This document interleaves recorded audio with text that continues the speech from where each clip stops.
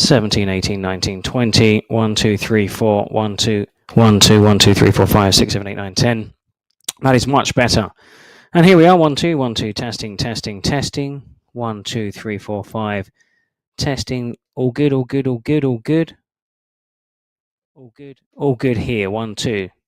1, 2, 3, 4, 1, 2, 1, 2, 1, 2. Testing, testing, testing here, 1, 2, 3, 4, 5, 6, 7, 8, 9, 10. 1, 2, 1, 2, 3, 4, 5, 6, 7, 8, 9, 10. So, can you hear me now?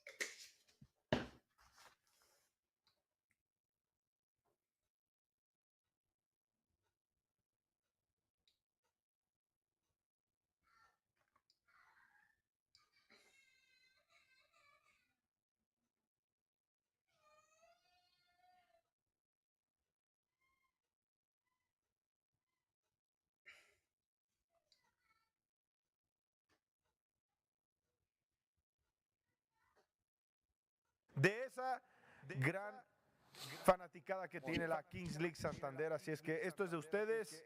Muchas felicitaciones y felicitaciones Hola, hola. a los presidentes que son parte de, porque gracias a su show, gracias a Hola, su ¿me escucháis? Ya, 1 millón, muy bien. en TikTok. Muy bien, muy bien. Creo que Peli tendría que despedir el programa. Peli, despide todo el programa, por Sí. favor. Hola. Despide el programa. No quiero. Vincent lo tiene que despedir. Por Vincent no. Que lo despida Vince, mi mejor amigo. Vincent es el que ha recibido más ataques hoy día. Que Sí, que lo despida mi mejor amigo. Dale, Vince, por favor. Vince en pantalla, por favor, para despedir. Ok. Que sepan que los Galácticos del Caribe van a estar en esta última jornada contra Titán. Y por mi madre, Zane, Miguel Layún y toda la liga que se ríen, voy a meter el penalti.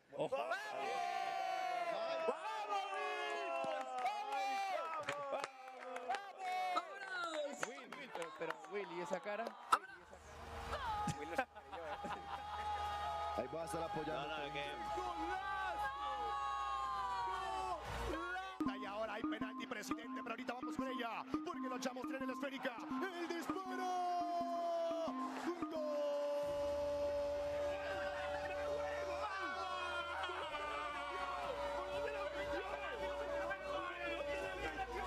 Exactamente, César Romo, de que quiere intentar de pegarle César Romo.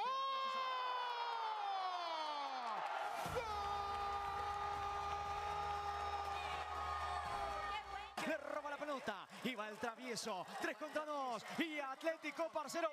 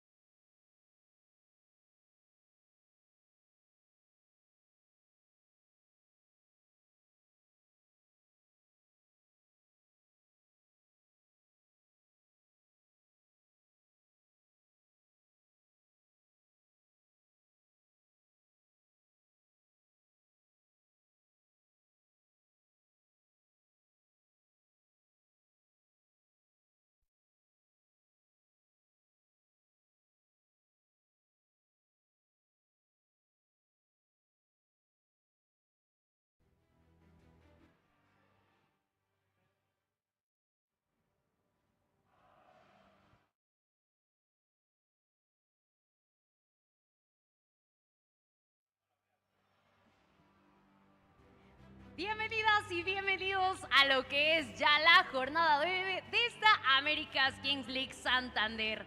Al fin, después de una doble jornada que se vivió la semana pasada, pues el día de hoy ya estamos de regreso, porque solamente quedan 3 jornadas en los que se están jugando 9 puntos que cambiará el destino de cualquiera de los 12 equipos que el día de hoy van a estar dejando todo en la cancha, sabiendo que aparte de eso traen algunas cosas en contra que podría jugar, lo que es el arma secreta, también el lanzamiento de dado y, como también hay que decirlo, los jugadores que siempre pueden jugar cosas traviesas.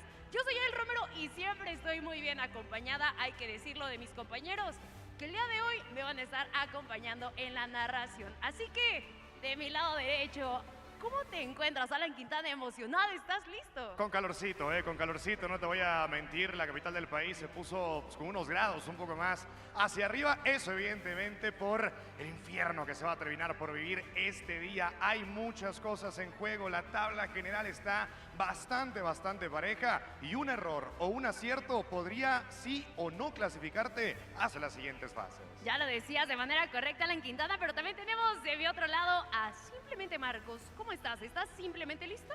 Estoy más que listo, me atrevo a decir, el día de hoy va a ser una jornada preciosa, muchísima tensión entre varios equipos, como decía acá mi buen Alan. Se nota de que ya la tabla se va cerrando, ya prácticamente nos quedan pocas jornadas y la Final Four se está acercando cada vez más. Que por cierto, traemos también algo para decir de la Final Four ahora en un ratito. Va a ser muy pero muy lindo la jornada que vamos a tener en el día de hoy. Bien, le estábamos diciendo, ya nos encontramos casi al filo de este fin de jornadas en este primer split, pero aquí solamente los mejores van a clasificar al Final Four, que como ya le estamos comentando, hoy tenemos anuncio, pero mañana sí viene un anuncio bomba. Así es, no se lo pueden terminar por perder mañana en tercer tiempo toda la información y más adelante, ojito también, saquen papel y pluma porque lo van a necesitar cada vez más cerca justamente de esa Final Four, justamente más cerca de esos mismos playoffs. Ya la competencia está comenzando a llegar a su punto más álgido. Por acá vamos a ver ya la tabla general. Real Titán, que está dominando la competencia, en grado caso de ganar hoy, estaría afianzando prácticamente el liderato. Equipo mundialista, el único de momento del conjunto de estos equipos de la Kings League Américas que tiene el pase asegurado al mundial. Ahí lo tenemos en el segundo lugar, tenemos a Peluche Caligari, que después de ese enfrentamiento con Real Titán perdió el liderato. Raniza, tenemos también hasta abajo a unos chamos que lamentablemente para ellos pues no han conseguido la victoria en los últimos 4 enfrentamientos. Hubo un dato particular, Yael, justamente, que se terminó por comentar a través de redes sociales, ¿no? Y es que los chamos no es que terminen por jugar mal, ¿no? Sí. Son temas de último minuto, o sea, hay que terminar por ver exactamente, no sé, la suerte dónde juega, ¿no? Nos terminamos por hacer alguna limpia en Catemaco, porque la verdad es un equipo, un conjunto que viene, que termina por jugar a su fútbol, pero que los últimos 2 minutos, 3 minutos se le complica un montón y están hoy al fondo de la tabla. También otro de los quizás equipos que al menos a mí me gustaría destacar mientras vemos los horarios del día de hoy es a Olimpo United. Olimpo United viene de ganar los últimos 4 partidos, viene una buena racha. Bueno, el último, si bien no le ha ido muy bien que digamos, en los últimos 2, también como decís, es por cuestión de suerte que el sábado le terminan ganando casi en los últimos momentos al equipo de Olimpo, al equipo del Chichagod, y que bueno, que al fin y al cabo termina diciendo que los errores son de ellos, no van a hacer cargo a nadie más. Mismo lo dijo Chicharito en ese mismo día, hay que corregir, hay que entrar más duro, hay que darle más fuerte. Exactamente, así que ya lo veíamos y lo platicábamos. El primer enfrentamiento de esta tarde, Raniza en contra de los Aliens, seguido de Atlético Parceros contra Persas FC. Tercer partido de la jornada, los chamos ante Olimpo United, y terminamos con los últimos 3. Justamente tenemos a muchachos en contra de Peluche Caligari y Wes Santos, que se va a estar enfrentando a Galácticos del Caribe. Y para finalizar, el conjunto del Club de Cuervos enfrentándose al superlíder, el Real Titán. Ambos pues tienen obviamente sus propias motivaciones para tratar de sacar los 3 puntos.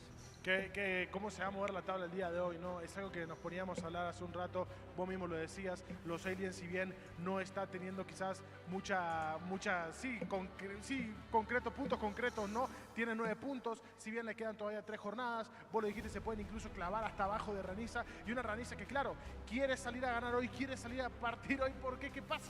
Si gana hoy, se va a asegurar playoffs. Es que ese es el ejemplo perfecto, ¿eh? Es el ejemplo perfecto, justamente el enfrentamiento que tenemos de la Raniza y de los Aliens, porque uno está en 11ª posición, uno está en 3ª posición, pero si llegas a ceder los 3 puntos, onda, hablando en un tema hipotético de que la Raniza llega a perder y a cedérselos a Aliens, Aliens pasa de la 11ª posición a estar un punto por debajo del 3er lugar, es una locura.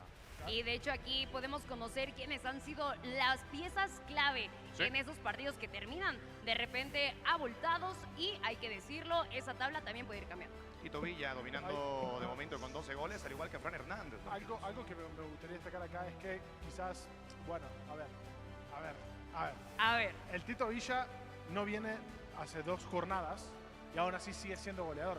Se le acerca muchísimo Fran Hernández con también 12 goles, ¿no? Ahí tenemos también en cuanto a las asistencias, que bueno, de asistencias ni hablar. Ervin Trejo, Ervin señoras Trejo y señores. es un crack lo que está haciendo ¿Viste la película de Super Escuela de Héroes que dicen héroe, asistente? Bueno, a Ervin Trejo lo agarraron y le dijeron asistente de No, una. héroe, Y asistente, 100%. O sea, a mí total. me dices, amigo, pone, o sea, el porcentaje que en el momento de tocar la pelota y de cederla, el porcentaje de gol es altísimo, mientras ya estamos viendo justamente a los jugadores entrar a la cancha. It is that time once again. Hey, welcome to this edition of the Kings League Americas. And as we are seeing the two teams who are getting ready for our first matchup get underway, we're just a little over 10 minutes away from starting a slate of 6 games that will get us that much closer to the conclusion of this regular season, with so much to play for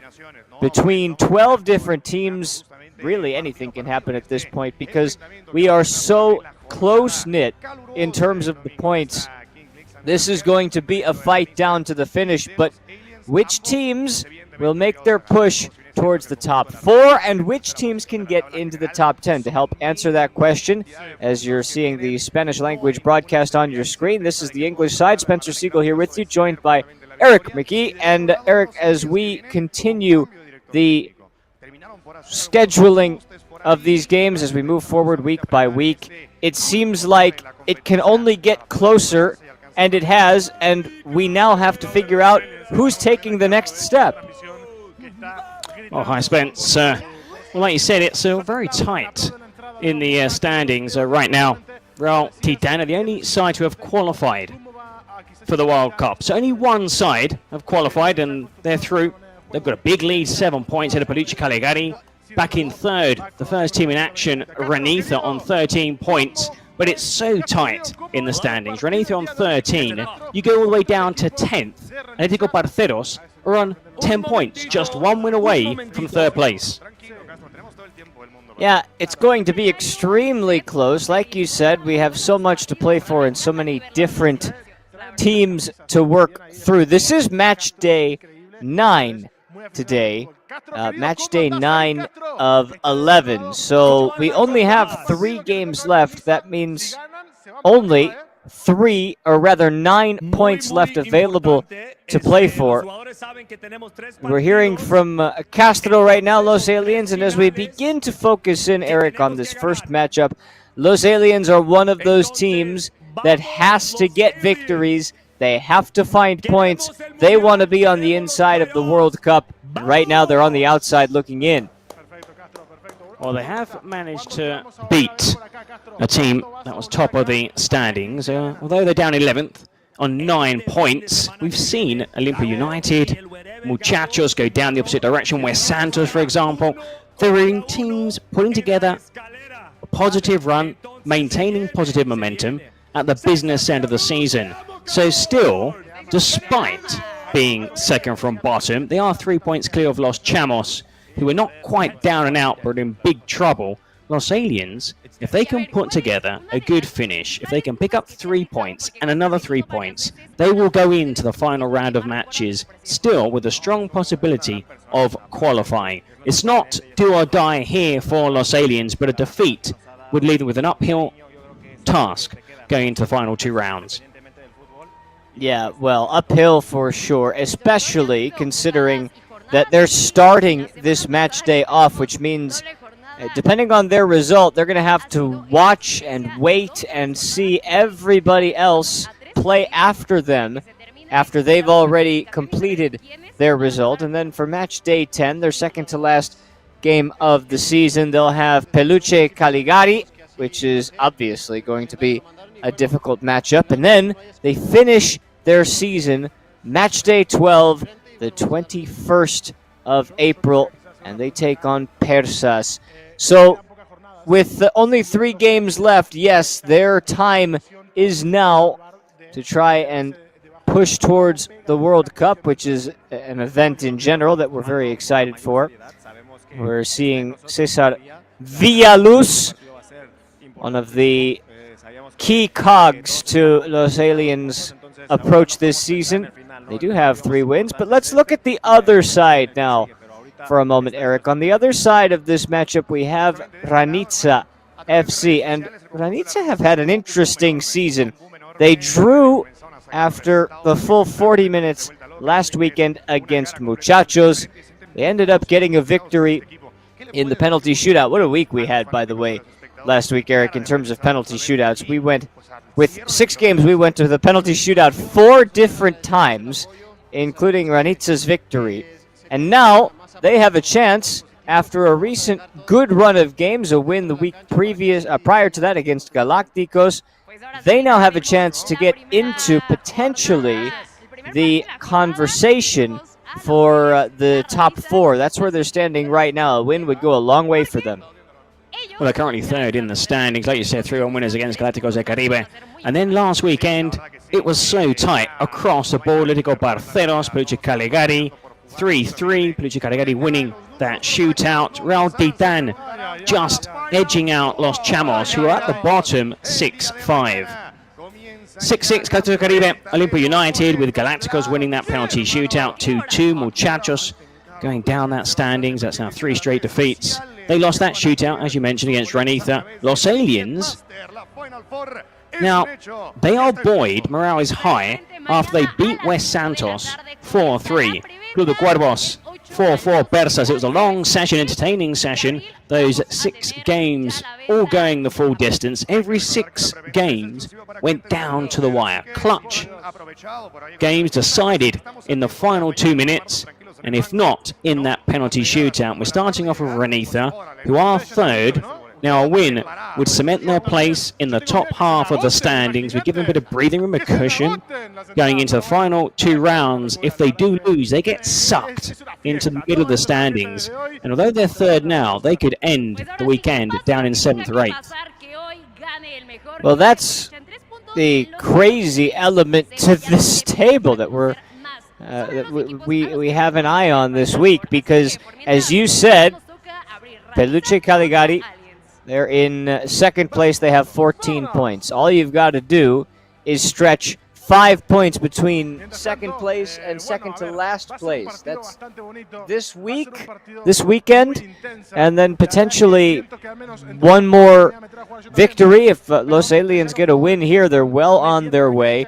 And all that means, and we like this, Eric, 3 points at this stage of the season pushes you to a spot where you can almost get yourself a guaranteed spot, at least in the playoffs. Now, we like that because we knew that this was going to be a close-knit season all year between the 12 teams.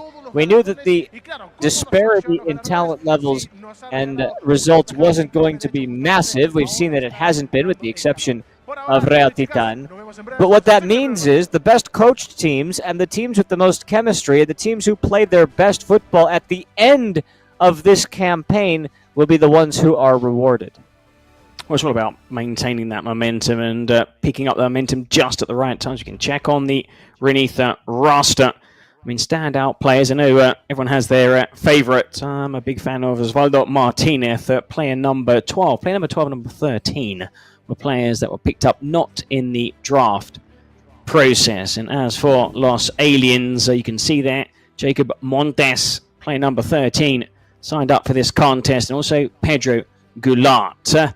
I mean, underdogs, Los Aliens, they do play some good football, and the player who was interviewed prior to the warm-up, Cesar, is a very talented footballer, and we've seen that there have been quite a few tight games. You mentioned the runaway leaders, Real Titan, but they've been winning all their games by just 1 single goal. So I think whatever team creeps into the playoff, on that final day, will have that momentum. And you never know, could go all the way. Now, these are our sponsors. It's difficult, isn't it, to try and choose a winner. The fans watching at home are allowed to vote. There's a voting process, and I think they've given winners at the moment to Ranica, who I think are favourites. I think they're a team that are improving week in, week out. And if I had to choose a team, it would be Ranica. But we've seen so many upsets, especially in the last 2 weeks. Yeah, well, what we've seen is close games, and that's the way we like it. And what that means is that the usage of the presidential penalties, the usage of the secret weapons, it all comes into play, and it all comes to a head towards the end of each game. We had goals on goals last weekend. We had, with the 12 teams who played, every team scoring at least twice, and we even had 3 of the 12 teams bag 6 goals in the contest. That's the way it's been, and this is a perfect way to start our afternoon in Mexico City. It is 3 o'clock local time, and the first team to grab 3 points will either be Los Aliens or Ranitza. Also, we still another 5 matches. Clearly, Eric not seen the fact that these. I'm sorry. Go ahead, my friend. I was going to say, oh look, you've just voted 100%, Renitha. It was 0-0, 50-50. I was going to say, there it is. Look at that. Now the votes are coming in. Ranitza, for me, they are the favorites today, and that's the general thought process for. Wow, look at that, 86%.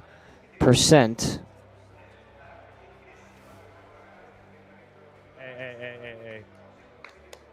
Oh, just seeing just quickly the Renitha That's awesome. At the end of the day, players posing with a poster. It's for a cochlear implant for that child who is in that poster, and just admitting their support to a good, worthy cause. The players of Renitha and also the president of Los Aliens also applauding this wonderful gesture. That is Castro. We're looking at Ranitza now. You're seeing the back of Osvaldo Martinez. Ranitza's number 10, who is saying, the time is now. This is your moment. The time has come to meet that moment. Who's your favourite, Spence? My favorite team. Well, going into this game, you got to pick a winner.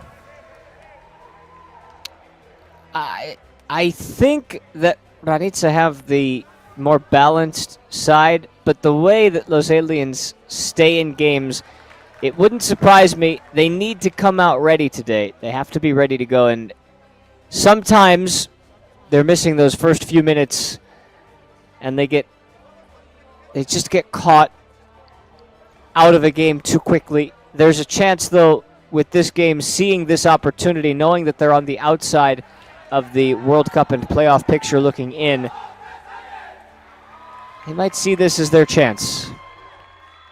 Well, Renitha, third, 3 wins, 2 victories in a penalty shootout, 3 defeats so far this season. And as for Los Aliens, 3 wins. They've won no penalty shootouts and 5 losses. They've got a goal difference of -8. Okay, get ready to play some football. Let's do this. It's coming your way now. 6 hours of uninterrupted Kings League Americas action. Happy to have you along for this one. We've got an excellent first matchup. Personally, 2 of the best color schemes amongst the 12 teams that we have.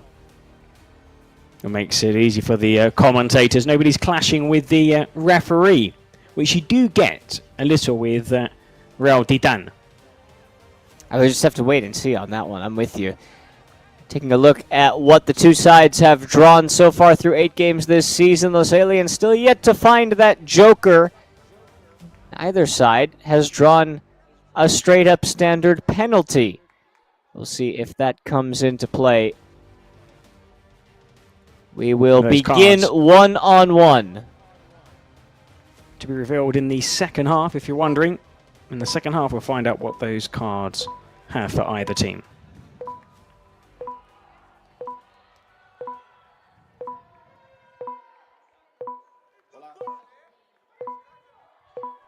Here we are. We just got our first look at the Ranitza side.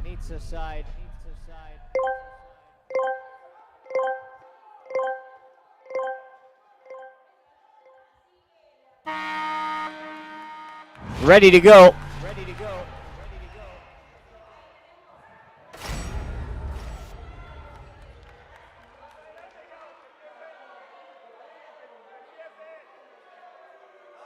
So important to get off a good start here.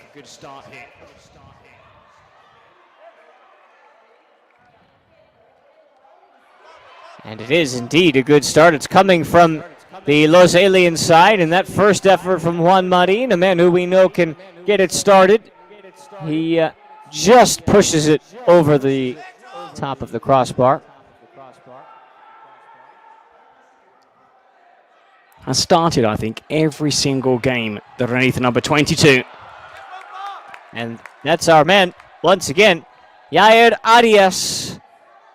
Although he too pushes it wide, and he gives possession back to Marin, who will have one more go at this, or he can choose to wait for his teammate to come back on. Let's see what Marin does here. He is indeed going to do that. He's going to wait and let his teammate come out and give him a look. And we are familiar with the stylings of Cesar Villaluz. Out comes the keeper as well, Oscar Medina. Well, often you see the keepers take the shots on. It is somewhat of a 3-on-2 because of that keeper element. Here's the run. This should be a first-time shot. It's taken by Medina, and now he's out of position. He's going to have to track back, but there could be a free look at goal. That's good pressure from Villaluz. Although now he's caught out of position, and the shot coming from the other direction is pushed wide. It is Obed Martinez who had a decent crack at it and a wide-open, fun first game. Well, slightly selfish, perhaps, Martinez down that left-hand flank. Had the keeper, funny enough, who was the player further forward, with the other teammate just staying back in case there was a break. To 4-on-4 we go.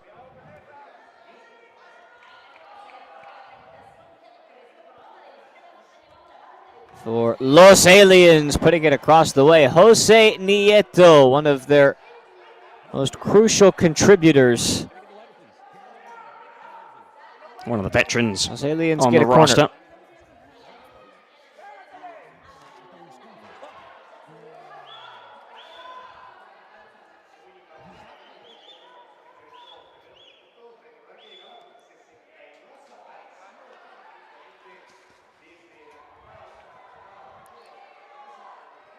As this game pushes along, we'll probably see Los Aliens needing to stretch their limits. We're now up to 5-on-5, so 1 minute away, or 2 minutes away rather, from getting to full strength for both sides. And this is interesting, 5-on-5, and the Iranica keeper, Hugo Murga, is somewhat out of his post here. Well, he's quite a good shot stopper, as expected, but he's also very good going forward.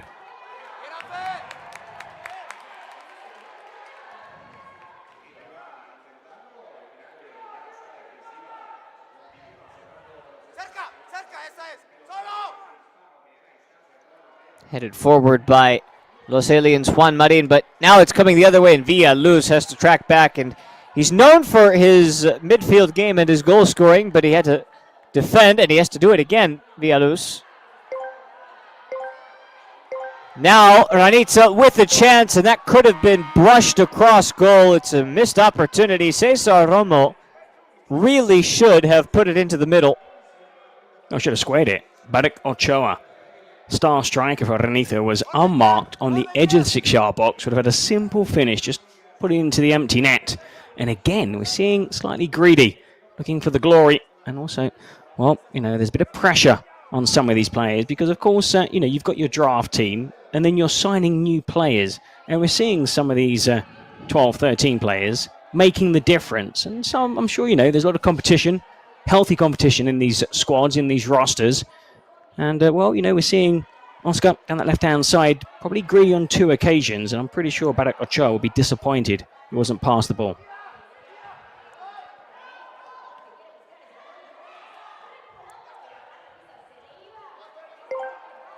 we have said on multiple occasions as we're now ready to go 7-on-7 full strength, that the teams, not only who are in their best form, but the ones who are most acquainted with one another in terms of chemistry, are the ones who will be rewarded at the end of this season. This is the Kings League, so it's all new for everybody, and that creates uncertainty at the beginning of the season, but by now, you should have everything in order.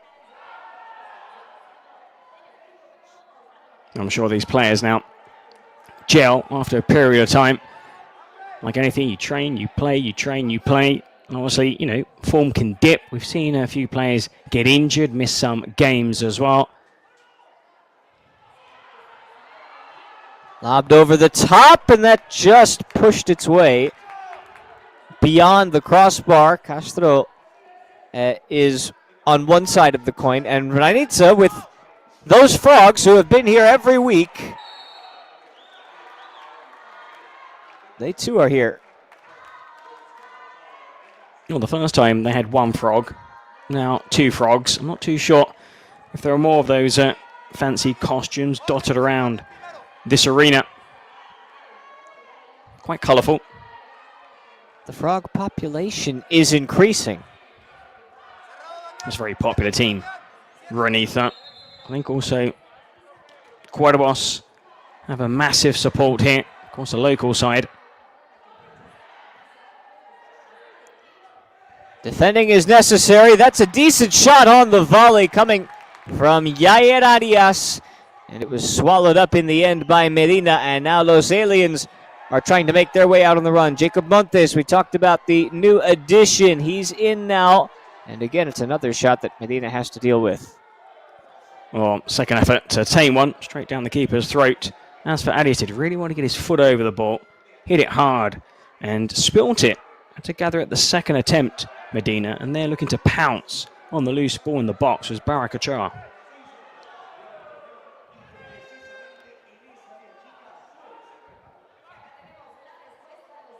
It's a tempered start from both sides, but this will benefit Los Aliens. They are the ones that need to get out to the better starts, and having played so far without a concession, that's a good start for them. Pedro. This is Kevin Quiñones swinging it through. That was Scarinci, who was in the area, might have been knocked out for a corner. That was a really inviting cross. And again, nobody there, making that run, taking the gamble. And that's what the president was complaining about. There was nobody there to apply the finish. Now Arias, he's looked sharp so far today. That shot blocked, though. That's one of his weaknesses, I think. He has a great all-round game. He's pacey. He can go up and down the pitch. Often starts matches, very often plays almost the entire game. But he only has 4 goals to his name. He should have at least twice as many.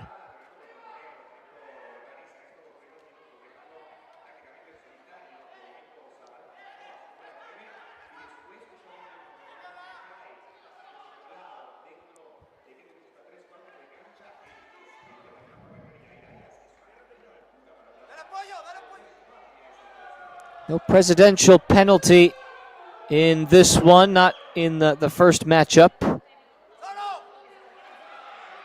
That's Arias again. He's taken it away, and he is denied by an excellent defensive effort that keeps Los Aliens in a position of level pegging. That needed to be converted if you're Arias, and he did get a decent first touch to it. I have to say, it's one of those ones that had the player gone down under that minimal contact in the box, would have been a penalty. Instead, he tried to stay on his feet. So credit to Arias, but probably should have dived. It doesn't need to be that way, man. We need to get rid of that thought process, because although I'm not in disagreement with you, I think you're right. If he does go down, it's a problem, but it's not something that we should be leaving up to VAR. Definitely not, but then a player, give him credit, tried to stay on his feet and got nothing. I mean, that's what we'd prefer.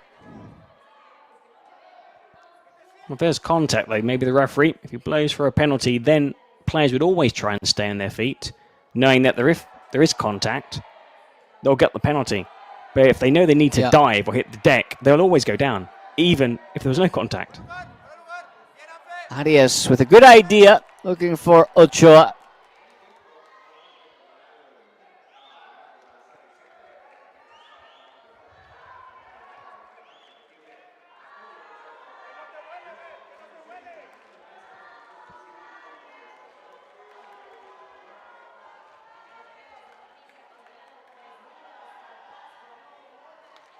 It's been a bright start from Los Aliens, but Ranitza have been right there. Good control until the ultimate moment when Scarinci went down. He draws slightly late. I think there's much malice in that challenge from Barek Ochoa. I mean, he does catch him late. There you see Castro asking for a yellow card. Why? Well, because a yellow card means a 2-minute sin bin, whereas a red card is a 5-minute sin bin, and then the player, in theory, can't come back on. It was a rule they were looking to change, whereas in the past, players could come on, or they don't want the players to return to the game, which I think would be the right decision.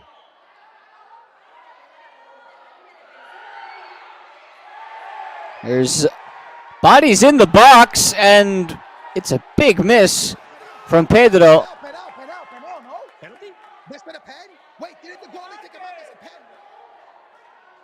Oh, I didn't see a penalty. You can tell that, I was going to say, you can tell that the Los Aliens booth is wondering what's going on. Now,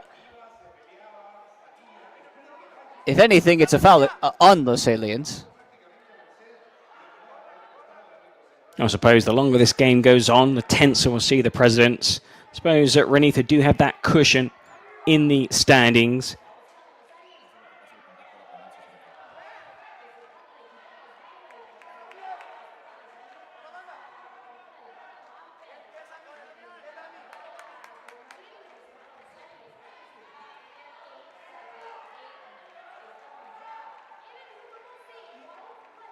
Just quickly remind viewers, 18 minutes.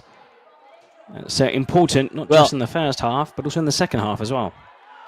And we knew that we were getting to the point where we were going to sell you goals.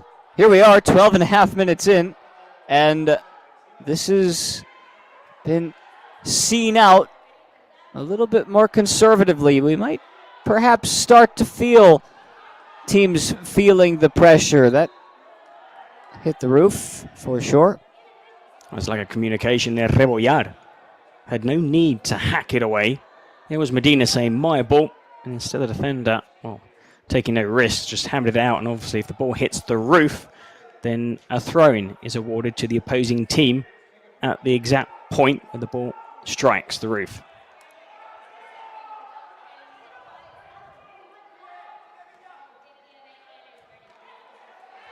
It's a good forward feed from Romo.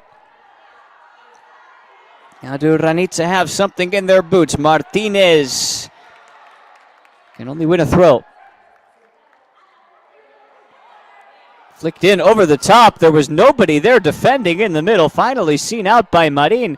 That's very poor. It's the first time we've said that from Los Aliens, and they need to maintain their focus right now. Ranitza are starting to find the front foot.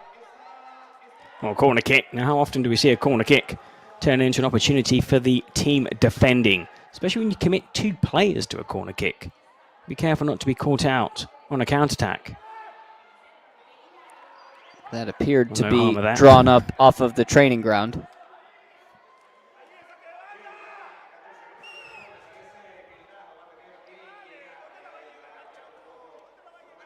Well, we're homing in towards that 18th minute, where there'll be a huge die. You'll see a big die on the far side. It's rolled, and you get a number, or the sponsor bimbo, or the Kings League logo, and the number of players out on the pitch for the final 2 minutes, plus any stoppage time, will be hopefully severely reduced.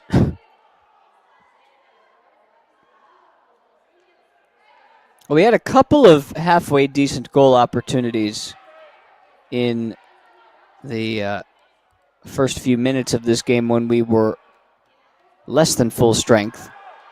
And now Ranitza have their chance, and again it's another ball dragged across the middle and nobody there to meet it on the other side.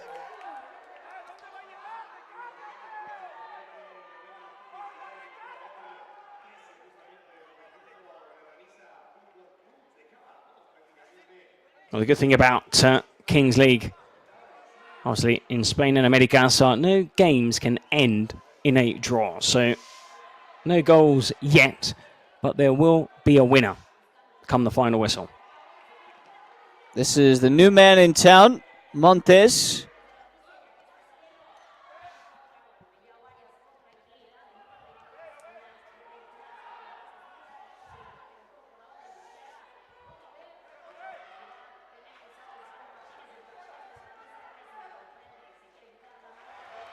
Now a chance for Ranitsa, which they finally take.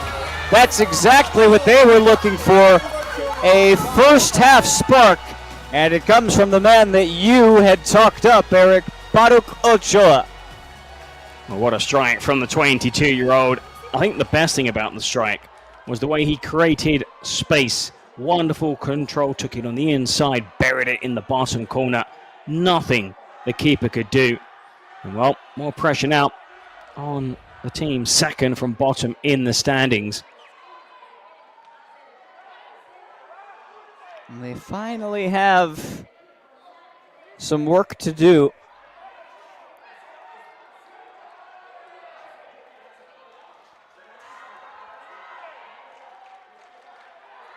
Ranitsa strike first. There's 3 frogs in the end. I've just spotted another, so there's 3. There, that little just dink of the shoulder. Moved one way. Look at the reaction from the presidents.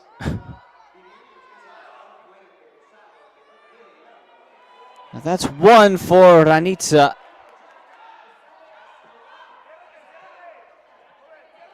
Do Los Aliens have an answer in them? Well, that's not good enough from Villaluz, and here comes the chance once again for Ochoa. How did that not find its home? Well, he scored the toughest of those 2 chances. And it's set up invitingly for Baruch Ochoa, but credit to the keeper who pulled off a sublime save, reflex stop. But really, should be 2-0. Absolutely, it should be, and it's a wonder that it's not. Can they drum up something again from a corner? That was decently worked. Their corner execution hasn't been great, but the ideas are there so far. They're looking to do something different from set piece instead of just pinging the ball into the center. It is very difficult. Not much space. So we're looking to do something different from those dead ball situations as we approach now the 18-minute mark in the first half. All right, it's time to get the dice rolling for the first time tonight. Yo creo que va a salir Bimbo, espero que salga Bimbo, y este tiro es por mis Tigres. Let's see it. We will play 4-on-4. That's fair enough. We'll take it. Well, 4-on-4 is good. Definitely more space. Now, we didn't get any goals when it was 1v1, 2v2, all the way through to 6v6, and then obviously at full strength. But now it's 4v4 for the final 2 minutes, and also any stoppage time. So it's normally 3 or 4 minutes of 4v4.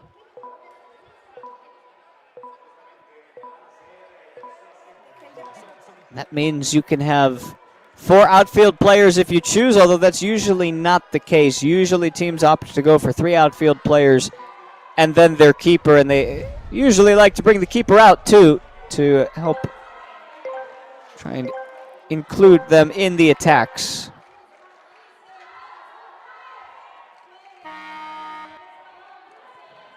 Out sprints Arias. Look at the speed that he's got, although that touch falls to Los Aliens. Can they break through? Villaluz's cross is cut out, and now there's a bit of a one-on-everybody situation, and it's going to be Ranitsas to get the second goal. Obed Martinez makes it 2-0. Well, that's an excellent goal. Now, sometimes you're not too sure if it's better to win the kickoff or not. They initially won it, then lost, but here, started off the move deep in his own box. Lovely. Expect him to cut onto his favoured left foot. And in the end, after the initial stop, just knocked it into the back of the net. and they've doubled their lead. Have they ever? They have taken complete command and put Los Aliens in a very difficult spot. It could push Ranitza to a position of power after one game today. Here is Nieto trying to respond. That's a big save. Hugo Murga comes through. Well, Murga hasn't been tested really a lot. Sometimes it's tougher to be in goal, and you're not constantly in the thick of things. But there, alert as ever, another fine save. And we're seeing this keeper sweeper because the longer the game goes on, the more risks Los Aliens are going to have to take. But still at 2-0, it's not the end of the world, because with those cards in the second half, goals could be worth double. And of course, when you get into the final 2 minutes, if the game's not tied, goals again are worth double. If the game is tied, it will be a golden goal.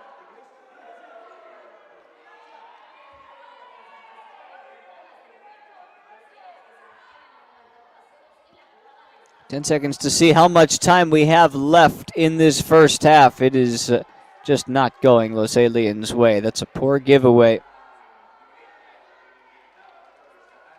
Of the two managers, Severo Meza, the manager of Ranitza, will be delighted with how his team have performed in those first 20 minutes. You can see the look on the face of Castro. Disappointed, deservedly behind. They can't say they should have scored. They were unfortunate, unlucky. Alana and Barca Gamer, their team are doing really well. Now we're playing well, and we're going to continue getting up for our team.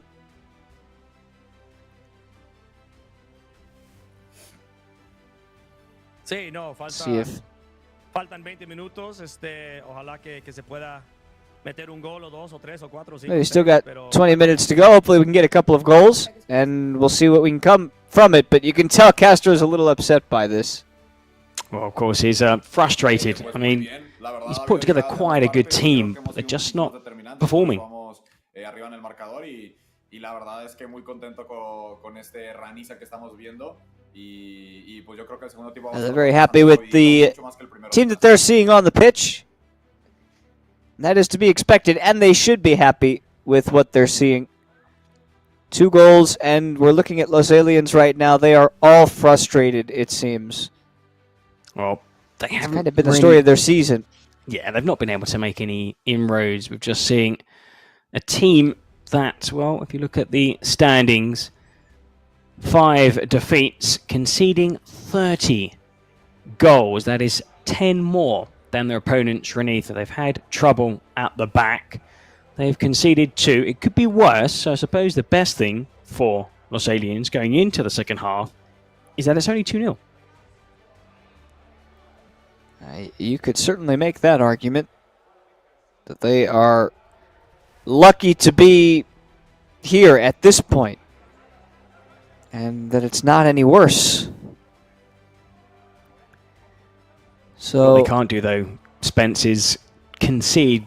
If they concede early in that second half, then whatever cards come out, it's a 2-goal game at best for Los Aliens.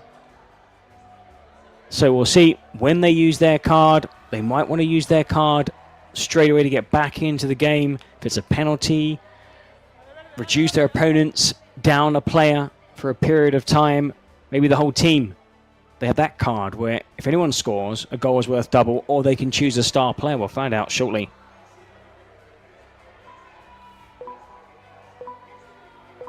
Now we've been waiting for the second half to arrive. We've been waiting for the secret weapons to show up on match day 9, and we've been waiting for that ball to be dropped. It's got to be. It will be in 5 seconds' time.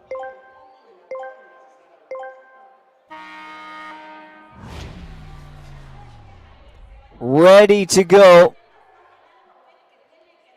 Who can make the impact in this second half? Los Aliens will be attacking to the right, and Ranitza to the left.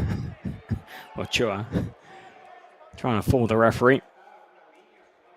We'd prefer to avoid those situations.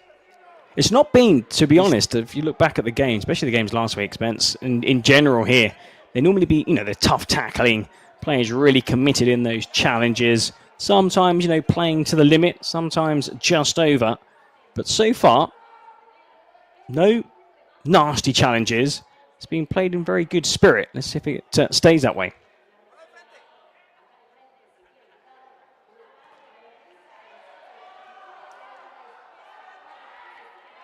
Here comes Ranica down the right-hand side. Can somebody meet the end of one of these crosses? Well, that was a whirly ball. Nobody was catching up to that.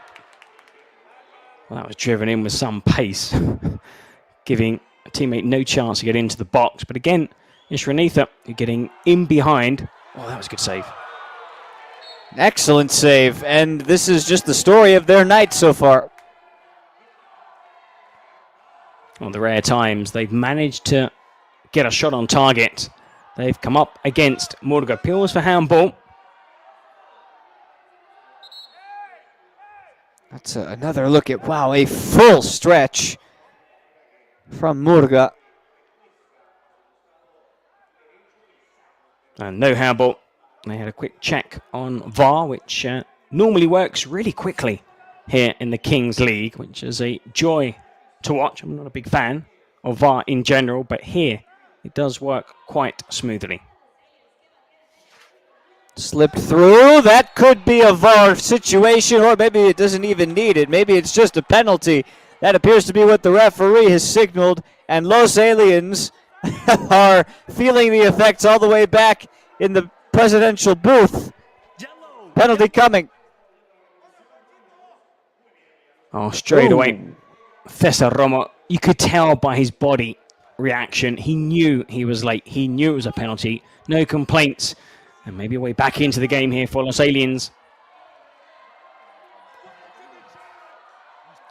This could be their lifeline. Can Cesar Villaluz, can his penalty deliver? It is Nieto who makes it count. And Los Aliens will not go quietly. Well, that's an interesting pair of sunglasses. But that was a well-taken spot kick. I think it was just the power that took it past the keeper, who guessed right, but just couldn't get there.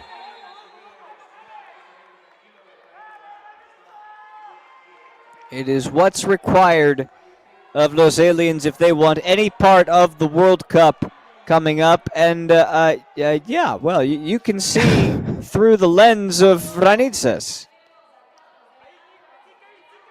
Sure. Do Ranicas have a response? Well, that could be a foul. It's going to be on the outside of the box, but no yellow card? Now allows an opportunity.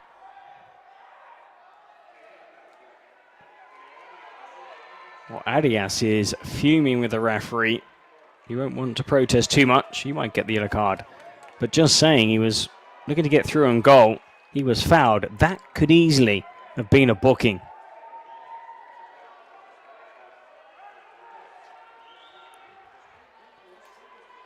Seems a tad too far out to create some real chaos, but this looks to be a shooting situation. It's directly into one of the Los Aliens players blocking.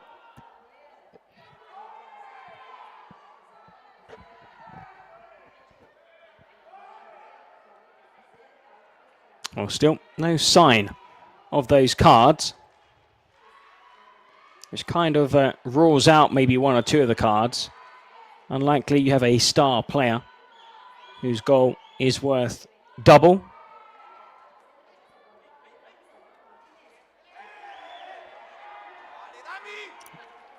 Almost snuck through for Scarinci. Now Obed Martinez surrounded by three white shirts taken away by Scarinci. Los Aliens have an air of confidence about them. Nieto whips it forward. There's support. Villaluz denied. Well, almost spilt through his hands there, Murga. Just behind for a corner kick. Almost catching out the keeper. That was a shot from some distance. Popped over the top. The header keeps it alive, and it's a foul that goes against Los Aliens. In no hurry to take it, Renitha. 15 minutes to hold on, though, I have to say. I'm sure we'll see more goals. Another brilliant save by Hugo Murga, who is slowly but surely turning into a man of the match candidate. An MVP for sure.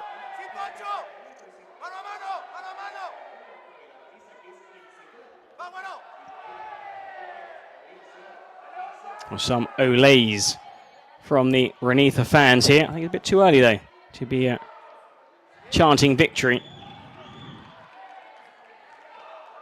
Trying to go for the distance effort, and it actually found its way to Murga. Does that count as a shot on target is the question.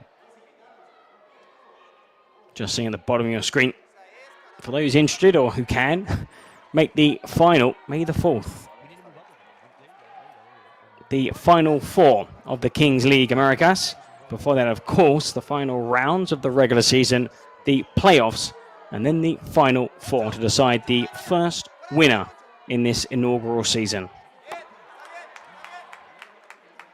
Shot pushed over the bar.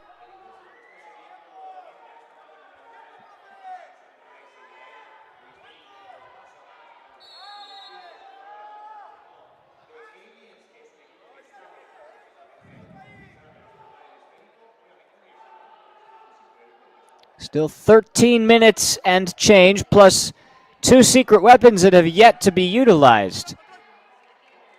Starts to narrow down some of the options. Nieto had his shot pushed over by Murga. Again, it wasn't a super necessary save, but or super difficult at least.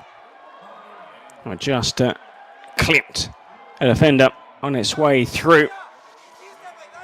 But definitely, I think you said man of the match. I think there's no doubt that if they do win this, Renitha, that honour accolade will go to Murga.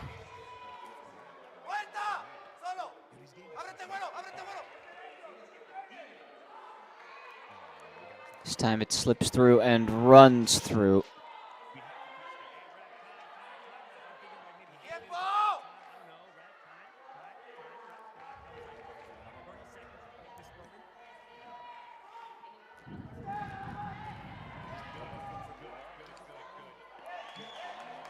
Shot from distance from Rebellar, who we haven't spoken about much yet today, Eric. No, it's been frustrating, I think, all round, really. I mean, Australians, I suppose, getting a lifeline. Oh, another good save again with that penalty. But Renitha dominating possession, and they made another mistake here. Oh, but it's a pickpocket from Nieto, who went all the way into the box and just had it sniped off of his foot at the last moment. Just couldn't dig the ball from out under his foot. Never really had it under any control. But it's a one-goal game, so despite Renitha being the better team, they've got to be very careful. It's a really good... Oh, I thought we got the ball there. Again, it's Ochoa going down. We're talking about Rebellar, and he commits the foul, much to his dismay. That's one of those ones where he kind of gets the ball after getting a bit of the player. By the way, Castro's got a great shirt collection, hasn't he? Yeah, it's top-notch. It's best in the league for me, by far. Really we saw impressive. it last weekend, and it's never-ending. I'm trying to work out some of those shirts. There's a Beckham one. There's a Messi one. Arsenal. I mean, Mexico, Arsenal. He's got quite a decent collection. That's an effort from distance that did not test the challenge of Oscar Medina, but did have him worried. Out of his reach. Well, grateful that just flew past the post as we approach the final 10 minutes, and still both teams keeping that card very close to their chest.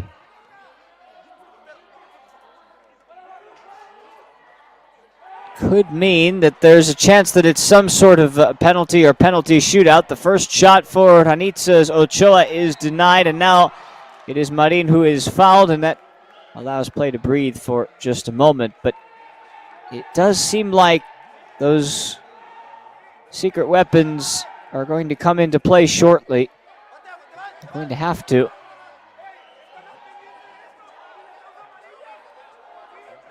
Here's Nieto. Lofted in.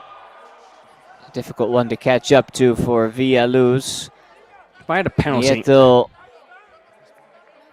I'd use it now. unable to If I make it was happen. Renitha, I'd use my penalty now. You score, you've got a 2-goal cushion. We know that as we approach the final minutes, if you're going to choose a player from the opposing team to head to the sidelines for 4 minutes, you normally wait until the last, another 2 minutes at max. They could have the same card. I mean, at this point, we said that neither side have had a traditional penalty. They have both taken part in the penalty shootout secret weapon, but this could be where the game is decided. It doesn't seem like the double goal, it's still possible, but the double goal or the player sanction for 4 minutes is much of a factor. I've actually seen very few goals. Oh, big save again. When it's one player down, sometimes even 2 players down. Teams just sit back deep, allow very few spaces, and we've seen very few goals. I think of all the cards you can get, it's probably the weakest.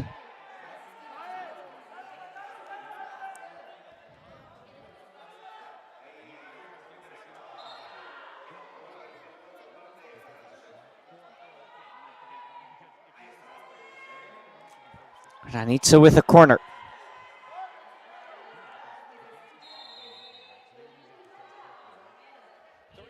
Lofted in directly to the center, and here you go, talking about it. Los Aliens on the break. Villaluz goes to his right, does find the option. It's Nieto, and his shot is blocked on the spot.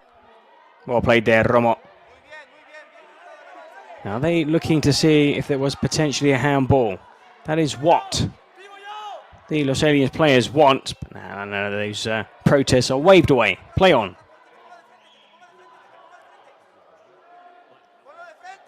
There you see it's a pretty even distribution of shots on target today, forcing the keepers into several saves.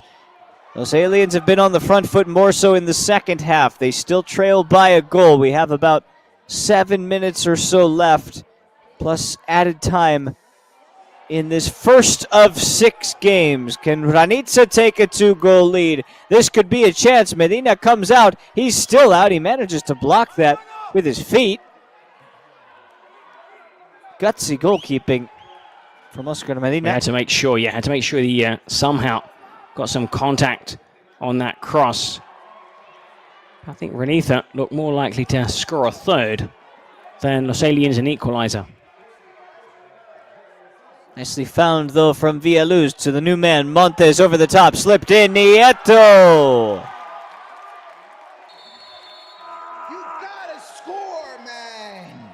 Well, there you go.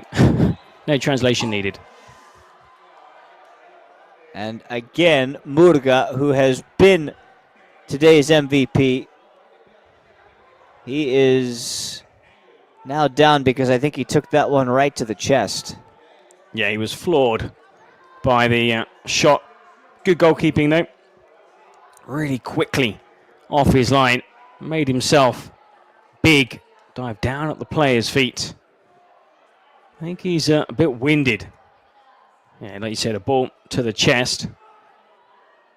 I'll just take a breather. The 24-year-old Lugo and Gutierrez are standing goalkeepers should Hugo Murgo be unable to continue.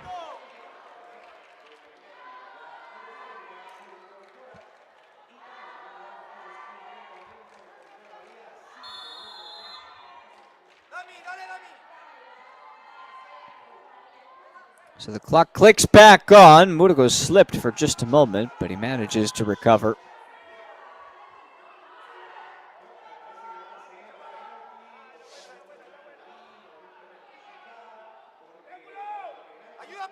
Oranitha have been involved in quite a few close games. Their first 4 meetings were all decided by just 1 goal or a penalty shootout.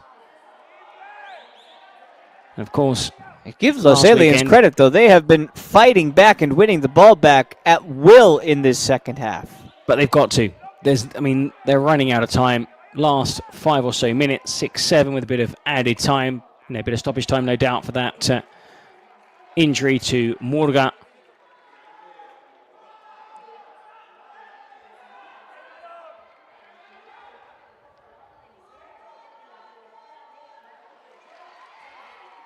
Scansi keeps it alive. It's pushed through the center again. And Scarinci just put it there, but nobody was there. Yeah, exactly what the president was saying again. The players just staying back on the edge of the box or on the penalty spot. You've got to, at least one of the forwards has to attack just in case that ball is played across the face of goal. They've been creating chances. They've not been awful. They have been second best, but it's a 2-1 game. And there we're going to see our first weapon. Well, it was about time. First things first, though. Villaluz puts the shot wide, and now both teams have clicked in for their secret weapons. I believe it was Los Aliens who came first. They will have a penalty shootout for a chance now to level the contest at 2 goals apiece. A lot of pressure on the taker here. A chance to level proceedings. If you miss, not only do you miss that chance to tie the game, but it's also a massive blow because you know that Renitha have a card up their sleeve, and it's the Joker card. Oh, interesting. So does that mean that they've decided to steal that shootout? It could be. It might be the option. Indeed. That is a huge turn of events and some terrible luck for Los Aliens at a time when they really didn't need terrible luck. Los Aliens were going to have a chance to tie the game, and now Ranitza with Baruch Ochoa will have a chance to take a 2-goal advantage. Well, you waited late. Played at the right time. Of all the cards, that is the one card you did not want your opponents to have up their sleeve. You could tell Ranitza were waiting on this until the Los Aliens played their secret weapon. Here we go. Not going to put the game away, but it would make it very difficult. Ochoa denied.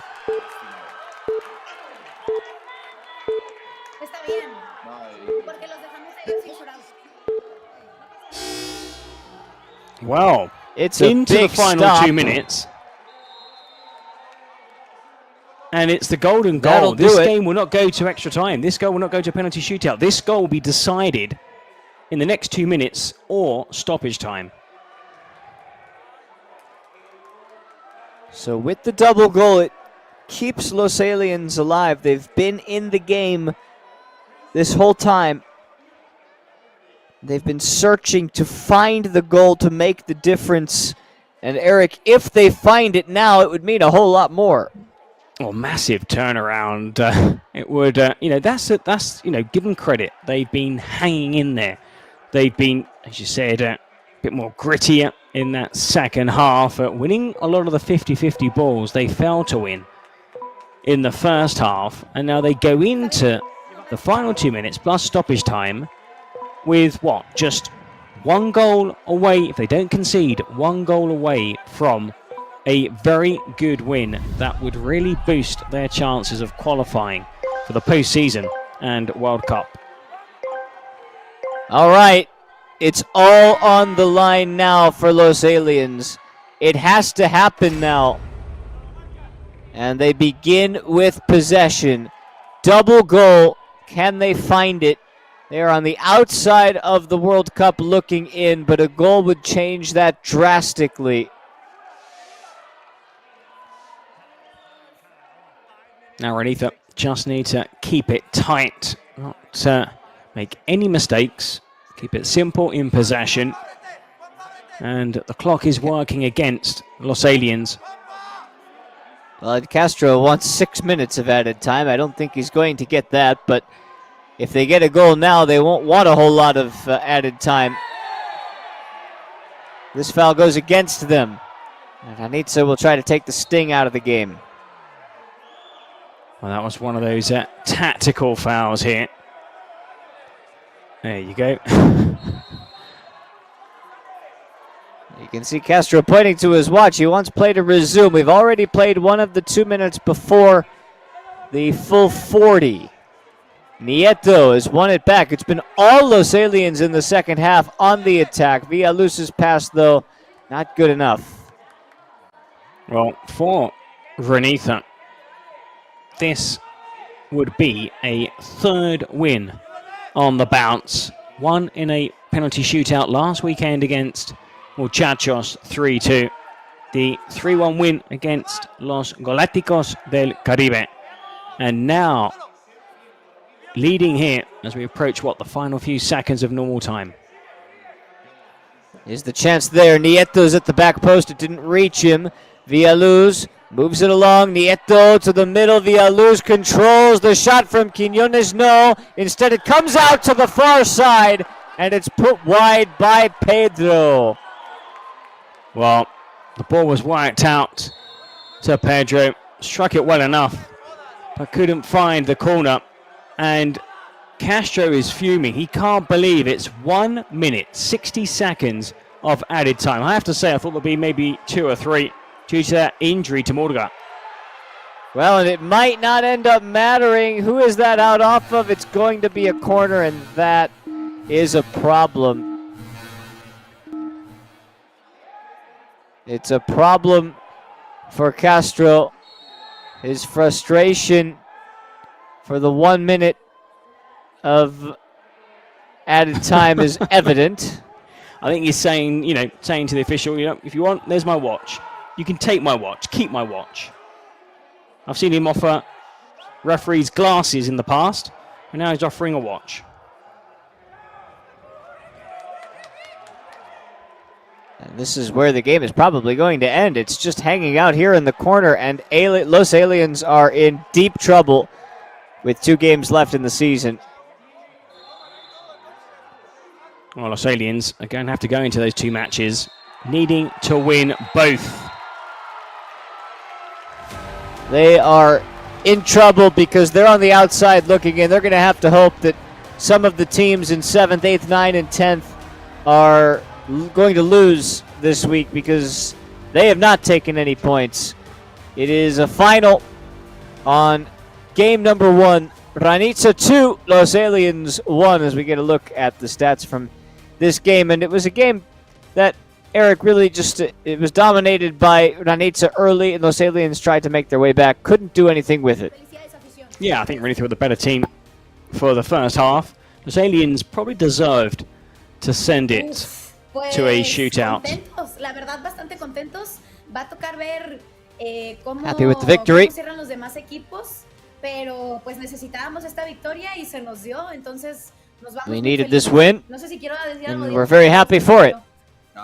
Bueno, nada de eso, muy contento con el desempeño del equipo. Un final bastante cardíaco porque hubo ahí una donde pudo haber sido gol doble que volteaba toda la situación. Pero la verdad, happy with the way the team played con el equipo y creo que fue un partido interesante. And their stamina throughout this game. Un puto minuto dio el árbitro. Un minuto. 1 minute. Just ver, 1 added no está minute. diciendo nada, que siempre dicen algo. Un minuto dio el árbitro. Tampoco no chinguen, tampoco no chinguen. A ver, dilo, Vargas, dilo. No, yo no te voy a decir que no. Es cierto que para mí era para agregar más tiempo. Se perdió tiempo durante el partido. Y también And Ranitza's in agreement that more than 1 minute should have been the case. Chinguen tampoco. El árbitro le gastó como 5 minutos a ese güey nomás. Y nomás dio 1 minuto, tampoco, no la chinguen tampoco. No. No, he's frustrated, Spence. I mean, I have to say, I'm a big fan of Castro. I think he's a real character. And there should have been at least 3 minutes. I mean, how long was Murga down for? 2 minutes, perhaps, with that ball to the chest?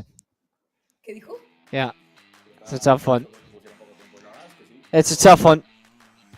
Well, we said that Murga should be the MVP, and he is. Gracias, compañeros. Ya que aburre y siempre hacemos broma de eso porque él me dice siempre, voy a ser MVP, voy a ser MVP. ¿Cuántas veces has sido MVP en este split? Esta es la cuarta vez que soy MVP. The fourth MVP ¿Cómo te sentiste por ser for Hugo Murga. ¿Cómo te sientes? Porque ya es el primer paso, ya están en playoff. Muy contento. They are in the playoff, Ranitza. Que este era un buen grupo, que trabajábamos siempre para el objetivo. We've got a great group who worked very hard, and we're ready to take the next step. Nada, saludarlos, espero que estén bien y ahorita mandar un fuerte saludo a Acapulco, a San Luis y a gente que vino a verme desde allá. Cada vez más cerca de la Final And Four. sending Recuerden que mañana regards to the Ranitza fans. And that will do it for game number 1. Well, Ranitza are off to a good start. Can the other teams who play later follow them? Next up, Eric McGee will lead us through Persas and Atletico Parceros. That matchup is coming your way next. Parceros need a victory just as Los Aliens did down towards the bottom of the table. We'll be right back in a couple of minutes.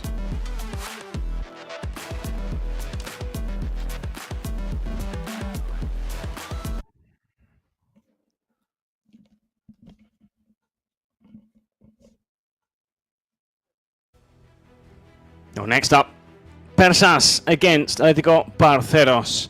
Now this, just like the game before, a massive contest. More so for one of these clubs.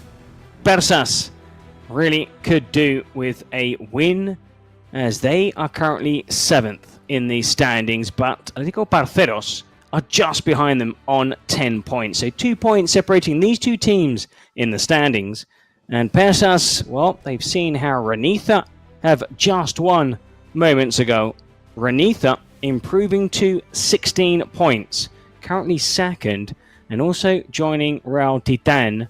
Just 2 clubs so far have booked a place in the post-season. Now, Peluche Caligari could join them with a good result from their game later on today. Olimpo United, Club de Cuervos, Muchachos, and Persas also could seal a spot in the playoff. As for Atletico Parceros, they will not finish this weekend any lower than 10th in the table. 10 points. Los Aliens, who were beaten moments ago, have 9. Los Chamos, even if they were to win this weekend, would only climb to 9 points.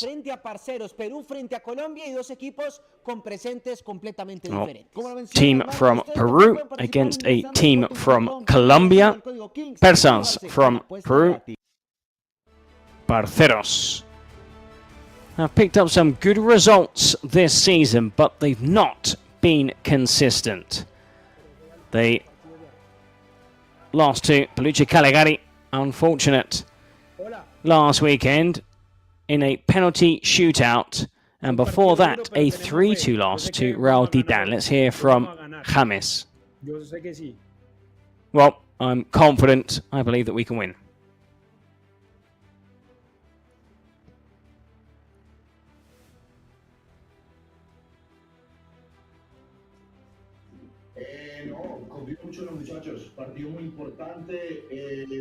Oh, Pelican just saying it's a really important game.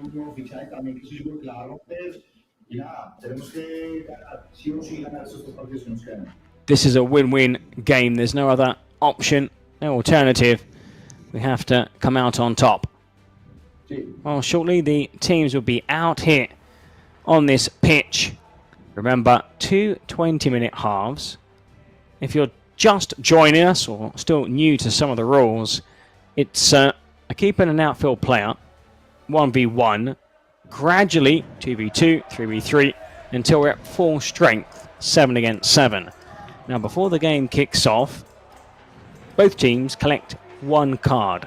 Now, that card is kept a secret until the second half. Then that card, which is called a weapon, can be used, and hopefully you benefit from playing that card. Also, the final 2 minutes of the first half, when the clock hits 18, the game will be stopped. A die will be rolled, a number on that die, or perhaps the sponsor's logo.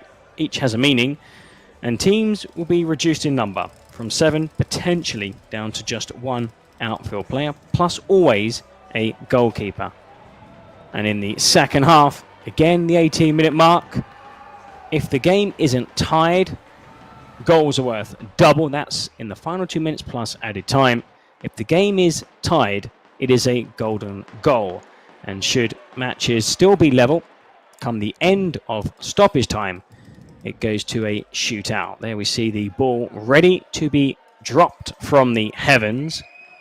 Now there'll be a short warm-up, and very shortly this match will get underway.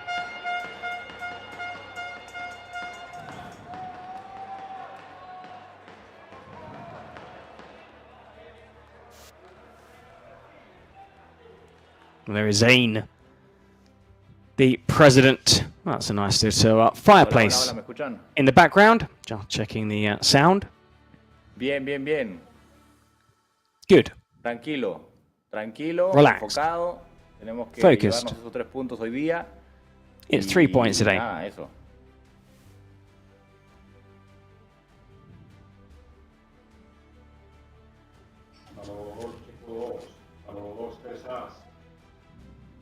Totalmente, es un partido hiper, ultra importante y lo vamos a ganar. 100%. Mega important, this match, and it's a game that we are going to win. Well, Persas currently 7th in the table, 3 wins, 1 victory in a shootout, 1 defeat in a shootout, and also 3 defeats. They've only conceded 21 goals, which isn't the worst record in the table, but they've only scored 19, which isn't great. As for Atlético Parceros, well, they have scored 10 more goals than their opponents. They've also conceded a fair number more, also 30. That's quite a high amount. They are, well, looking to, looking at both teams, really. The team that loses, this would be a massive dent to their playoff hopes. Well, this is, with this game, Eric, we talk about needing to be in your best form towards the end of the season. And for both of these teams, consistent form, has been hard to come by. Finding goals has been very difficult to come by for Persas. 19 goals, the lowest mark of any team yet. They're right in the thick of this race, and Atlético Parceros are a difficult team to take on in their quest, but they can be leaky at the back. So this could be a good example of a game where Persas need to and find that all-important 3 points. Well, their last 3 losses, Parceros, have all been tight finishes. 6-5 beaten by Galácticos del Caribe. 3-2 at the death, Real Titan. And last weekend in a penalty shootout, 2-1. Can they bounce back to winning ways? They were doing well, but those 3 losses have seen them slide down the table. In 10 seconds, we'll find out. Atlético Parceros against Persas. A keeper, an outfield player. First possession can be important. They're never decisive, but if you can get off to a good start by taking a lead, that takes some of the early pressure off.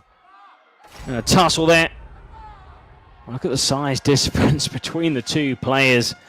And in that collision, always going to be one winner. Just checks, keeper's lost his footing. And looking to work onto his right foot and cannons off the keeper once again, Arias. And a chance there for Arias, who starts every game, wins the ball back. Arias here, good finish.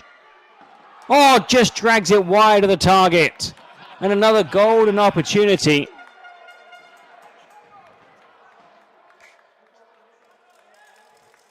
Boy, that is an excellent chance in this one-on-one situation.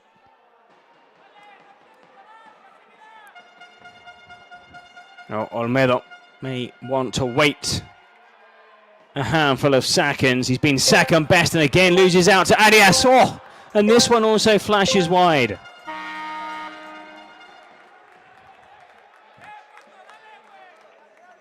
Well, they opted to use a striker in Olmedo, the number 19. But dispossessed, and that, oh, you can't get any closer. So unfortunate. Arias. It's funny, too, because conventional wisdom would tell you that you need to be precise when there are more players on the pitch and not as much when it's like this. Well, that shot also wide. But Gutierrez is angry. He was unmarked on the right-hand side.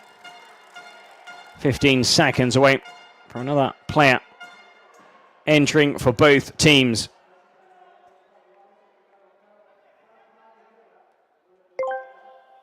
Alvarez. If he strikes it, it will be with his right foot. And that cannons off Brihan Gutierrez. 4v4.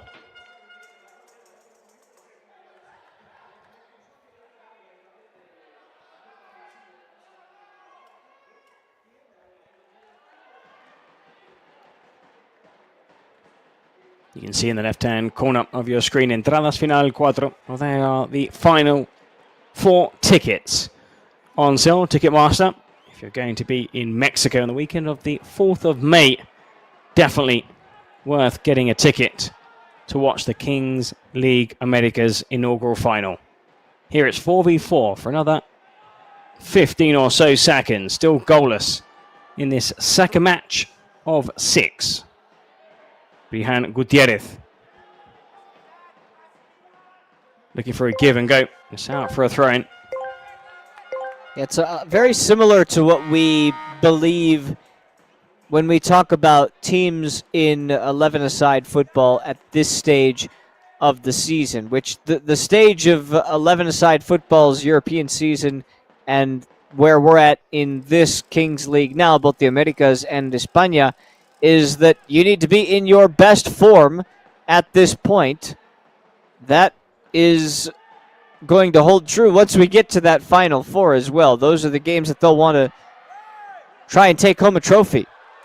Well, that was unlucky. Now, Olmedo was allowed to get forward. He was having his shirt tugged.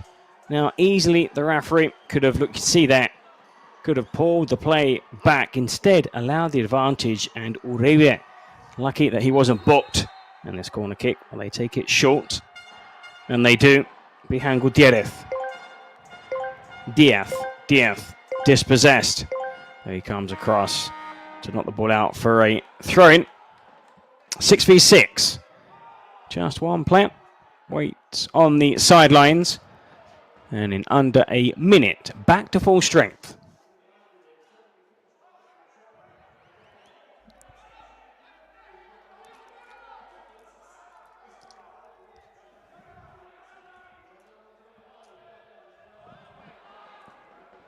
Arias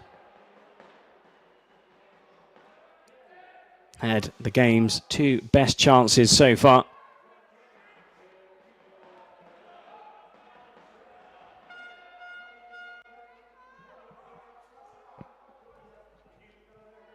Arias. Angelot. Caro. Dispossessed. Star striker. Caro, 35 years old.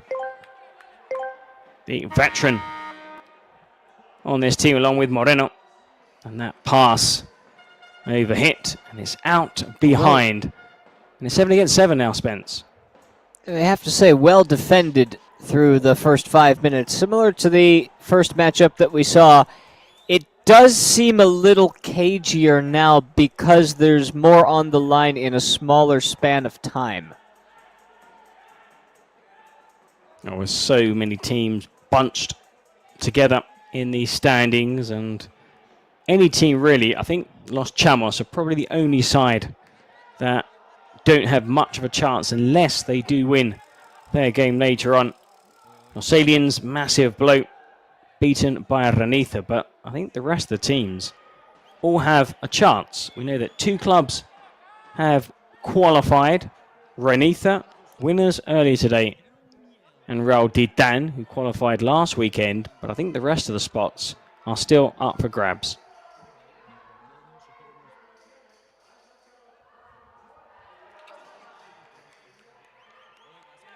Long throw out, and unable to bring it under control for Persas. They've got a new signing to spearhead the attack. Well, it's a team that have struggled for goals, so no real surprise. Uribe knocks it across, and that. Well, again, plenty of venom behind the cross. It's a good idea for Parceros.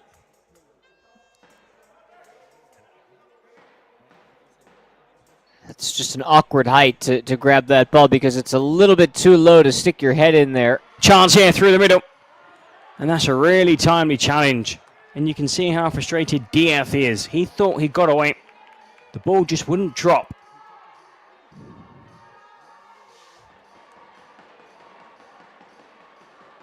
Is that the sun peeking through, or is it just the lighting? It's hard to tell.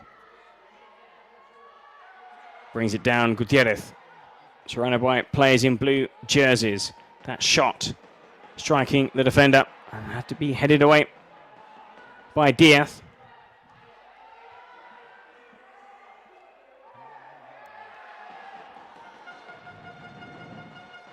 You can see just defensively, Parceros, when they don't have the ball, they're not really in any hurry to win it back. They'd rather continue maintaining their shape rather than cause any problems and see if they can get lucky on the counter like this.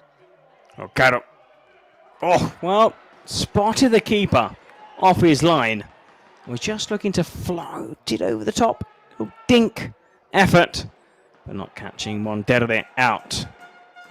But a rare sight of goal in this first half.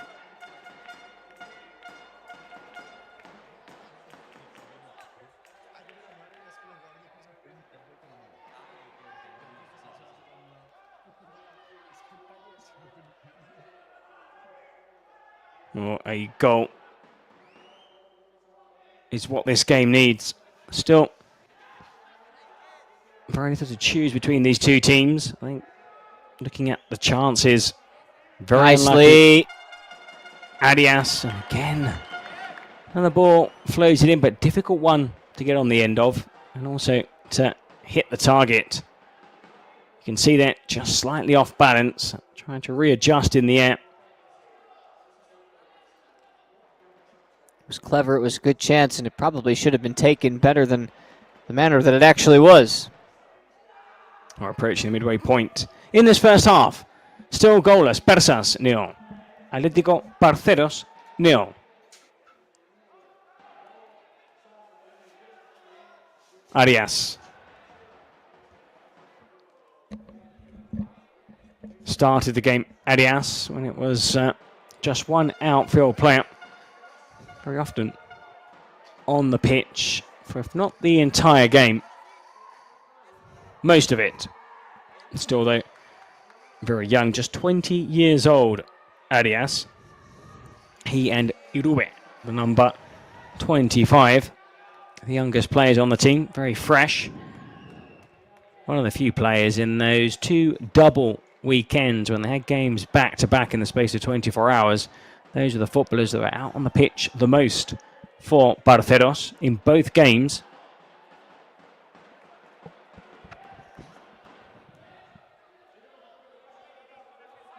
Not bad pass completion rate, 97%. Maybe space here through the centre. It's a heavy touch. And the defender just comes across and hammers it down the line. But Martinez knocked it out of play. Martinez, by the way, has Thid on the back of his jersey. You'll see this, and we've mentioned this before. Quite a few footballers like to play with nicknames. I think they should all be choosing nicknames at this point. Get them all something to provide them with a little bit more personality and identity. A lot of these players have that personality to begin with. It's like Furby and Shaggy. Everybody knows who Furby and Shaggy are. Exactly. We'll see them in action. Continue that. Later. Furby is anything but cute and cuddly. Oh, that pass found Diaz completely unmarked.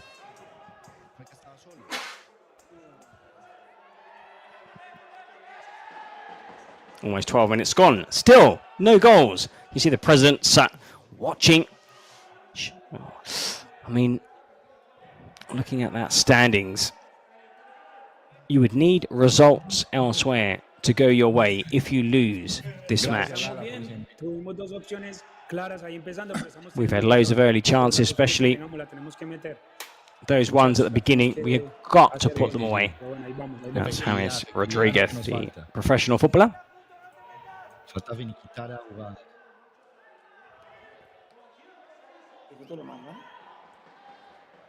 No tengas delay, ¿no? Sí, no escuché muy bien, pero... Sí, nice turn. Uribe. Space on this left-hand side. Early ball into the middle. And he was having his shirt tugged, Arias. Kept out by Monterde. But again, the referee allowing play to continue. Probably not enough contact to award a penalty. Long throw-in. Headed away by Diaz. And a free kick awarded to Betas. Yeah, I think more than anything, this game needs players in spaces where they can get a shot away.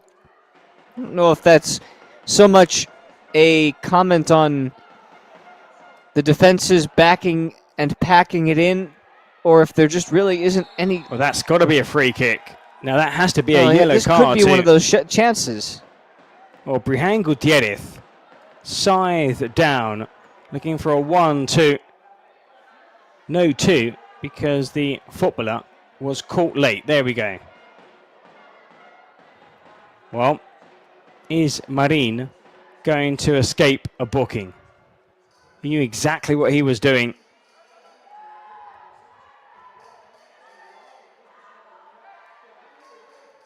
Well, it looks like the referees are keeping the cards in their pocket. We didn't have any sin bins in that first game. No sin bins. And normally they're throwing the cards around like confetti. But not so far in this session. But it's a free kick in a great position. Now, it's far enough out to get it over the wall and back down again. Well, they take it short. Oh, that was a... shocking free kick. Well, Martinez got it all wrong.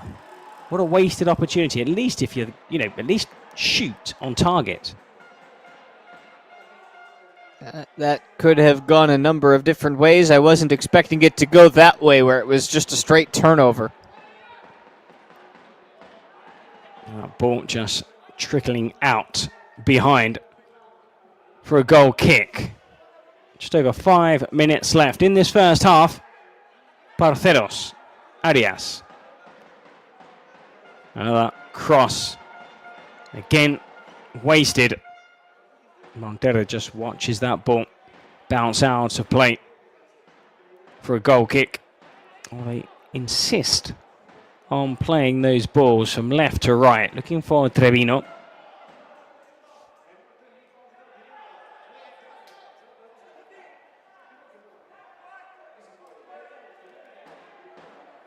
Well, hopefully, when the clock hits 18 minutes, we will see that dice bring it down to 3-on-3, 2 of 2.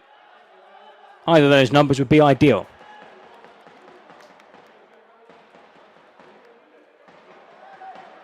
I'd be shocked if neither team made massive changes to their approach in the second half too, because keeping a clean sheet and packing it in defensively, we're seeing it more from Parceros than Persas. That's all important, but at some point you do need to find a way to get through and take more than one from this game based on where they're at in the table. We look at the games last week, and Chamos Real Titan yielded 11 goals, Olimpo Galácticos 12. Even Persas were involved in a 4-4 draw, 8 goals. Barcelos in a 6-goal thriller. Last weekend, it was a marathon session. So many goals. Not yet here on this match day. Let's see if Barcelos can break the deadlock as you approach the 18-minute mark. No whistle. One back in the centre of the park by Melga. Looks to take it down our left-hand side.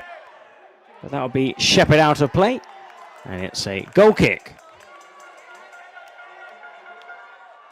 And that doesn't happen much for Persas either, talking about 4 goals in a game on either side. So you know that maybe they were lured into a game that they didn't want to be playing. They do prefer to stay defensive, and they're doing that here now, although it's not really much of a threat that Parceros are posing.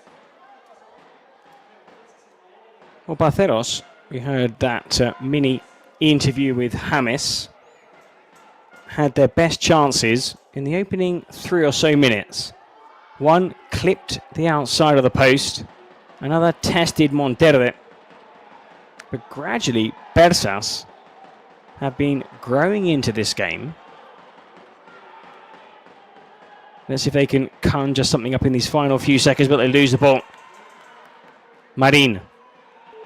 And possession gifted. Yeah, poor pass.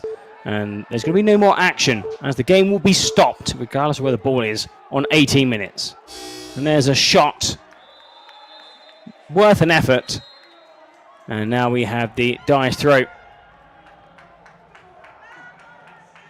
Los quiero mucho y voy a sacar logo Bimbo. Ese es mi pronóstico. Well, hopes for Bimbo. Let's see. Well, there is the Kings League logo and how she celebrates. Maybe this could have an impact on a rather cagey first half. It's goalless. I don't think it'll be goalless at half-time, Spence. 1v1 with a keeper. If we stay goalless after this, then we deserve better. Well, this is a massive call. Now, it's roll-on, roll-off substitutions. So you have a defensive player on, an attacking player, the keeper comes off, another person comes on, keepers score from one end to another. Normally, this yields several goals. First possession, guess who? Arias.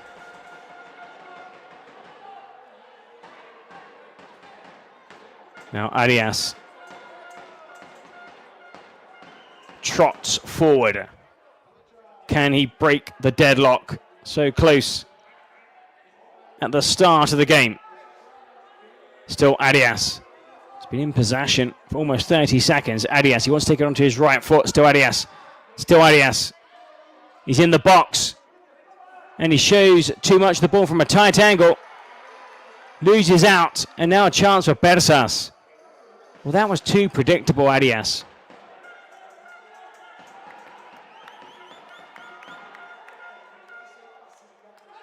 And a switch by Persas, taking off a defender and bringing on an attacking player. So Juan Peña has left the pitch. Brihan Gutierrez, still Gutierrez, and that's brilliant defending. Superb block by Arias. And he needs Boy, he nicely wants to come off, blocked. Yeah, Looks he's shattered. probably going to have a massive rug burn on his knee by the end of this game now. Oh, sliding in. Oh. Manager says, no, you're staying on. Brihan Gutierrez. Midfielder. Very quick. Up against Arias. Probably one of the quickest players. Not just on the Atlético Parceros roster, but in the Kings League Americas. Brihan Gutierrez. Some nice footwork. We're approaching the final few seconds of normal time. I'm not too sure how much stoppage time we're going to get at the end of this first half. Again on that right foot. Plenty of pace. And a shot from a tight angle isn't a good one. And now finally Arias can come off. What was that you were saying about 0-0 at halftime? Yes, I was saying that I was confident we would see a goal in those final 2 minutes, 1v1, but the players cancelling each other out. That, perhaps, was the best chance, falling to Brihan Gutierrez with the final shot of the first period. So, well, we're dominating. We just need to put the ball away. I'm not too sure what game you're watching. And he's just saying, well, I'm watching our game. ¿James también ve eso o no? Wants to know what James. Well, James agrees. Yes, Puppy. I've been watching that game too. I don't know that that was as confident of a response as they were hoping that it would be. It doesn't seem like he's so confident that the team is playing as well as they could be.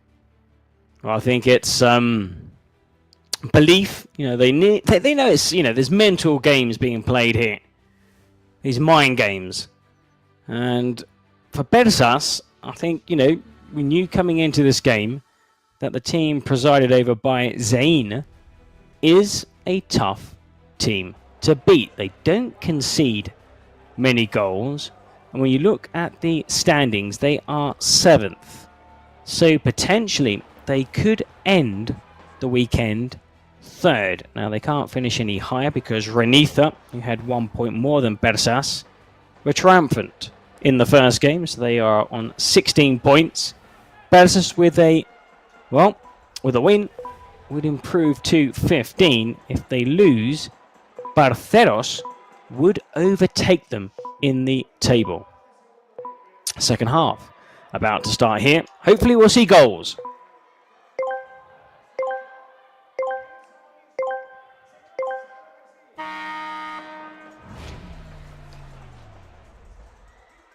And back underway in this second period. And that's a scuffed clearance. Trevino making a mess of that ball upfield. Throw in. Looking to control in the box. Just unable to bring it down for a teammate. Brihan Gutierrez. Again, close control in the box. And now Parceros aiming to break through the centre. And that's really good tracking back. That's an important challenge again by Martinez. Now, he's excellent when it comes to defensive duties. Just don't let him take free kicks. I'm wondering, with a game going on like this, now we didn't see either team play their secret weapon early, which means it's not the star player. That's what we can rule out. Where we're at in this game, to me, if you've got a penalty shootout or a standard penalty, I would be on the team play it now side of things, because you just need to get something going, and maybe you put your team in the lead if you get stopped. If there's a save and you don't score, then at least you know what you have to do the rest of the game. I wouldn't wait on this.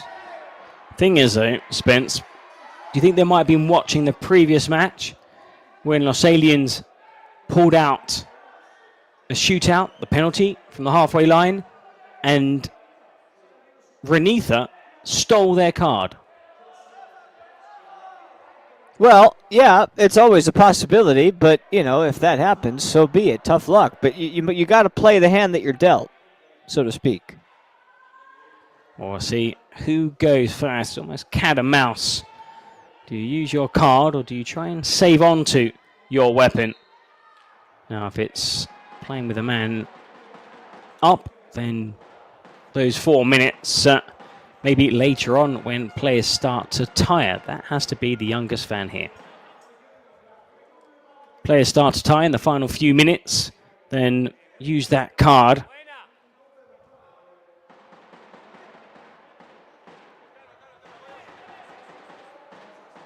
Still no goals if you're just joining us. This is our second game already.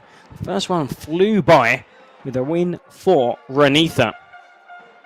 Here, it's been tough going for both teams in the final third of the pitch. Still probably the best chance falling to Arias with that shot when it was 1v1 and he hit the woodwork.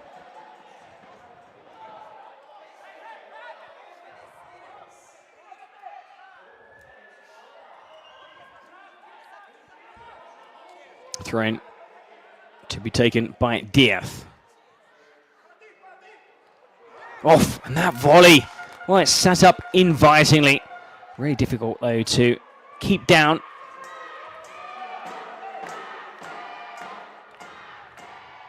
But Cerda has really shown some neat, close control.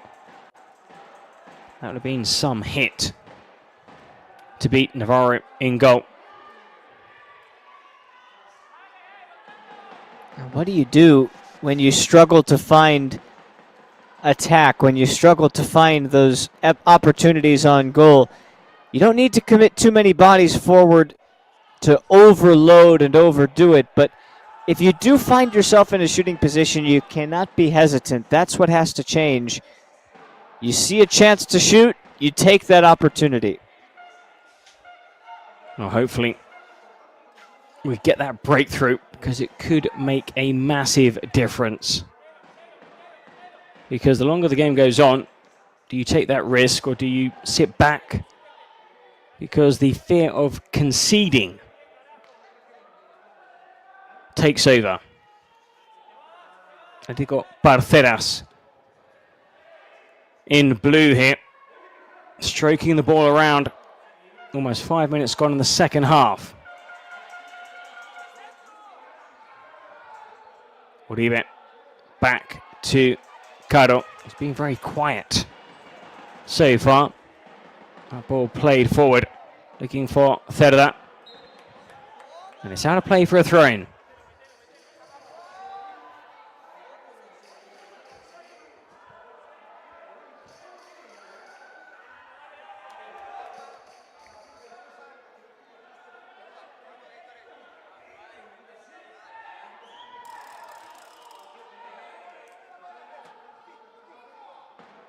All the way back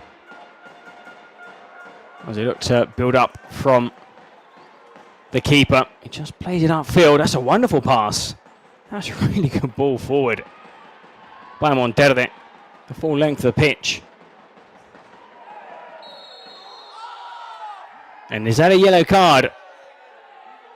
Well, if his shirt was being pulled back, that should be a booking. No, that's not enough. Having seen the replay.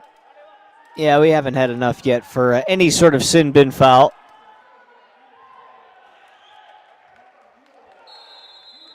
Free kick to Persas. Delivered, looking for the header, Cerda.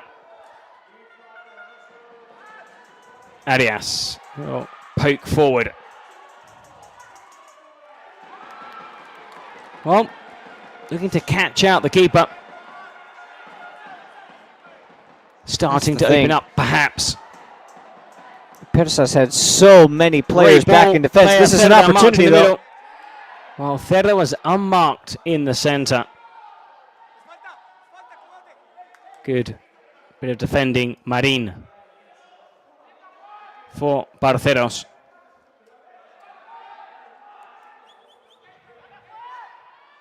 All players warming up in both dugouts. Just passing on an instruction. The manager, Suarez, now taking up a different position up front. Now we see the infringement. And that flick on. Handball. And the referee says no. No penalty. And that's a poor pass back in a corner kick.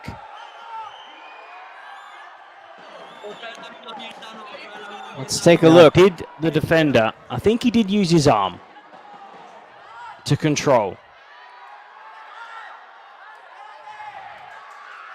And the referee's having none of it. Though he has been informed just to wait before the corner kick can be taken. They are going to review it in VAR. Now let's see. It would be harsh on Persas to concede a penalty, and they've defended so well.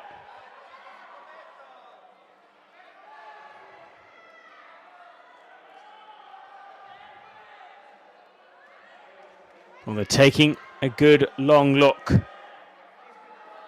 A really good long look. And the referee, all right, asked the players to continue. We didn't get a look.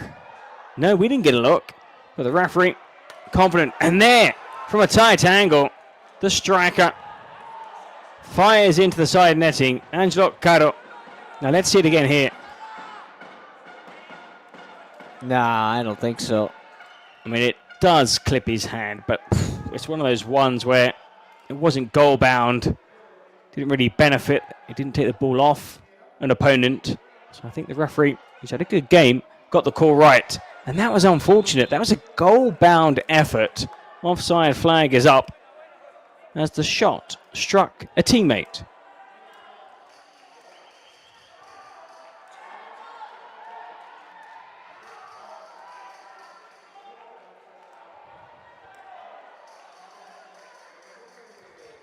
I mean, the question is, intentional, no. No. Stop a shot, no. So I think the referee got it right. The referee's having a really good day so far. Yeah, and more importantly, we don't want those finer decisions to impact what has been a game played on the margins so far. So unless it was seen in broad daylight in the moment, you can't slow it down frame by frame and expect that to be different based on what we saw. Back heel. And a rather poor shot. Straight into the side netting. The striker, Olmedo. Olmedo, González, Pibe, Manco. The main strikers on the Persas roster.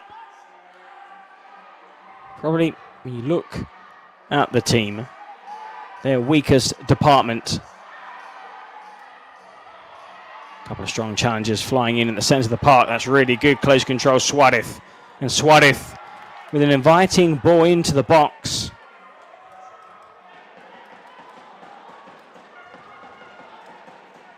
Oh dear, the player going down. Well, we're going to move into the final 10 minutes and still scoreless. Persas, nil. Atletico Barceros, nil.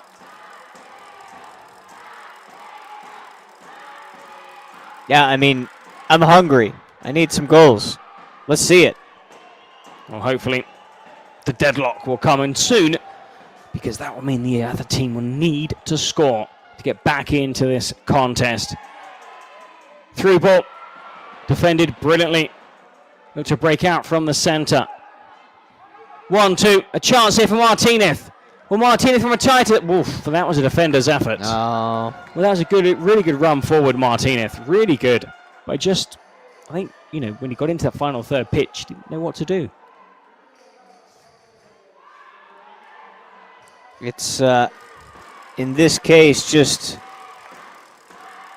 poor composure. I mean, you've got to have a little bit of mental fortitude when you get on the ball in those positions to at least put it close to the target. Arias. Now we've seen him strike it from distance. Just lays it off. Arias has stayed forward. It's on this right-hand side. Another good sliding challenge. Well, might not be the best player, Sid or Martinez, in the final third of the pitch, but he's been superb, marshalling the Bersas back line so far.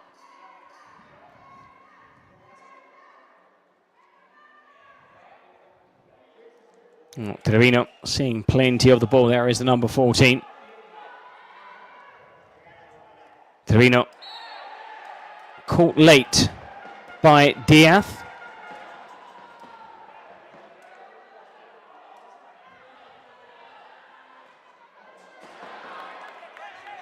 And that effort wide.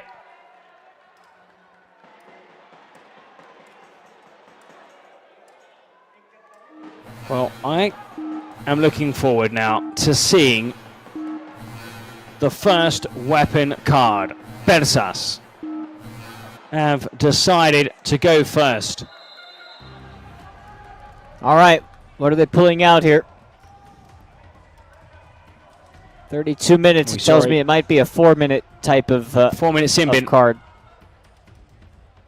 Or the goal doble. What was probably going to be a card that entailed 4 minutes, but instead of playing with a man more for 4 minutes, if any one of your players have not looked like scoring yet, but if any one of your players scores a goal now, it's worth 2. They've opted for the card to be played with just over 7 minutes left. Yeah, I mean, at this point, honestly, even if they had scored 1, I would have counted it as 2 anyway, based on the way that we're not really seeing that many chances today. Hold on. That was a really inviting cross. 2 players make the move. Trevino at the far post. And some Bersas fans saying we are great. Come on, Bersas. I mean, in some sports with higher goal scoring or point scoring totals at the ends of games, not so much in football, but in other sports, when the offense is low and we're not seeing a ton of attack, one goal or one sequence can impact the game so much more. It might seem obvious. Well, let's see. That shot screwed well wide. Now, they've not used their card yet. Atlético Parceros. Just over 5 minutes remaining of normal time. Told to hurry things up a little. And that was a hurried clearance. Straight out for a goal kick, gifting possession to the opposing team. Just over 2 minutes left. And that, well, an attempt, I think we can call that, on goal.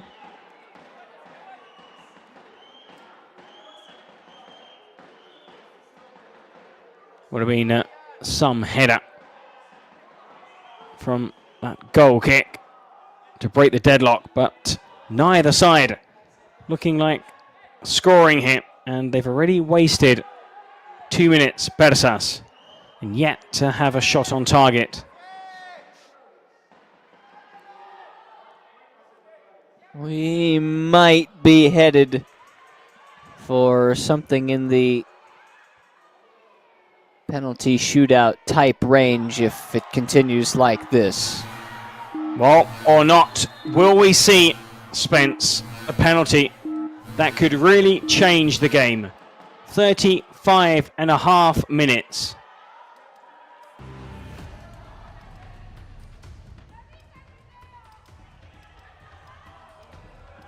Well, they're going to have to use their card now. They seem it's like got to they be a don't want to use penalty. it. Well, they're not using their weapon. Why not? Now, I'm not too sure because now the manager opting not to use the weapon. The opposing number angry because they expected that weapon to be played. Is it going to be played now? Here we go. Okay, it was because the ball perhaps was already out of play. Well, the ball was out of play.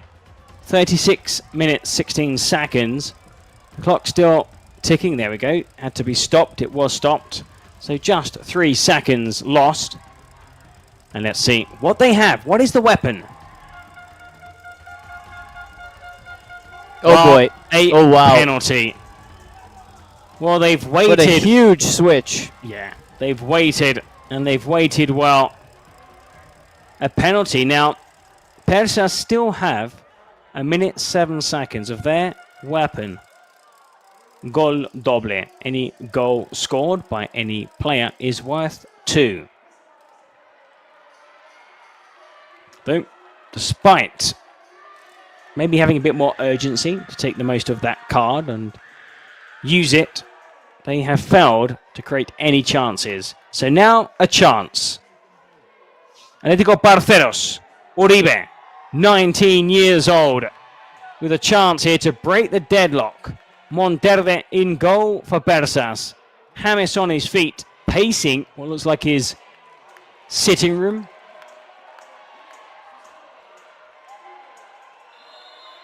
This. Well, what is going on here? VAR.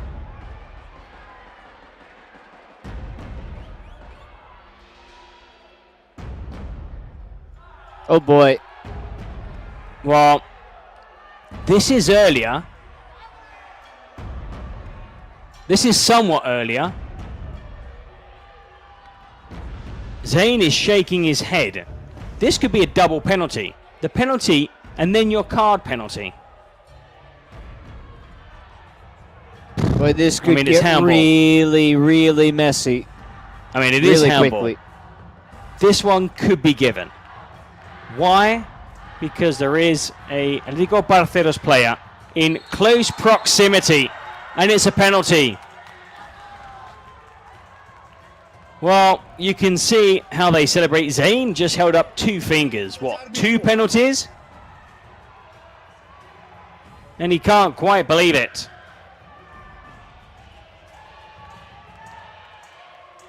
Well, Uribe, if he scores, will he take the second? If he misses, will somebody else take the penalty? Uribe, now this penalty is for the handball in the box. Uribe steps up. And just chips it down the middle. That is a wonderful penalty. How cool. James can hardly believe it. Just trotted up, waiting for the keeper to make a move.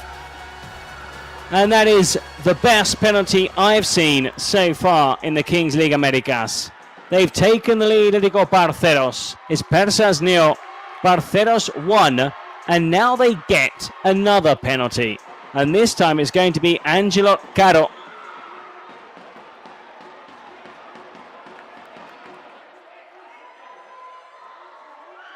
Caro up against Monterde. 2 goals in the same second because the clock's been stopped. Caro, 2-0.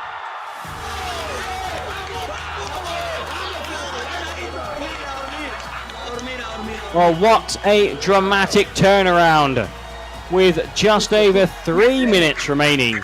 It's Persas 0, Atlético Parceros 2. Both goals from the penalty spot. Both goals from the penalty spot, Eric, and they're going to go down as goals at the exact same second because I've not the clock seen this has been before stopped. This season. It's first time. No, and because this game had needed something, it was lacking goals, it was lacking a moment, and if you're Persas, nothing you can do about the one penalty, but the other one, an avoidable mistake. Now they need to come back and try and use this double goal to their advantage for the last 50 seconds. A chance. Oh, that's a good saving challenge And it had to be as Brihan Gutierrez slams the floor in anger. That ball just whisked off his foot. He was about to let fly. Now they still have 30 seconds just over that goal doble. But then, of course, we will go into the final 2 minutes plus stoppage time. And for both teams, any goal will be worth 2 goals. But Persas just haven't looked like scoring so far here. Far post, the header. And it drifts just wide of the target.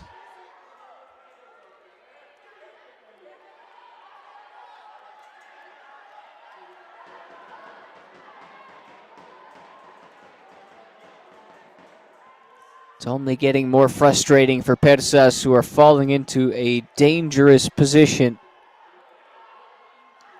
Oh, that's a good, strong challenge in the centre of the park, but a really important tackle, Olmedo. Uribe just slips. Smack forward by Monterde. Wonderful chest control, Brihan Gutierrez, who can't outpace Arias, who just allows it to go out. And we're going to head into the final 2 minutes plus added time with the gol doble.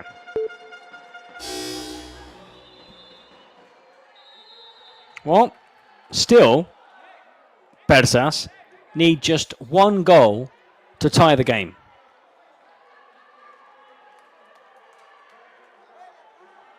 This is the time of the game when you've played 38 minutes of exceptional defense.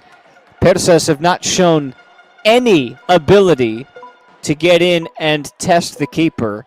If you just hold out for the next 3, maybe 4 minutes, depending on how long we get of stoppage time, this is a win that you can take to the bank for Parceros, and a big 3 points at that maybe they weren't expecting to get, and sort of fell with the luck of the cards. Well, just 1 minute of added time in the first match. We've not seen hardly any stoppages. Just one quick VAR revision in this second half.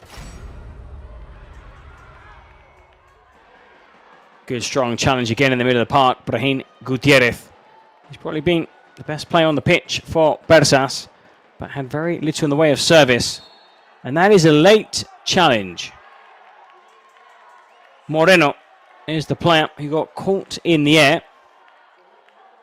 Now he gets back to his feet. Diaz. Of course, player we can fouling. Immediately ask the question, Eric, of Persas. Yeah, having that... Did that stay in? No, I don't think so. You can immediately ask the question of, this is one of those situations where having the double goal is all well and good, but getting the right card at the right time, and in this game, having the actual penalty to take was massive and could be the winner. Well, the card, that weapon, having a massive effect, and they were benefited, of course, with that VAR review. Had happened some moments earlier, a handball in the box. So 2 penalties in quick succession.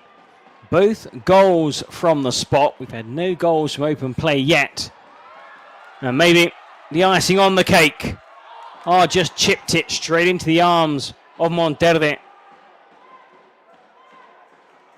Cerda. Oof, that was almost finding Gutierrez. And they look for a free kick, and they win a free kick. It's not going to be a yellow card, despite Diaz's protests. Well, they were hoping to at least have a couple of minutes playing against 6 men.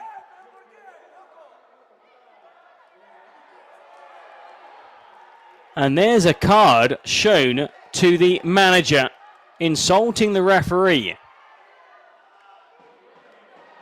Seemed slightly overdue. And Uribe has not been sin-binned. Parceros still have 7 players on the pitch. So that graphic is not correct. Parceros are not a man down. Oh, they are now. Uribe has just headed over to the team bench area.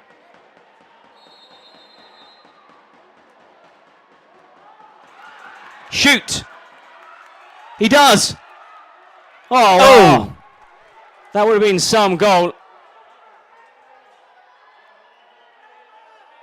Persas running out of time. There's going to be 2 minutes of added time. They're using Monterde as a sweeper. Now let's see if Persas can tie the game on this left-hand side. Manco, it's back again. They're looking to work space. We're approaching the final minute. The layoff, there Martinez is poked goalwards, and it's cleared. It's cleared by Trevino. Throw-in, launched into the box. Free at the far post. A chance. The cross. And straight into the keeper's hand by Islas. Wasted opportunities. Long throw out. Good control. Trevino. Oh, bounces just wide onto his left foot. And able to keep his shot on target. All the action happening in these final 2 minutes. Persas need a goal to tie the game. Emmanuel Cerda. Final few seconds. Diaz can't find a teammate. Anywhere will do for Barcelos. Monterde. They're going to have to launch it forward. Islas. The cross. And it's harmless behind. And the referee blows the final whistle. Atlético Barcelos hold on for the win. That was the final chance for Barcelos in the second half at the end of the game in stoppage time. But Persas unable to find the back of the net. No goals, and able to take advantage of their weapon, unlike Barcelos, who scored the penalty. Well, that victory, massive. Just one expected goal for Persas in this game, and only 3 shots on target. It sort of tells the story. Bueno, Persas. Congratulations. No more to add.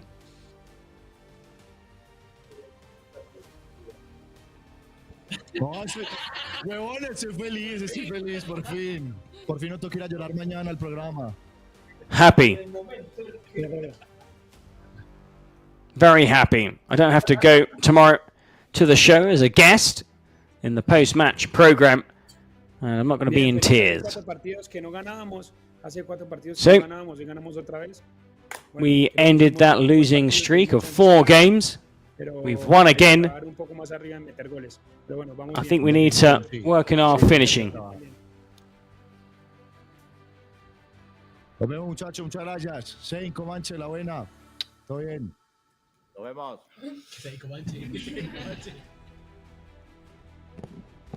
Oh, just signing off. And, well, for Persas, they will now slip down these standings because Atlético Barcelos, who were 10th at the start of play, are now on 13 points, one more than Persas. These are the 2 goals from that second match.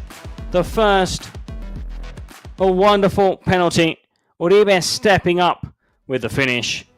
And the second, another penalty awarded for a handball in the box, dispatched by Angelot Caro.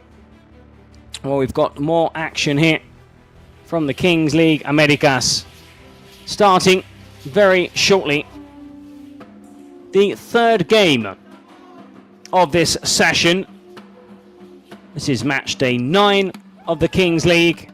Wins for Renitha. Moments ago, Atlético Barcelos in this third game. Olimpo United take on the side currently bottom of the table, Los Chamos.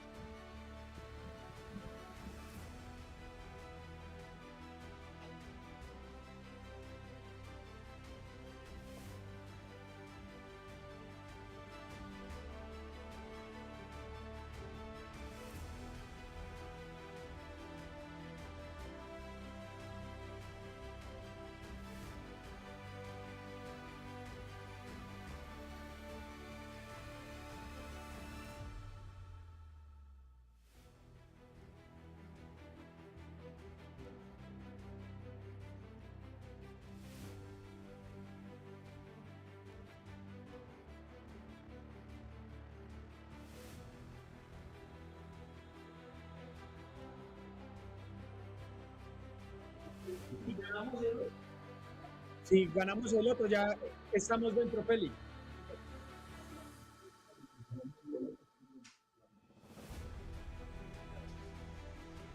Well, we're just about ready to begin matchup number 3 of 6 on this Sunday afternoon turning evening, and it appears that Los Chamos have brought in some additional help to try and get them prepared and potentially pull them out of a very sticky situation. They will take on the opposition of Olimpo United. Makes this meeting all the more difficult because Los Chamos are not in a position of power right now. As a matter of fact, as Eric just mentioned, bottom of the table, 6 points, and with only 3 games remaining, especially after the victory that we just saw Galacticos pick up, a big win over Persas. That changes the script because it does damage to both Los Aliens and Los Chamos. Galacticos with their win now push further up the table, and they look to now catch West Santos, who have yet to play.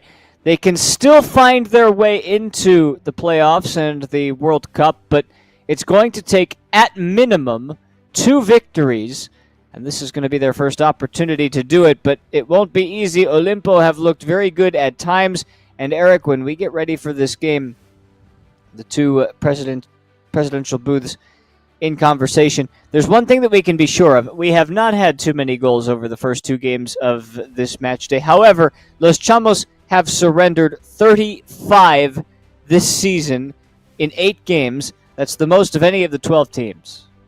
Well, hopefully, like you said, we'll see some goals in this game, or more goals. Los Chamos have been unlucky. You look at the last few games. They lost to Persas 3-2. Okay, they lost 6-3 to West Santos, but that was a dramatic game. It was 3-3 going into the final 3 minutes. Los Chamos edged out by Real Titan last kick of the game, 6-5. So they are playing better. And I suppose, I mean, to be honest, they deserve to be higher up the ranking. I think their performances and the points they have, it's not a fair reflection. But at the end of the day, if you're conceding that many goals, you're always going to struggle. So what they need to do here is shore up at the back and continue to score goals, because they don't have a problem scoring goals. It's at the other end where they have issues. Yeah. And so we would think that this is where this game will take some sort of twist, because Olimpo have been right in the middle of the pack, although even though they're higher up in the table, they have struggled just a little bit this year at times. They have brought the full allotment of support to try and pull them out of a deep hole in the Kings League Americas. We will see exactly in just a moment where these 2 teams align themselves.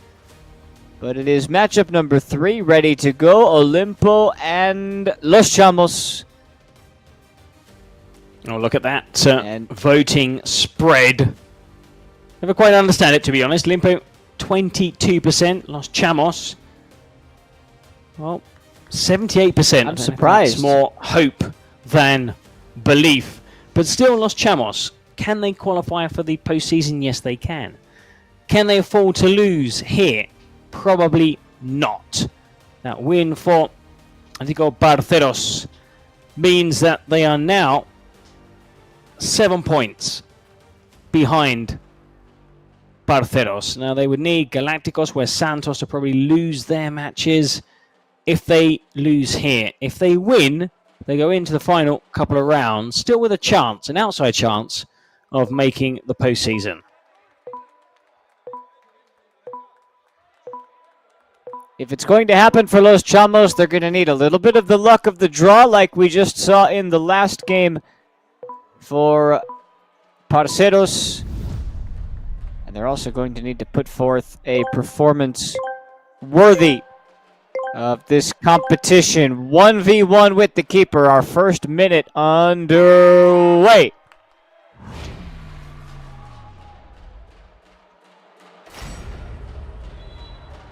First touch has to go backwards. It's actually a foul that will go against Los Chamos. It was won cleanly. Now we do see, as we were expecting to see for the first time tonight, those blue tick marks up next to the two clubs' names. But before we get to that, the chance comes for Olimpo. How did that not drop? A brilliant first opportunity that really should have been taken. Now Los Chamos are going to come the other way. Christopher Ayala will pick on the man who just missed his opportunity, Jesus Perez. And it's Ayala who nearly got around the keeper. Ball is still free. Ayala has that blocked down. Well, the shout there from the manager, just slow down, just waiting for a teammate to enter the fray. You can tell once you get into that 10-second range, the managers and teams prefer to use the 2v2 with a keeper to exploit the space and the numbers advantage. Or ideally, you'd want to have that first possession when it's 2v2 plus keepers. Good chance to take the lead. This is Perez to his right, and he got that one wrong. Well, off balance as he let fly with his right foot.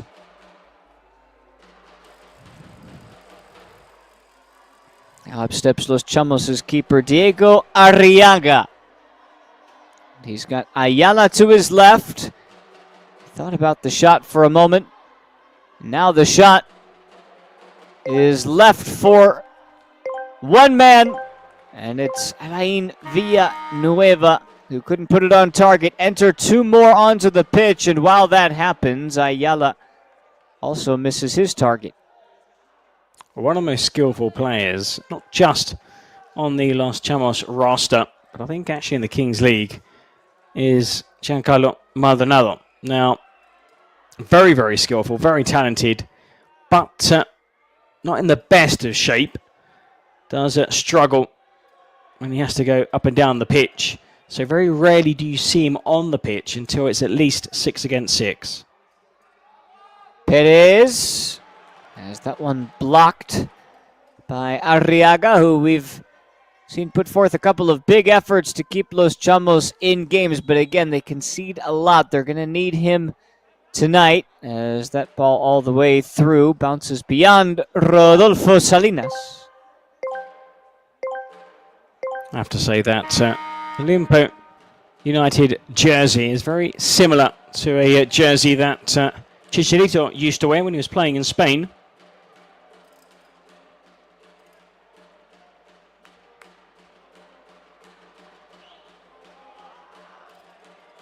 Villanueva. Which way is he going to go? He's managed to keep it on his feet and win a corner up against Marco Bueno. One of the best strikers in the competition. Another chance for Chamos. They're going to need to put these home.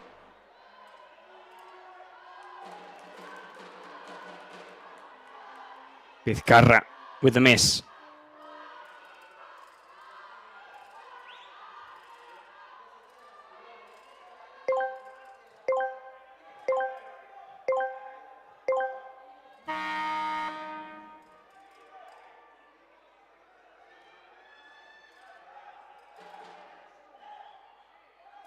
Not seen too many goals, have we, in these opening stages of the two games so far? And this third game also with just one play away from full strength. And still goalless.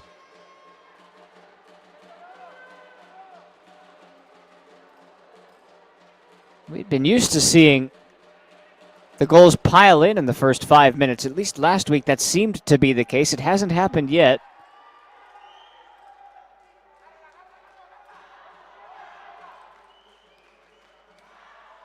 That shot drifts wide off the foot of Maldonado. He's got Gian for Giancarlo on the back of his shirt. Well, that is the plan. I said it's probably the most skillful. Will come on when it's 6v6. Never when they're just 5v5 or any lower, because obviously he does struggle to get up and down the pitch, the number 9.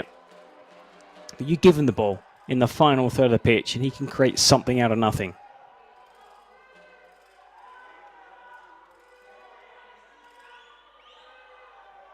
One thing we've seen Olimpo do in their games is look organized throughout most of the 40 minutes. Hold on a second. Now, this could be a big problem for Chamos because that was a ball that clicked up. Is this a penalty that's being awarded? It might very well be. The VAR is having a look. Well, Los Chamos haven't played badly, and this will be a blow. Not sure. I thought it initially came off of the knee.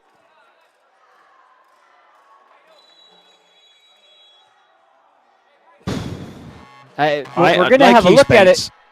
Like you, we're going to have a look, but we weren't sure exactly what was ruled first. That's part of the problem. I mean, that's a very similar handball to the one we saw in the previous game that was not awarded. It's identical. Comes off of the leg first. Now, comes off of his own leg of his own doing. Be a very harsh penalty to give. And no penalty. So it was being looked at because originally it was given and then it wasn't. We weren't fully sure on what the call was, but that is, I think we can all agree, just.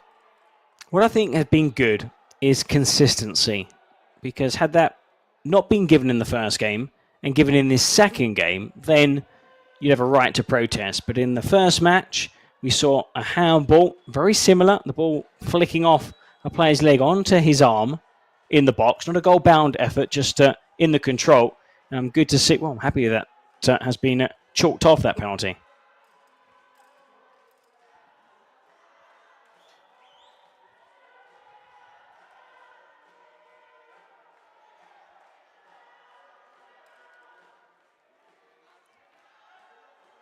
That's a look at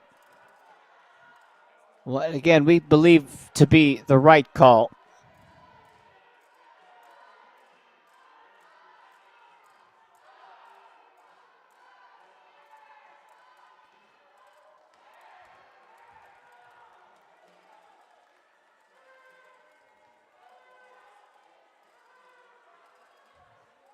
Yeah, I think definitely the right call. Though I don't think those supporting Olimpo agree.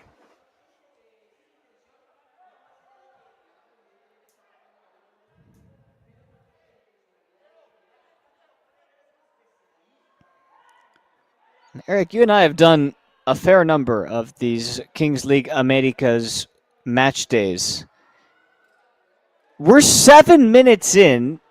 I don't believe we've seen a goal in the first 10 minutes minimum of any of these 3 games so far, and we've never seen anything like that. Well, that's what makes it so unpredictable, this league. We've had leagues of 53 goals, so weekends. We've had weekends when there have been almost 70 goals. Look at last weekend. I commentated various weekends, and I'd not seen a penalty shootout. And then what happened last weekend? So, I mean, you never know what to expect. And like you said, with so much on the line, only a couple of weekends remaining, I think teams are worried on missing out on playoff, on the World Cup. And that's why we're seeing maybe slightly cagier starts to matches, at least the 3 we've had so far in this session. Yeah, it's very difficult to carry out the game plan when you know in the back of your mind that everybody's bunched up so tightly and one mistake can make the difference. We've seen that with winners in each of the first 2 games. That might have been a slight shove No, it wasn't. It was an offside that was given.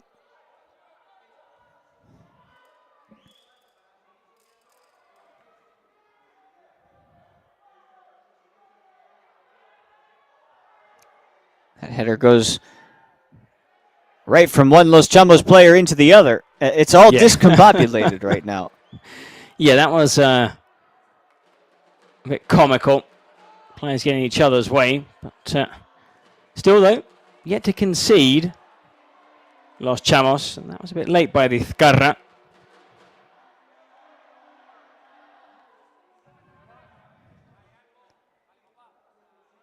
Olimpo will not be in as much of a rush, or to go along with that, a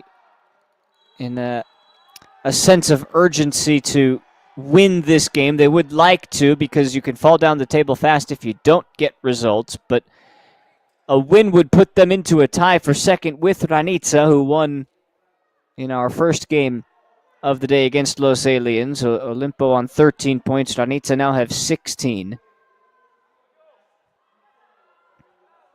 Well, with Ranitza winning, it's kind of, got a few clubs now looking at the standings and thinking, okay, we know that Real Titan have top spot. Ranitza are improving of late.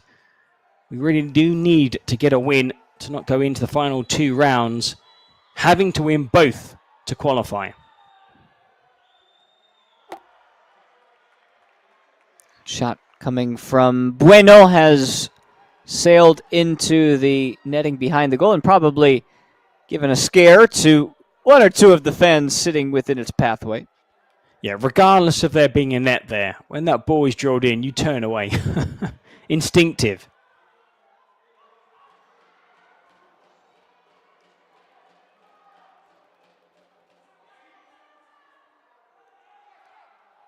Dangerous back pass that works out just fine for Los Chamos, who are trying to find their footing in this game and in this season, and it hasn't happened yet.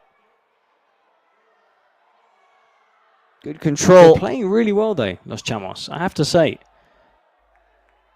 Olimpo aren't a bad side.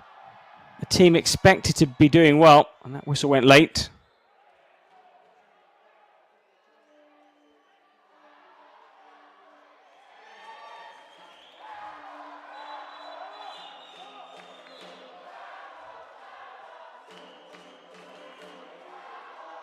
They're certainly trying to bring the energy.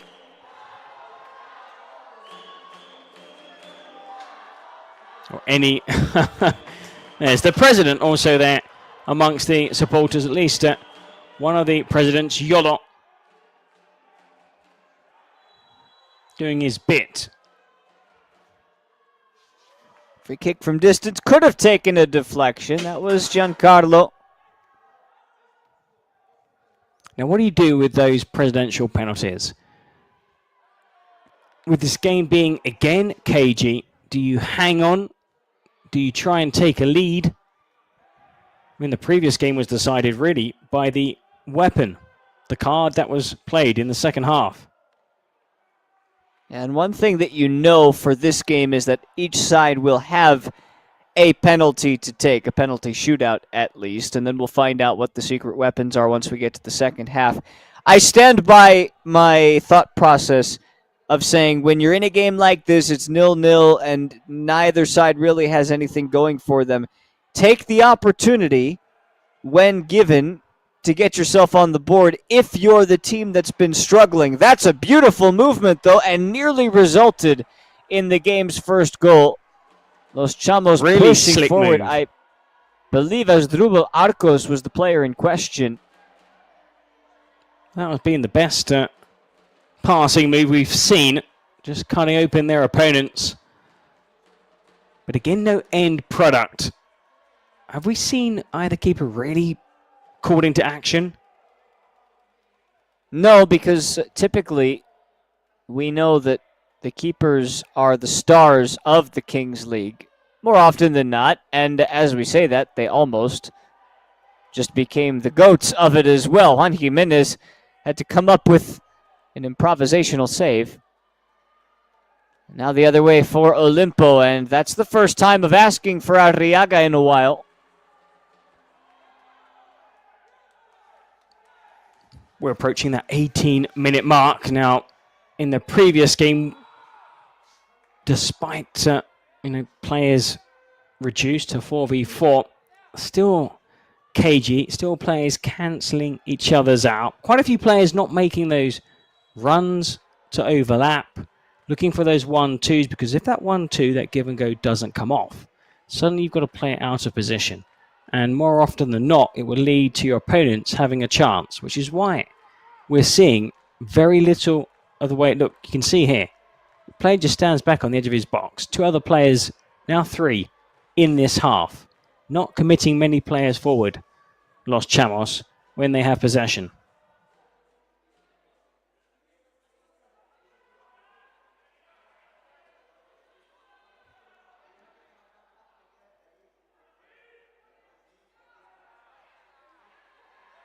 Here comes Olimpo with a chance on the run, and, well, Carlos Valencia just took a little too long to make a decision. You can't do that in those moments. It's got to happen faster.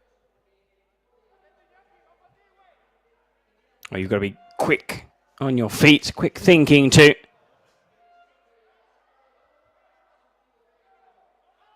They've been unable really to find Giancarlo Maldonado. He's playing as a number 9, has number 9 on the back of his jersey. But the only couple of times he's received the ball, he's had his back to goal. He's been some distance away from goal. That was a beautiful set of 1-2 punches. Nothing doing, though, in the end.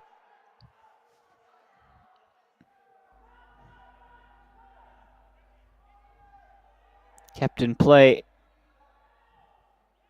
by Iñaki Dominguez.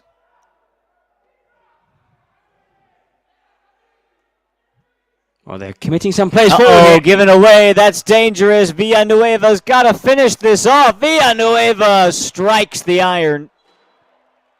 Well, he's claiming the keeper got a touch. And he did. What a great save.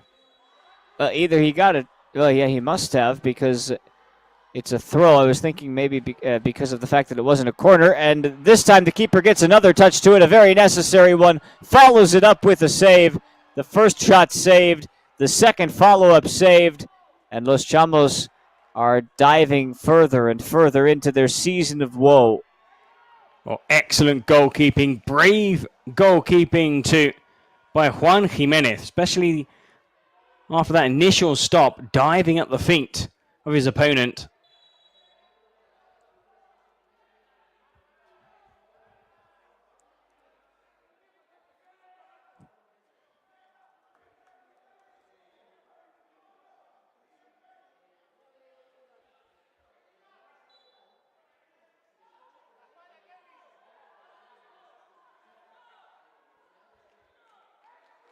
Just under 60 seconds left until we hit that 18-minute mark.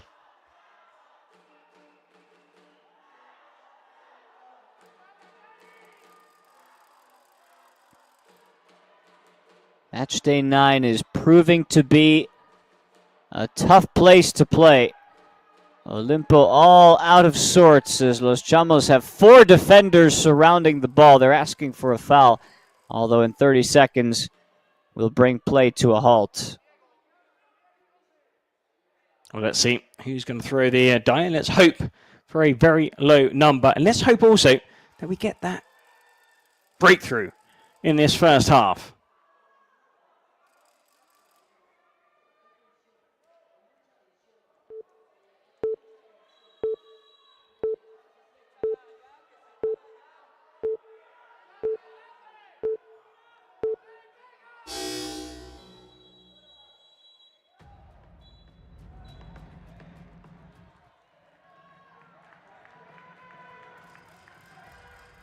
Well, let's see what number will get on this die.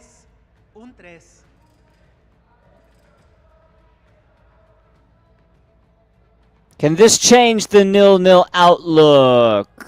Well, here we go again. We've got another one, 1v1 with a keeper. 1v1 with a keeper. Come on. I said in the previous game we would get a goal. I was wrong. Well, let's hope that we get that breakthrough. It would be great if Los Chamos could upset the odds and take a lead in at half-time. It would mean that Olimpo United would have to commit some players forward. If we get a goal, though, hopefully we'll have a team ahead at the interval.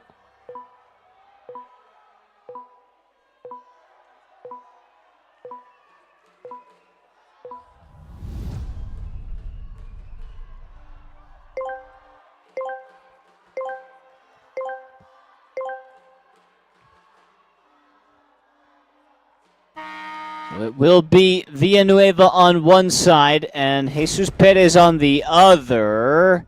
I think it's going to be awarded to Los Chamos because Perez decided to just give it a big whack as much as he could.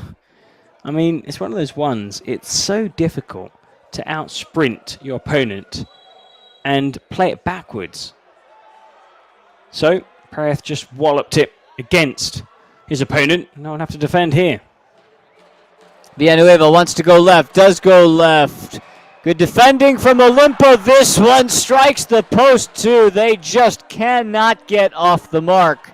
He's got it back again. Such a skillful player. So skillful.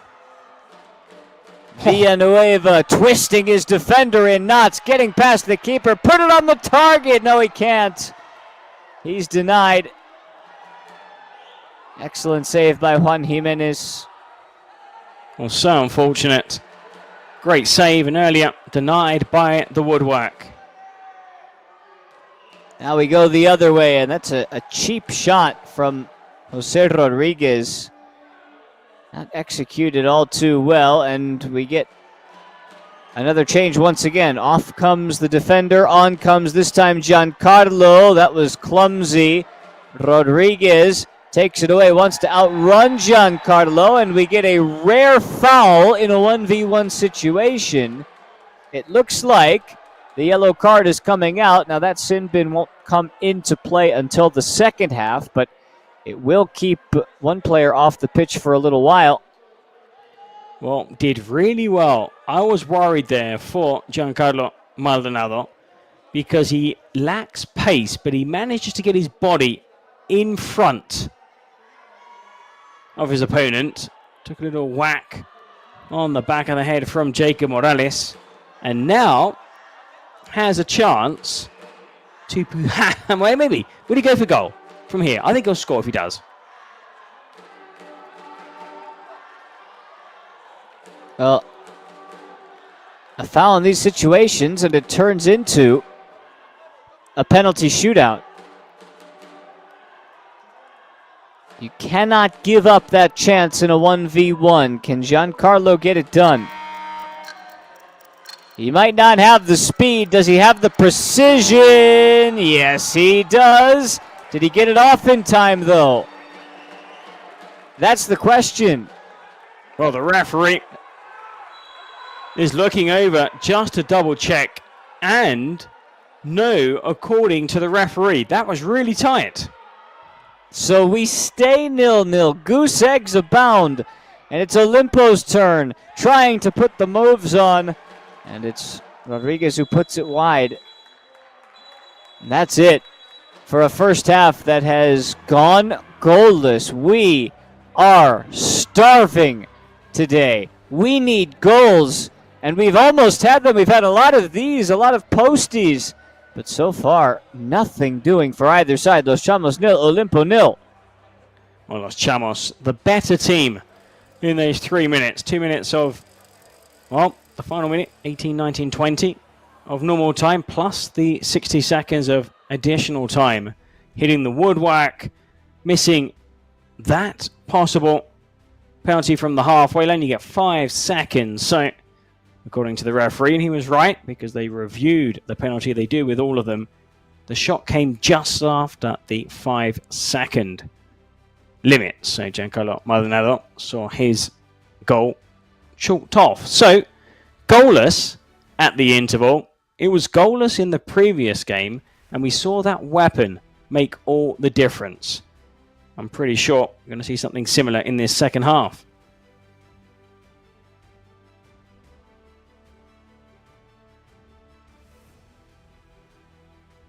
Well, we cannot hear either side right now, Olimpo or Los Chamos, but it seems like everybody has the same look on their face, which is we need to see one of these go in.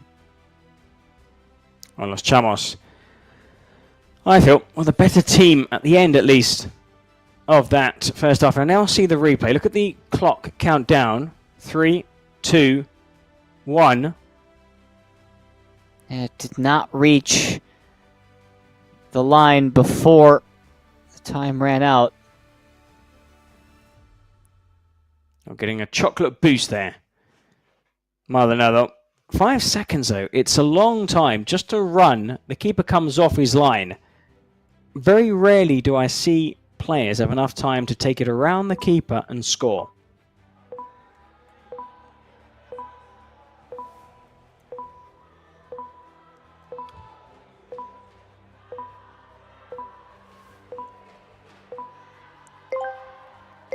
So with 7 on 7 and really not too many halftime notes for either side, this is the time somebody has to get it going. And the ball was half a second late to make its way out. Remember, presidential penalties available for both teams, as well as the secret weapon that has made its way into play. Also that Simbin from the foul at the end of the first half. So 1 man down, Olimpo. But they want to call a kick.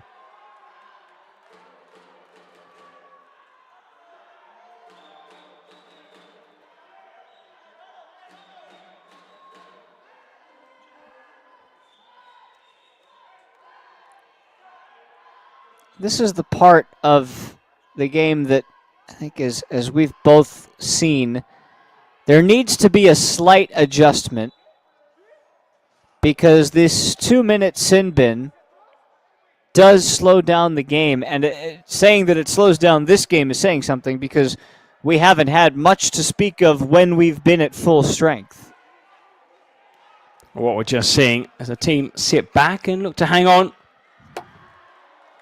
That was a chance, though, in the middle. Giancarlo Maldonado unhappy that the ball wasn't played back into the path of the striker.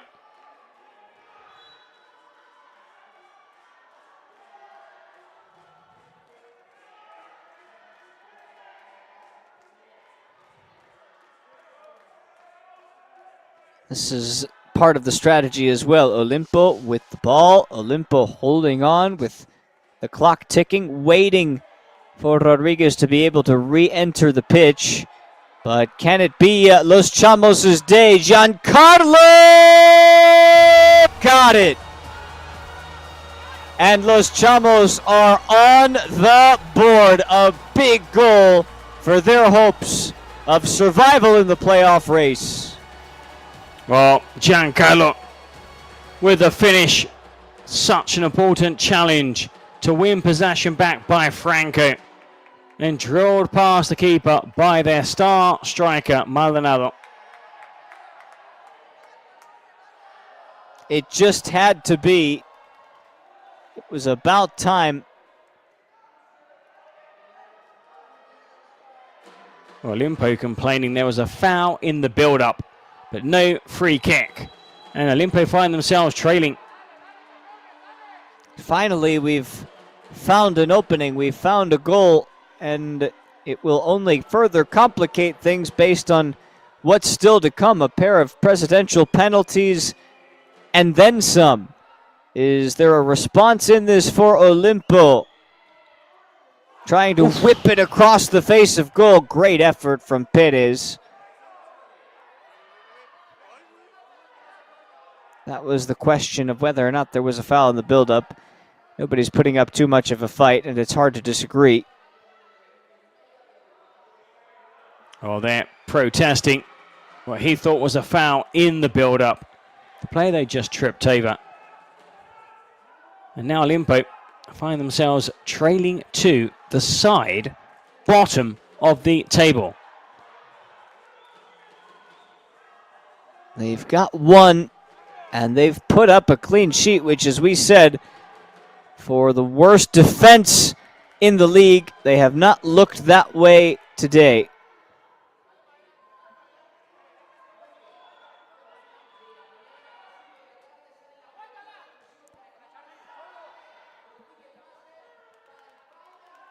Looks like all the goals are going to come in this second half with those presidential penalties and both weapons in the final quarter of an hour.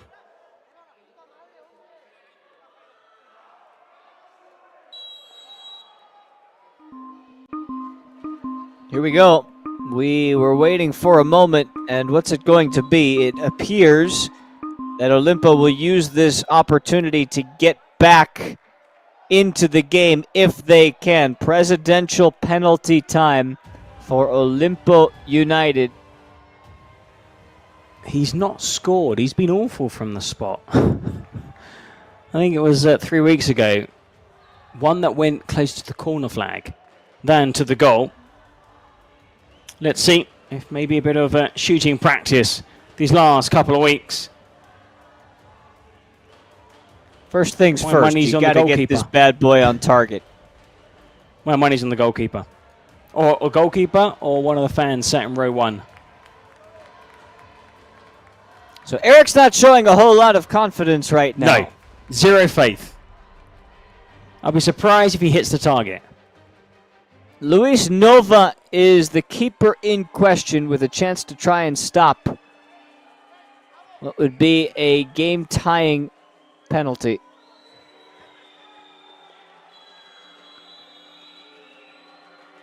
For Olimpo United, will it be? He is denied by Nova, whose stop keeps Chamos in front. Better penalty, though. Better penalty because it was on target. But still, it was low. Keeper guessed right. It's one of those penalties that if you guess the direction you're going to save every single time. Wasn't aimed high, difficult for a keeper. Wasn't tucked away into a corner. It was just slightly off centre, low, and in the end the keeper just flopped onto the ball. That's another missed opportunity, and there's been several so far this season by Olimpo United. Well, now we know that Olimpo are down a goal and down a presidential penalty as well. Los Chamos will have their chance to fight back,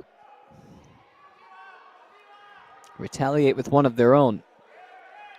Well, Los Chamos can now wait. They might even wait to see if Olimpo use their weapon before they use their weapon, and also presidential penalty, because now the pressure clearly on Olimpo United. Yeah, it might not be a bad idea to see exactly what it is. There's no time limit on the presidential penalty until you get to that 38-minute mark, but you've got to do it before then. No doubt they will. That leaves them plenty of wiggle room in between to see how these 12 minutes play out.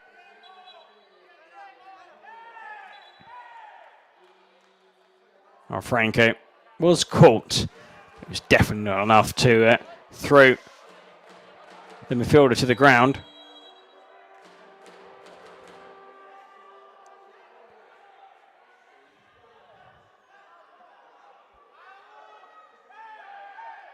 Franco trying to place it over the top, and he was fouled this time.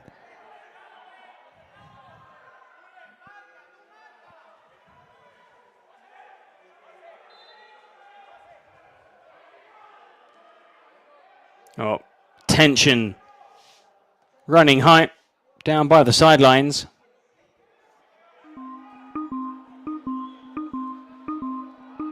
Well, they're taking their penalty.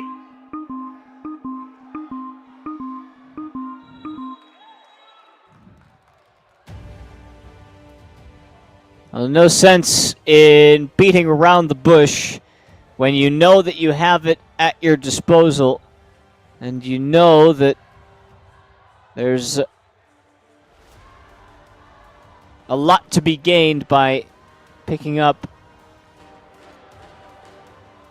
3 points here tonight. Are you surprised that Yolot, who is in the stands, is not taking? He's not great at penalties, but he's not taking that penalty. It's going to be an outfield player.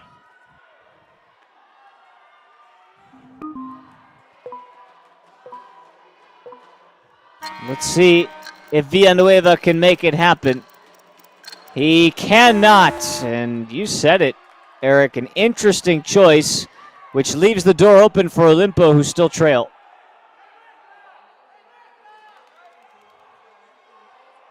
I mean, teams are struggling to put away these penalties. You've got to go for the shot, probably the right option. And that's a, wow, strong challenge on the captain Bueno.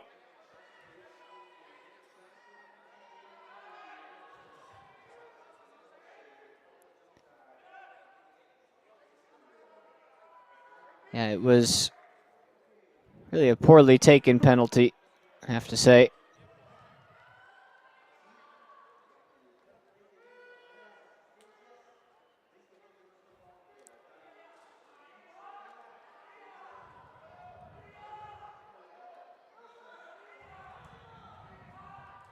Well, not too sure. Bueno was thought it might have been an elbow to the back of the head.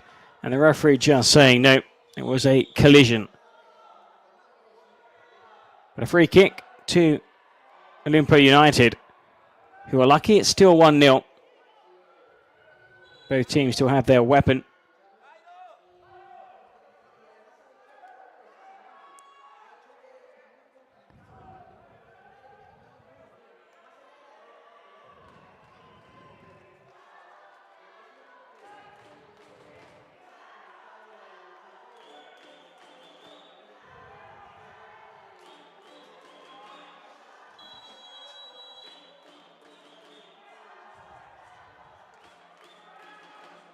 They have not been able to set up anything productive once reaching the final third, Olimpo. We have to say part of the reason, and that may end up being a foul, perhaps not a card, but a foul against Martin. Well, the card is in the referee's hand.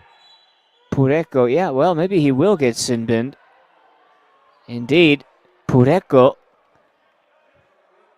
is going to be sent to the sideline, and that puts Los Chamos in a tough position for 2 minutes. Now, if your weapon card is to take an opposing player off, would you use it now? Play with 2-man down?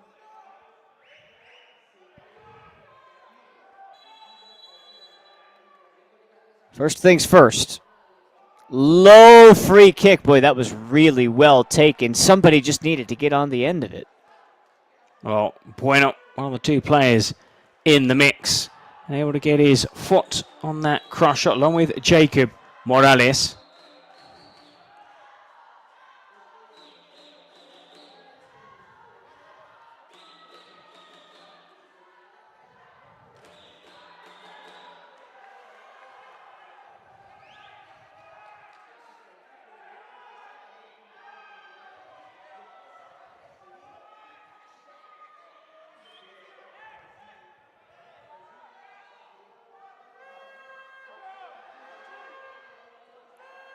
Now to the right-hand side. This shot is saved by Nova. Really his first necessary intervention. That's Nothing wasted. Particularly difficult today, Eric. No. I mean, it's Olimpo United having an off day, but still only 1-0. Now, they have their weapon card, and they could be caught out here. That would cause problems for Los Chamos. They're begging for a foul. Despite being a man down, the chances are there for them. They've only got 30 more seconds to see this out. We're going to get, after those 30 seconds, to the 30-minute mark, which will give us 8 minutes to see either side play their secret weapon. Olimpo struggling to score. Again, Nova, easy save. Oh, Parith. Again, straight down the middle. Are they missed? Their penalty was on target. And then a good save. As Villanueva tried to put it past Juan Jimenez.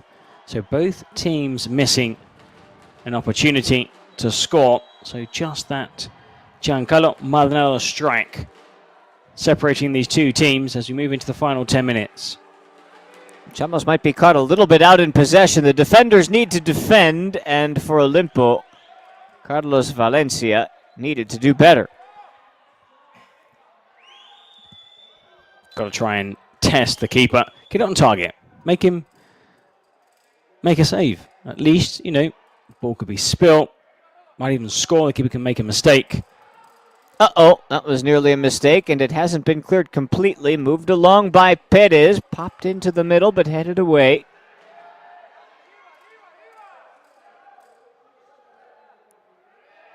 Ball stayed in play. Villanueva leaves it, and Nova topples over it. Oh, a few valuable seconds. Ran down by just allowing the ball to trickle on for a couple more yards. Oh, that's a brilliant effort. Jairo Tapie had his shot saved by a flying Jimenez. Game's starting to open up a bit. Olimpo's starting to run out of time. Los Chamos can see the light at the end of the tunnel, but they still have a long way to go. Well, this, for them, would see them on the improve counter. to 9 Los points. Chamos the other way. Olivares wants a corner. I think it was a corner kick. But 9 points, level with Los Aliens. And also, well, Olimpo United will miss out on a marvellous opportunity to tie with Renitha in joint second.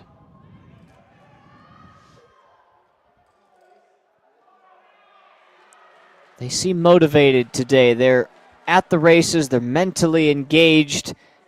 Now can they finish it off? Still with defending to do. It comes back to the top of the box, and this one will also strike the post. Jose Rodriguez. Well, It's that not was a meant to be. bullet shot. Bullet shot. Inside of the post. Could have gone anywhere. Across the face of goal and out for a throw-in.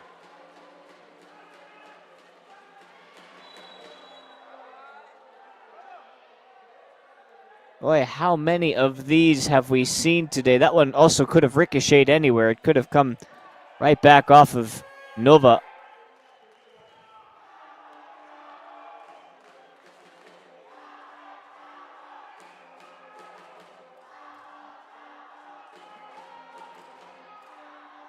Only a few minutes Salinas. away from the 18-minute mark. Spends only just over 3.5 minutes. That was a rather audacious effort with the outside of the boot. Well, if they were 4-minute long secret weapons, then we would be seeing them utilized now. But neither team has pressed the button, which means we're likely in for either a penalty shootout or a penalty from both sides. Wow. And this game is 1-0. And Los Chamos are going to wait for Olimpo United probably to make the first move. Unless they have the Joker, that's also a possibility. Olimpo are still trying to find a goal. They cannot because Nova is making a case for MVP late in this second half.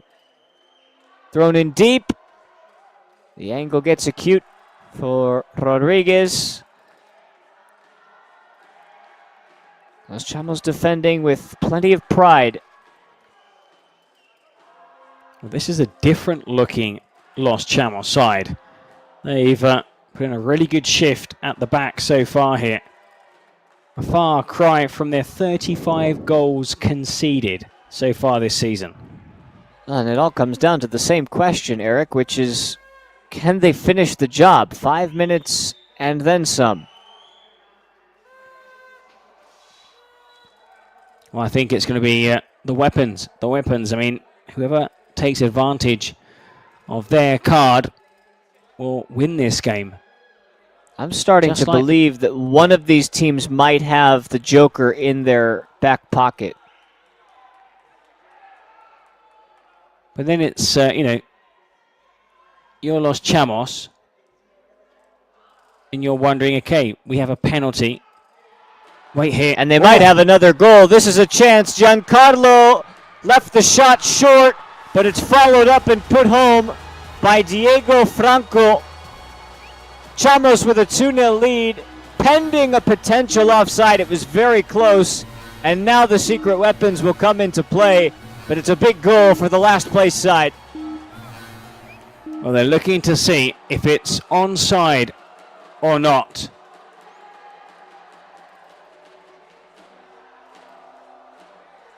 It did seem close. It was worth a look. Well, the referee's telling the players to get back into their half and to get back underway. And straight away, the weapon, Olimpo United. Olimpo are using it. It looked like Los Chamos were right on top of it as well to use it, as that shot took a wicked deflection. Will go out, and we'll now see both teams using their secret weapon. I think Los Chamos might have the Comodín. I think they might have the Joker, because they played it right after they saw Olimpo playing it. This is Olimpo's card. It is a shootout, a penalty shootout. Will it be awarded, or do we go to the other side to see what Los Chamos have? This could win the game for them. Oh, it is the Joker. And that means they have stolen. You can use the Joker for anything, but it's really the best thing to use it for in these situations is to steal the other team's opportunity to take the penalty. It'll now be Los Chamos, and this would essentially put the game out of reach, more or less. Well, Bueno was just lacing up his sneakers, getting ready for a penalty that he's lining up.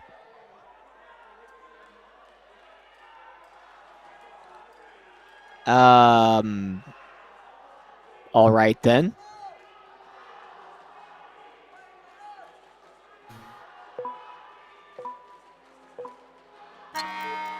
So this is Marco Bueno. We have 10 seconds that was put on the clock instead of 5, which was the wrong countdown, and it seemed like the wrong team also.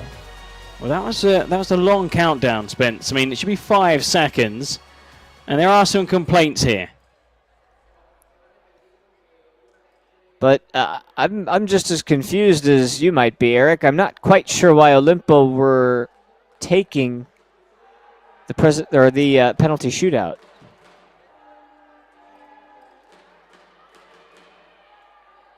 I'm just waiting to see if we can hear any conversations involving the referee. Now, there we go. The goal is being chalked off.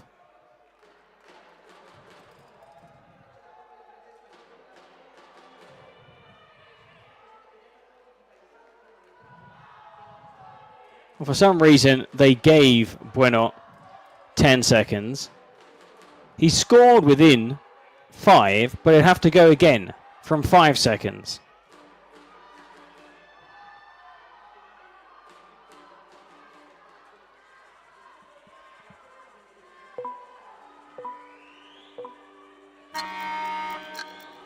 So here we go again at 5 seconds, and it doesn't really seem to matter. That's really well done, Marco Bueno. Well, that's an excellent finish. I mean, did really well with the first penalty. This time, instead of taking it around the keeper, you see he's shaping up to shoot with his right foot, and he buried it into the corner. 2-1. Now, we've had a very different outcome here than we did in the previous. Now, the only thing I think has happened here is, Spence, they did not want to take that away from Olympia United.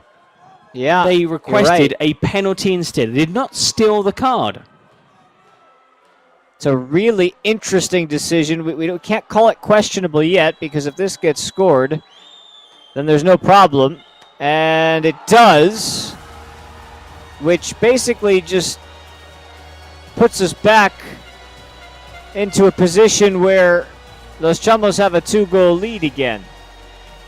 But really interesting decision to give them the presidential penalty in the first place, which is a lower percentage play. Well, they took a gamble. They took a gamble thinking, okay, more likely than not, they won't score. We'd rather the penalty.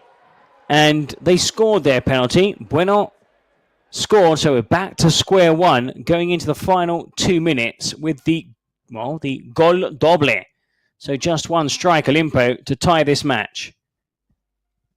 Yeah, there's a couple of different ways you can look at that, and we'll take these 15 seconds now to dissect. If Olimpo United don't score and Chamos do, we're talking about 3-0. Of course, if you do score and Olimpo get to shoot first, even though it's a lower percentage play, they get to go first. When you're taking penalties in a traditional penalty shootout setting, in a tournament style, a cup style game, teams usually want to go first because they want to put the pressure on. The pressure was on Giancarlo to score that, and he did, and now it's 3-1. And should be for Los Chamos. Yeah, I mean, it's one of those, I'm surprised they did allow them to take that spot kick. I mean, it was a bold decision. In the end, like you said, both teams scored, so nothing gained, nothing lost. And Bueno there complaining the keeper, again, wasting some valuable time. Did that deflect off a player's arm?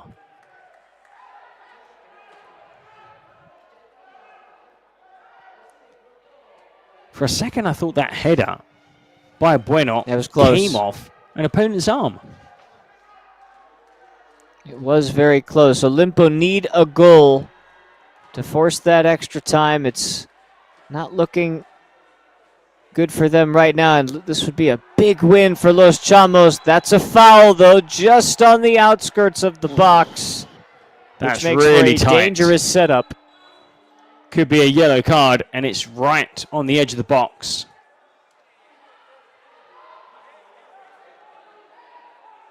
They have to maintain their composure, Los Chamos, to finish this thing off. It would take them from 6 points to 9, and it would temporarily put them just 2 points back of the World Cup.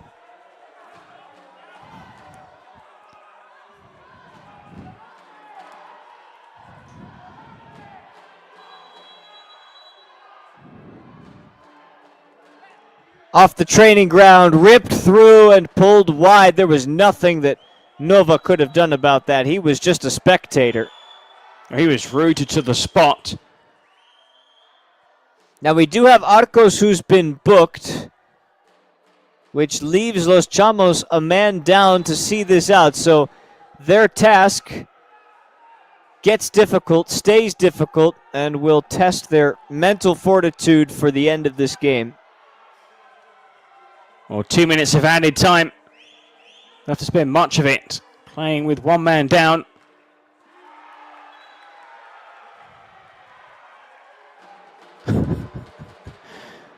Such a character, Maldonado.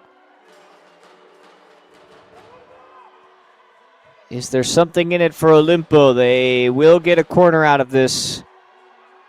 Brought to the top of the box. Just a minute and 10 seconds left for them to find an equalizer. It would be an equalizer. Down by 2. Double goal situation.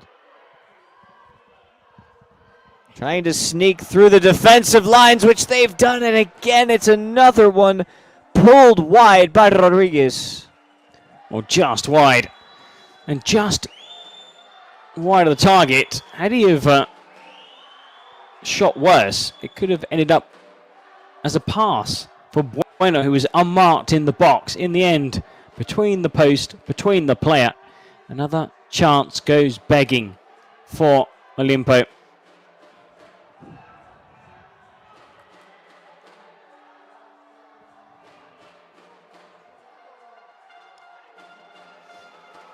Well defended by Los Chamos, who, for all intents and purposes, have put up a clean sheet today. Of course, it won't go down that way. The only goal they've allowed was the presidential penalty, though nothing from open play.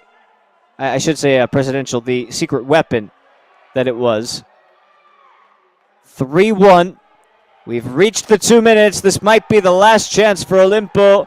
It's cleared away, and that is the final whistle. It's a big win for the last place team. Los Chamos are one step closer to fighting the World Cup. Well, a massive upset in this third match. Los Chamos, rock bottom, have now tied Los Aliens. And not only tied Los Aliens, they will move above Los Aliens on goal difference. So a wonderful victory for Los Chamos.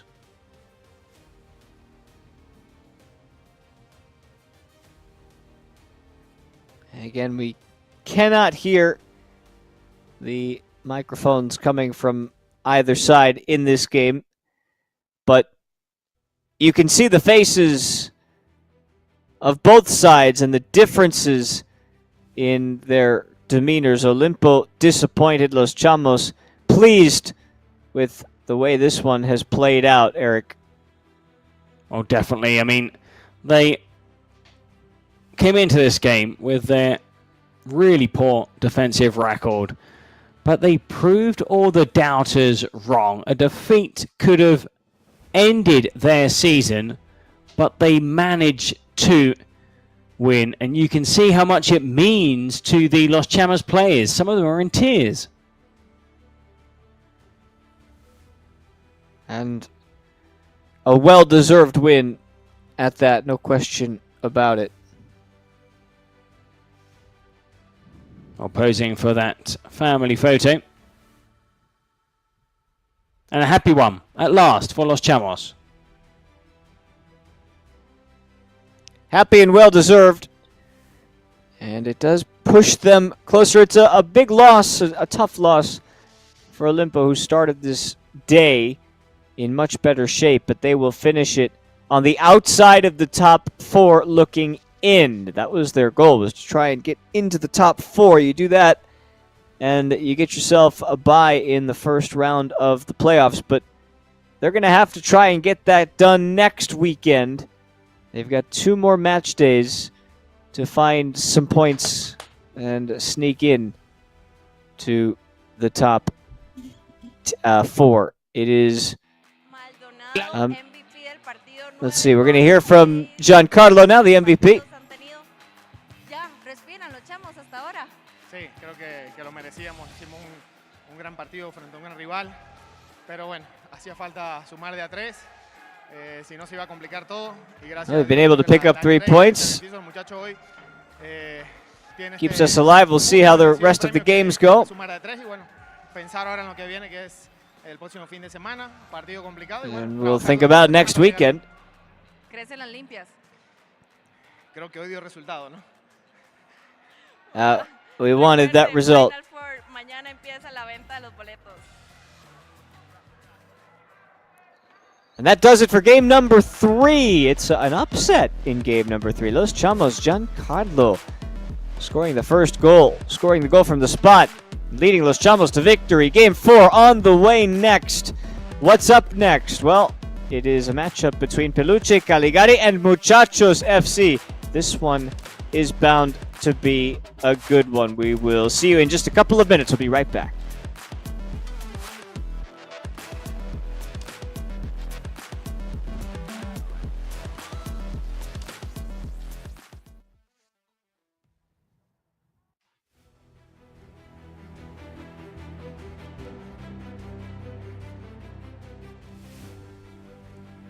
Up next, here, match day 9. Peluche Caligari against Muchachos. Now, Muchachos were a team that started the season in fine fashion, though beaten in their previous game in a shootout, defeated by Persas. They lost to West Santos. Now, that poor run of form of 3 straight losses, and they have, well, now lost touch with the teams at the top. So, Muchachos looking to return to winning ways against a Peluche Caligari side who are also looking to improve after some poor results. Thrashed by Los Cuervos in the local derby. They got beaten by Real Titan before that, also losing to Bersa. So 1 win in their last 4 games. Peluche Caligari. Muchachos also looking to try and get back into that seeded hunt. So despite that poor run of form, Peluche Caligari are third, or were third at the start of play. Muchachos down in 7th, just 2 points separate the teams. Well,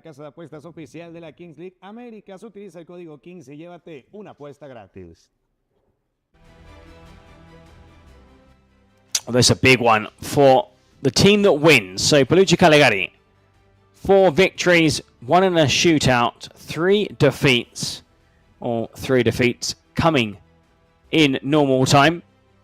As for their opponents, Muchachos, 3 wins, 1 victory in a shootout, 1 defeat in a shootout, 3 losses.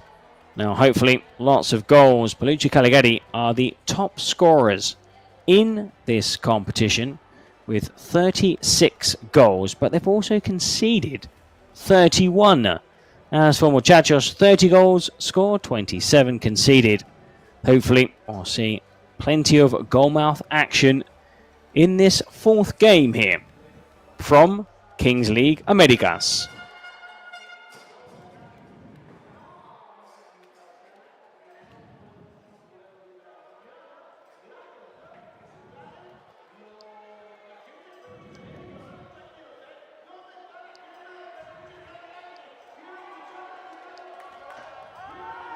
That's an interesting banner. We were born big. Peluche Caligari.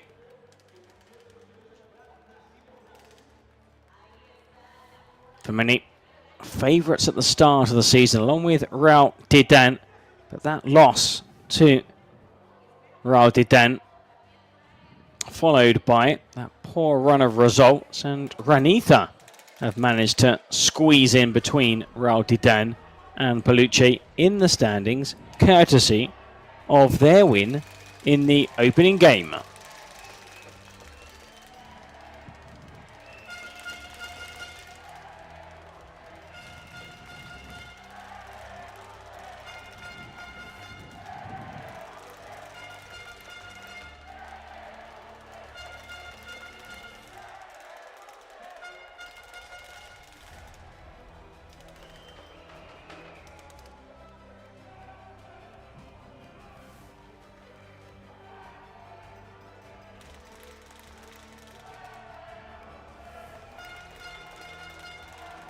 Oh, shortly, this match will commence. Muchachos know that they have to bounce back. 7th in the table. An opportunity, perhaps. Well, they've got quite a good support there. Quite a few people have come from Argentina wearing those blue and white jerseys. With each week, we're seeing more supporters coming here, throwing their weight behind Muchachos, who could do with having that 8th man in the stands. That's the proper color scheme, that's for sure, Eric, as far as what Muchachos stand for. But what they've stood for recently, the last couple of weeks, is a slip up in form. They started the season so well. Now they need to be able to finish it well. Otherwise, they're going to be on the outside of the playoffs looking in. Would be a massive disappointment were they to miss out on the playoff. In fact, both teams looked dead cert to qualify. Muchachos and Peluche Caligari. The loser here would still be in with a chance, but they would go into the final 2 match days probably needing maximum points. And you don't want to leave it all until the final round of matches. So Peluche Caligari, Muchachos, just a few seconds away from kickoff here in this 4th match.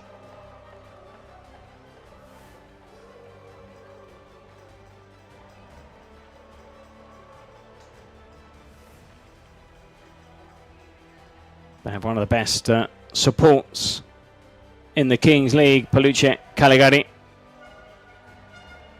They hail from Mexico. Plenty of black and red jerseys in the stands.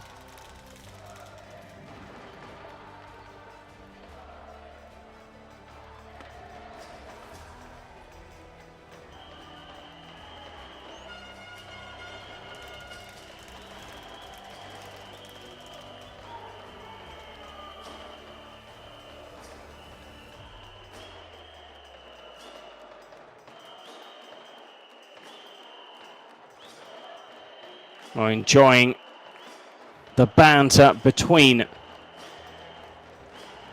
supporters. Now Villa, the 42-year-old striker, is back on the active roster for Muchachos. He has missed the last 2 games.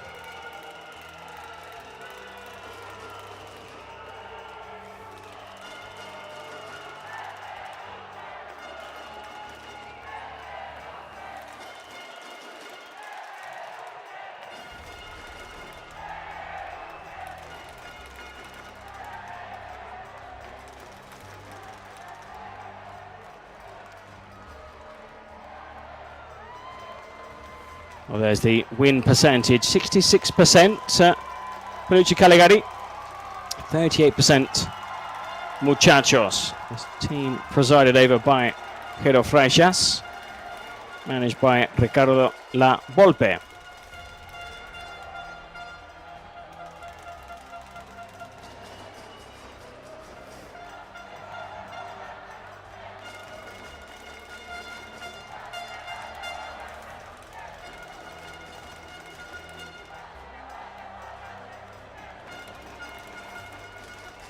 Well, shortly we'll be underway, Spence, and looking forward to this game.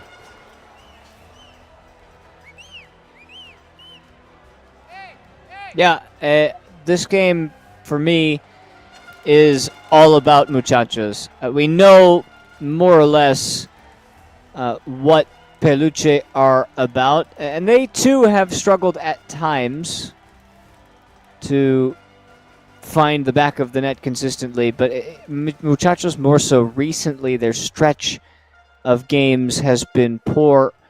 We talked about last week's difficult loss in the penalty shootout to Ranitza, and they just keep dropping points. Prior to that, they opened up match day 7. The Persas loss. Prior to that, a loss to West Santos. In fact, to find the last time that they won a game, you've got to go back to match day 5. That was the 17th of March. That was about 3 weeks ago. And even then, against Club de Cuervos, a team who were hovering around the bottom of the table at the time, it was a brief 6-5 victory. And now, with the 3 games that they have left, I'm wondering what their goal is for the season, because they're right there. We have all these teams so close on points. They're on 12 points. They can get right back into the top 4 with a win, or even potentially a penalty shootout win. And they can also leapfrog Peluche, but do they have the strength to play the way that they need to play? We'll find out. I think from second spot down, there will be still plenty of movement between now and the end of the regular season. Real Titan will have to make a right mess of their final 3 games to not finish top of the table. So Muchachos, can they rediscover their early season form? Can Peluche Caligari also rediscover their early season form. Or they're posing with a message for Cheche. Got injured last weekend. Will face a bit of a race to be back before the end of the regular season, but hopefully that knee injury not as serious as some thought, and he could make it back in time for the playoff should Muchachos qualify.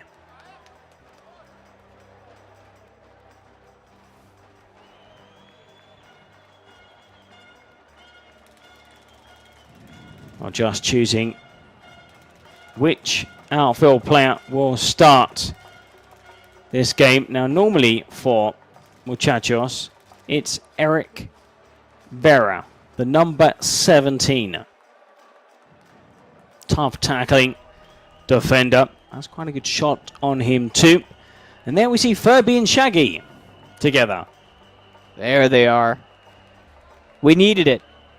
We were waiting for it. Oh, Furby. Yeah, definitely Furby. To the right of your screen with the number 7 is actually Edwin Guillen, and Shaggy, well, Martinez is his surname. 37 years old.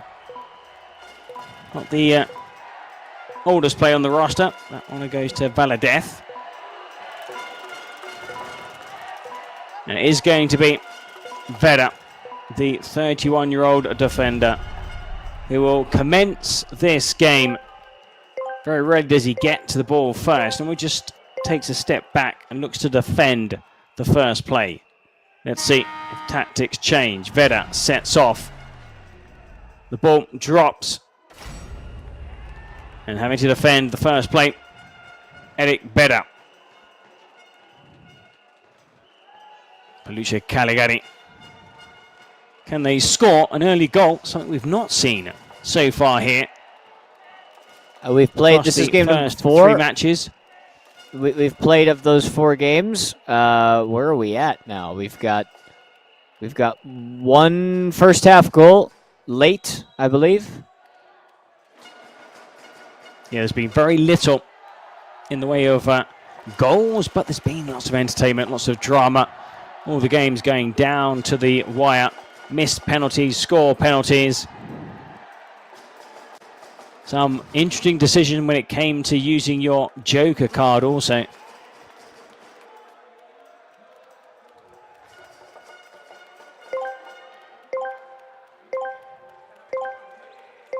That minute flying by. And it's now 2 outfield players and a goalkeeper on the pitch.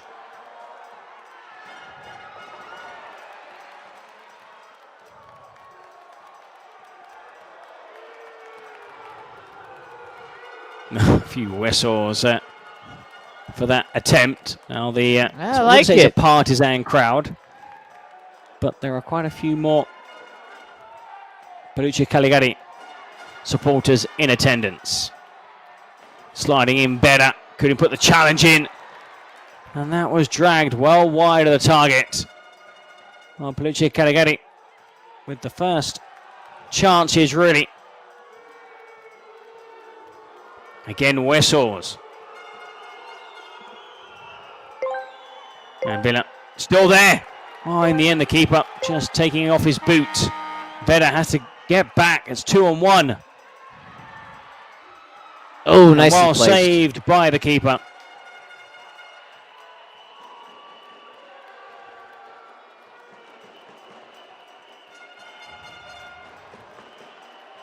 For V4.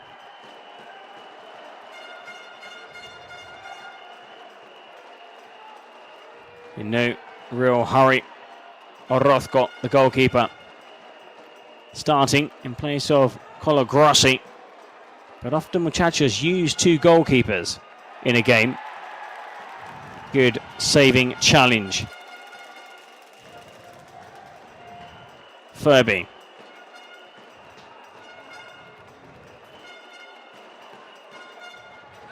Seven seconds until it's 5v5.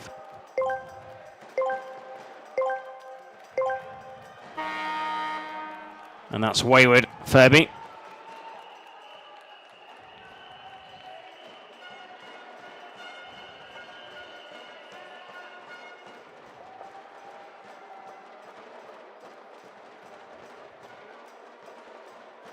Again, the keeper comes out.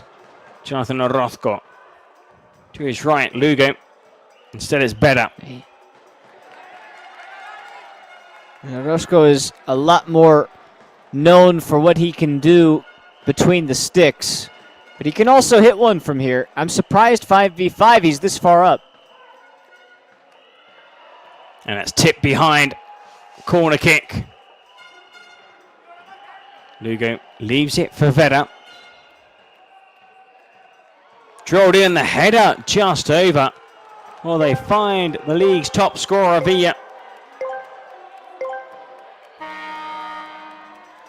Sorely missed the last two match stays, the striker. Muchachos losing both games.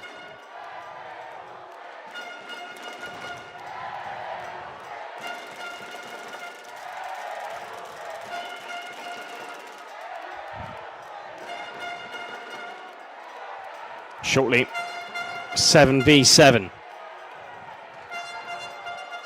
Outfield, don't see too many long balls forward. And that's safely through to Orozco. Will probably stay back now. Be surprised if he comes forward, the keeper. Oh, look. It's incredible. We don't see this so often. Look at this. They're giving him the space. Why not? Oof. That was so close. Well, they know he has a decent shot on him. That was whiskers past the post. Just looking to make inroads down that left-hand side, but no way through. Both defenders do get forward for Chachos. They do switch possession constantly. See Vedder on one side of the pitch, then pop up on the other side of the pitch again. Jonathan Orozco playing as a sweeper. There's Lugo. Rebollar. That's back with the veteran midfielder Lugo. Probably the closest we've had to a goal is the goalkeeper with that shot from outside the box, flying just past the post.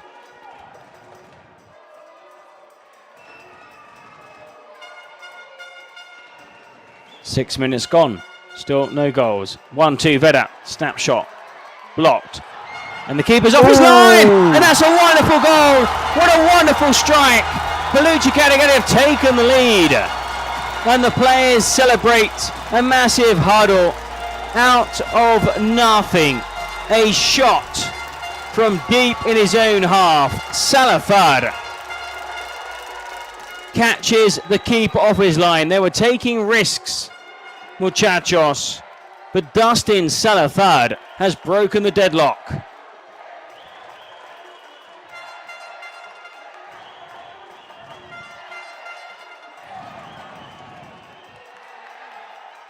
They come forward again, Furby. Oh my. 2-0. 2 goals in the space of 60 seconds. Salazar with the open up, and Furby with another shot from outside the box has made it Muchachos 0. Palucci Caligari 2.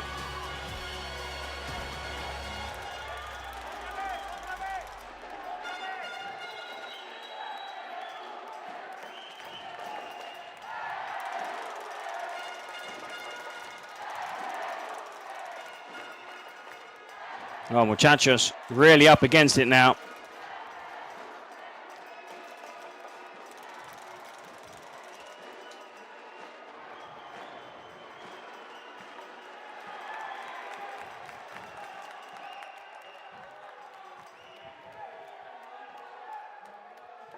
Can they grab a goal back from this corner kick? Again, they look for the header. V again, he wins the header, but this time well wide.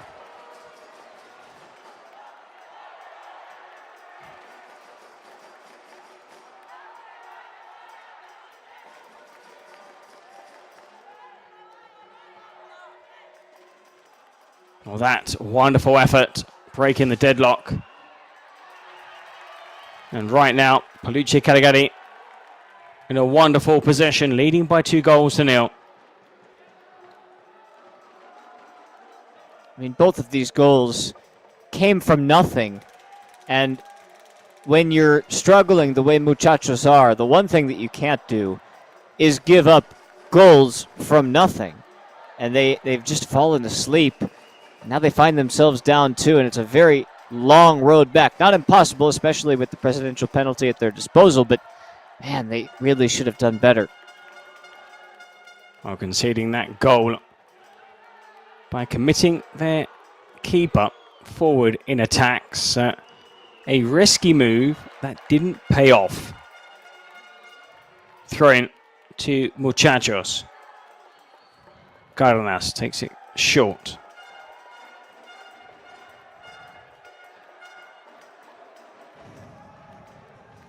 Well, they opting for the keeper to come forward again. Not learning from that early mistake.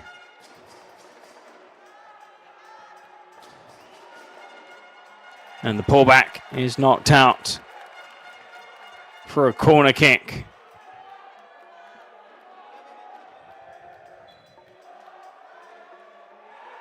Latoya.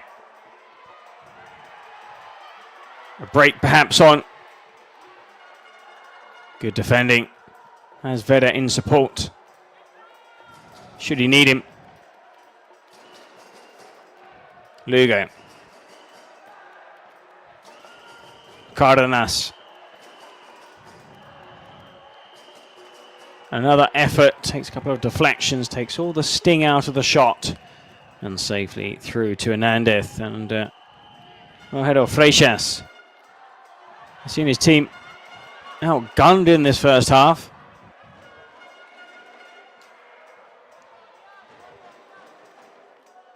Furby.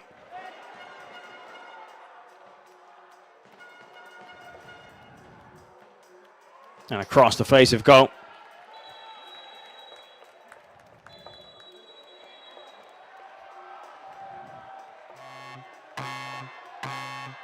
And we're going to see VAR. What happened here?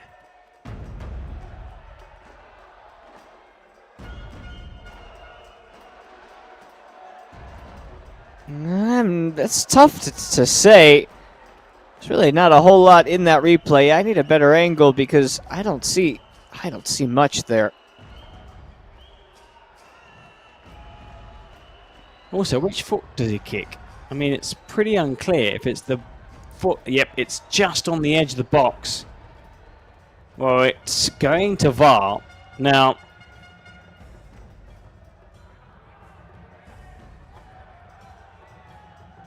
it's right on the edge of the box. Will this be a penalty? It is. And a penalty has been awarded to Muchachos. Big break. Well, out of nothing. A lifeline. But only if you score. And stepping up to take the penalty is Villa. Emmanuel Tito Villa. 12 goals so far this season. Number 13. And he puts it in the back of the net. Muchachos are back in this game. Muchachos 1, Paluche Caligari 2.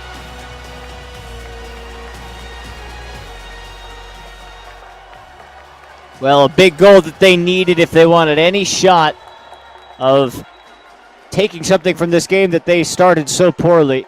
11 minutes in, and they find themselves with a lifeline.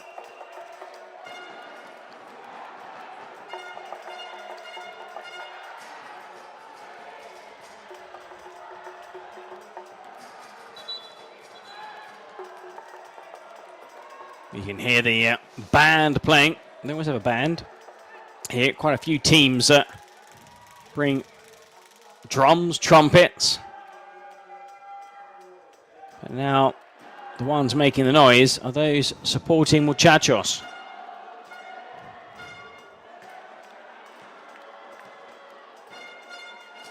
Well, bright opening first half that has yielded 3 goals so far.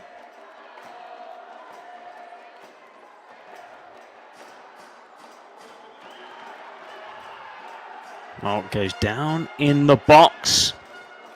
Villa, no free kick. Cardenas back to Orozco. Again comes forward. Better.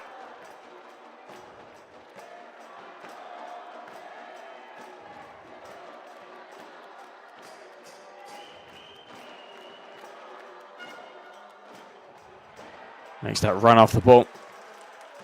But that pass over hit, looking for Villa.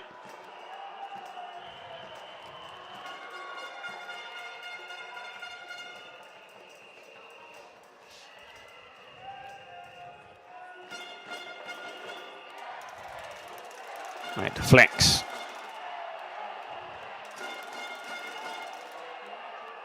Behind for a corner kick. The way that this game has played out for Peluche with the hot start means that they need to keep up the energy. Quick throw out. 2 on 2. Out. Keeper's off his line. And there's the equaliser. Muchachos have come back from 2 goals down. And they were caught out. Peluche were caught napping. Now Lugo, the 39-year-old midfielder, normally plays as a sweeper. Applies a fine finish. Just curls it into the corner. It's 2-2. It's a brilliant finish. Very composed. And it's a necessary one, too, because we thought that this game was headed the way of some of the others that Muchachos have played recently. Now, the momentum seems to be with them.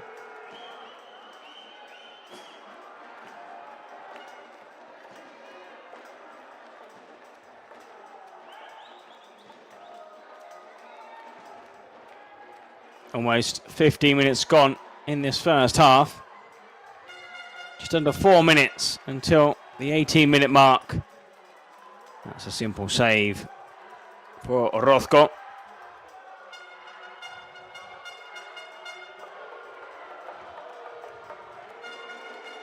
Better on this near side. Cardenas, not much movement ahead of him. The goal scorer, Lugo, doesn't get often forward, but having seen that shot, might want to make a few more runs out from the back.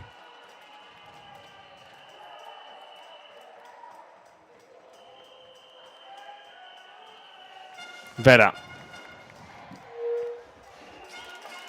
Almost caught in possession. Lugo looks to play his way out of trouble. And that shot smacks against Vera. Lovely control. Lugo.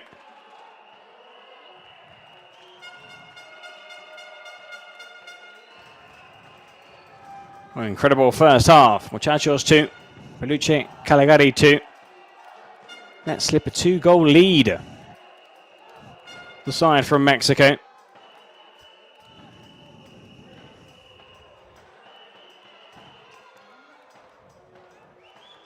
They seem to deserve every bit of where they are and where they've been in this game. Both teams have shown willingness to be engaged. That's kind of what they've been lacking the last couple of weeks, is making sure that they get up for every game. You know, you start the season, you started so well, and you think, okay, we're just going to win every game like this, but it doesn't work like that here. Furby looks to beat one and loses possession. That's a risk. Players forward here for Muchachos. And that's a poor effort.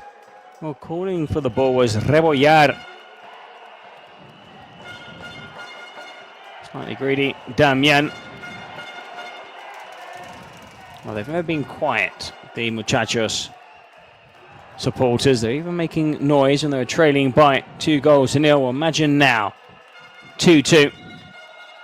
Can they culminate the comeback in the first half? Still have those presidential penalties, and also, of course, the weapons, which we will see in the second half. Furby, Shaggy sliding in. Shaggy wins the challenge. Can they find space for the shot? And it's a poor one.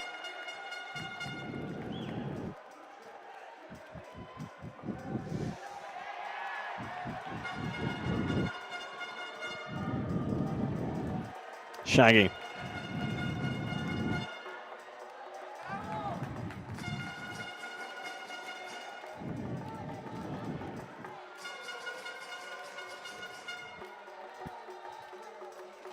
Shaggy looking for the 1-2. Spader sliding in. Keeper comes off and produces a fine save. Shaggy to Furby. Little flick, looking for the 1-2.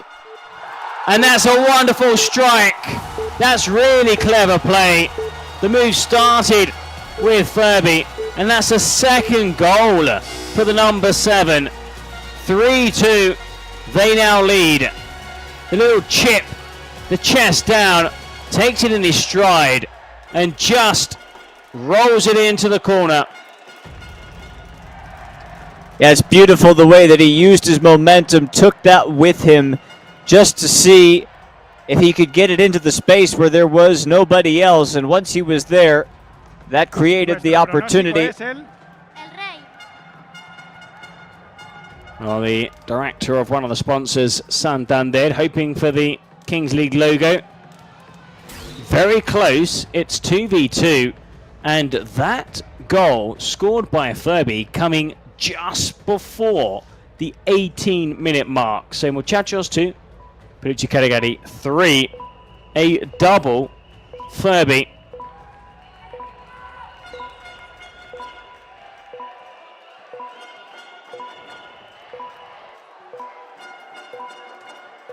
A thrilling first half. 5-goal thriller. And Furby's back on with Vera.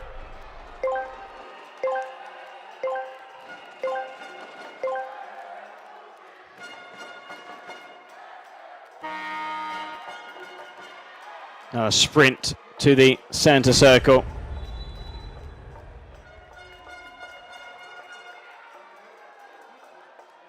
Striking the ball first. Furby hit it forward, so possession with Beda. Handball. Oh, the whistle didn't go. Well, Furby, if the goal stands, that will be his hat trick. Now, Veda stopped. The keeper stopped. But you have to play to the whistle. And the only player who did was Furby. Now, will the goal stand?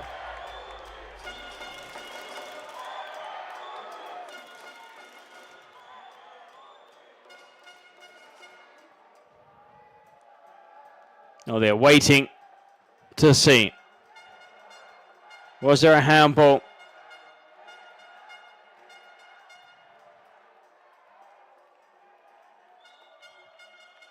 Well, better saying that was clearly handball.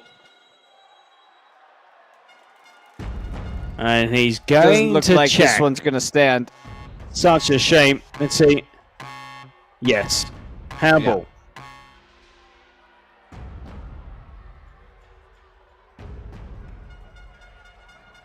I don't think it's a handball that warrants a yellow card for intentionally handballing. I mean, the arm was quite tight to the body, but there was definitely an advantage following the handball, so that goal should not stand.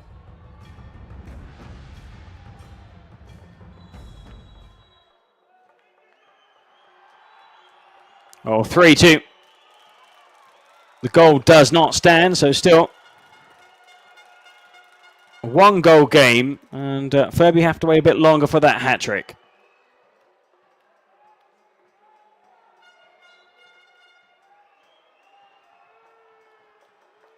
Rothko tees it up onto his right foot, cuts back inside, parried The shot from Villa.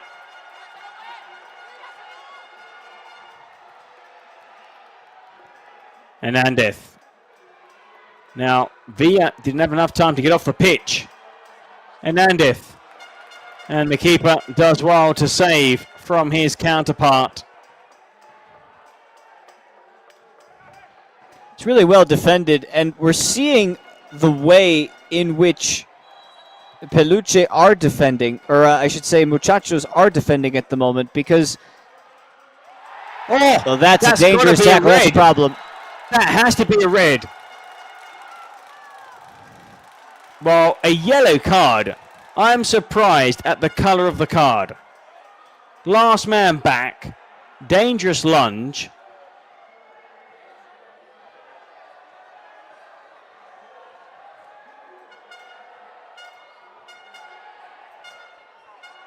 Oh, come on. If that's not a red card, what is? I feel like maybe the thought process and the actual implementation of the rules changes a little bit once we get to the 2v2. They don't see it the same way. That was a shocking challenge. We're at a 2-minute sin bin at the start of the second half. The keeper, Furby, hat-trick. Furby! And Vera with a saving challenge.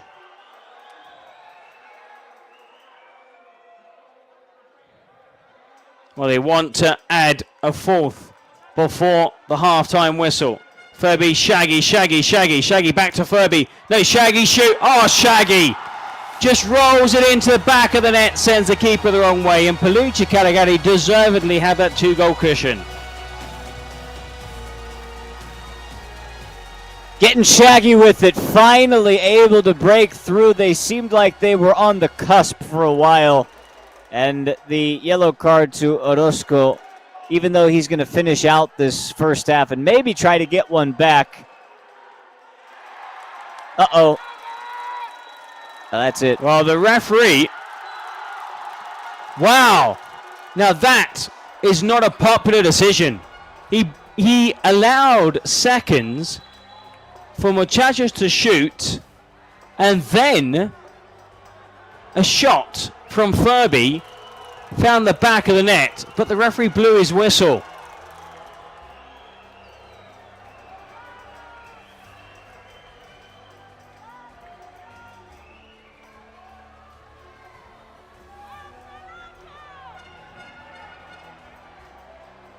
Well, I think it was clearly making his feelings known. The handball, and then the shot by Furby, which would have been 5-2.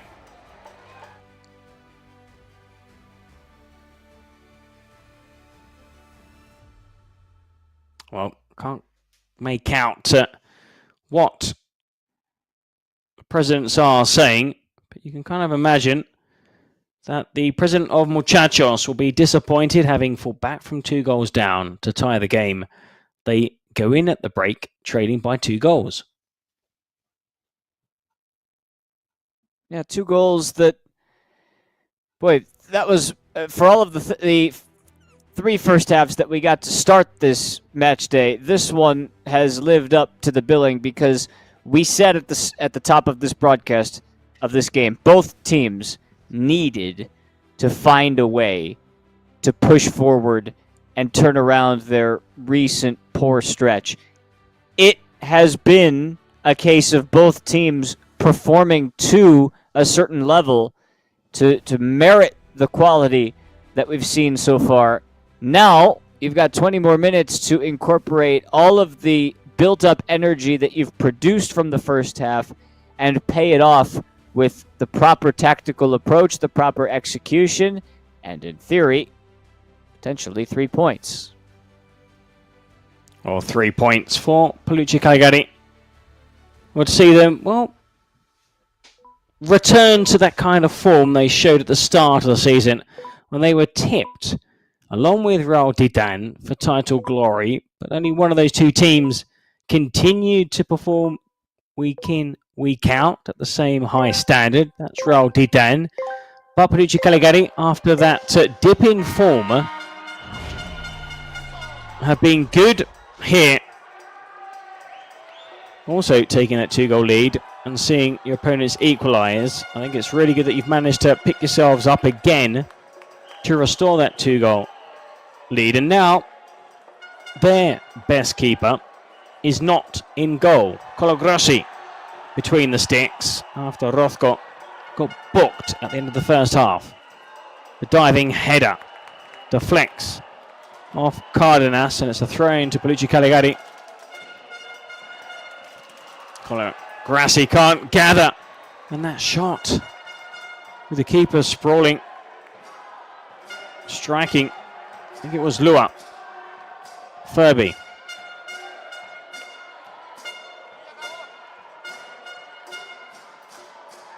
And that cross out for a corner kick.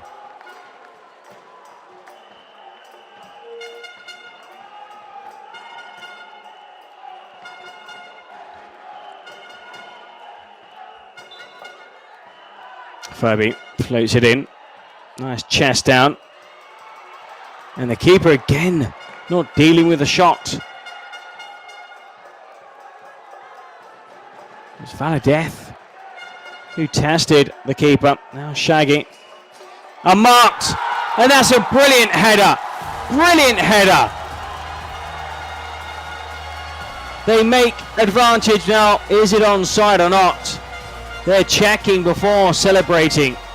5-2. Well, he's saying he Very was close. onside.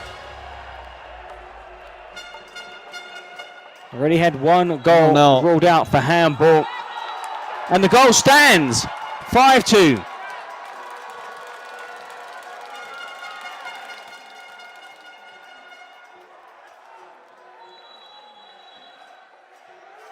Morales gets on the score sheet.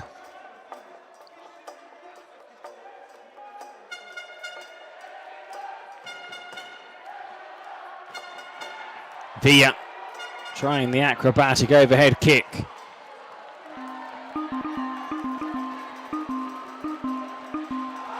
Oh, and there's another goal. 6-2. Well, Palucci Caligari are on fire. Hat-trick hero Furby. Well, this is just becoming ridiculous. I mean, that's a goal that you cannot concede if you're Muchachos, but all credit goes to Palucci, and they're piling it on. This second half has gone exactly the way they envisioned, and now it could get even worse. Well, this has been one of the best performances by Palucci Caligari so far in this competition. And now we have the presidential penalty, which they requested moments before scoring their 6th goal. They want blood.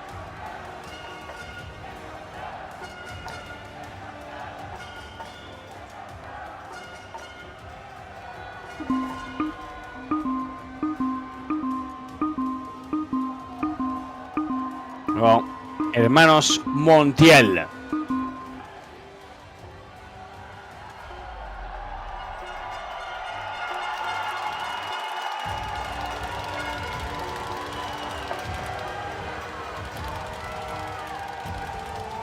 Now, another president whose technique wanting slightly.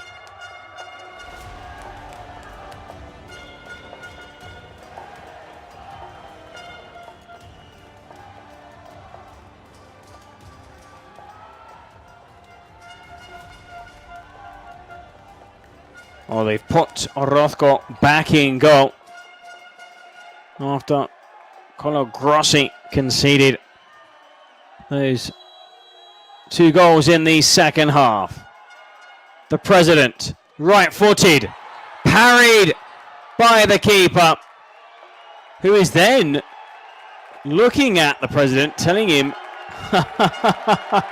well, he looked at the president and went, shh. And then turned to the supporters also after pulling off the save. And now Muchachos using their presidential penalty. The only way back for them is to start here. They've gotten a good start initially, but they need more.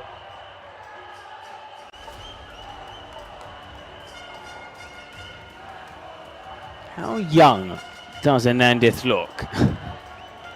He says 18.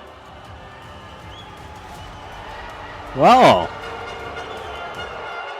also wearing a mask and just soaking up a bit of the hostile environment here. Waving away Hernandez.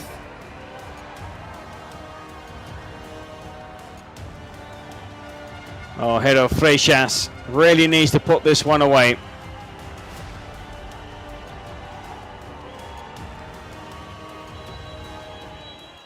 Taking the keeper where he's going to shoot. Let's see. Oh, straight down the middle. Struck with venom. They will have clipped the underside of the bar on its way through. 3-6. And we might see the weapons also used now by Muchachos.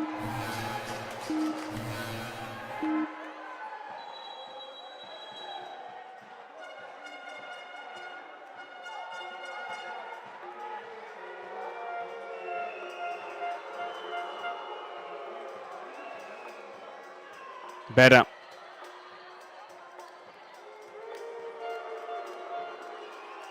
Whistles now for the Muchachos players.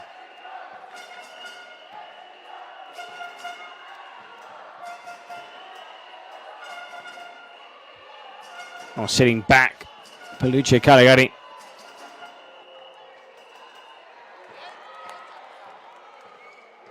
Better. Scored in the first half. The number 23. And goes down. Fouling Furby. I thought there might have been a foul prior to the foul by Furby on Furby. But you can see that at the end of that race for the ball, Furby clearly hanging on to Lugo. Right, this is going to be interesting. Now, yeah, get back in the game like this. That's the way to do it. Or a shootout. And they've got probably the best player. I think looking at the shootouts, Bueno, he plays for Olimpo, and Villa are always a safe bet.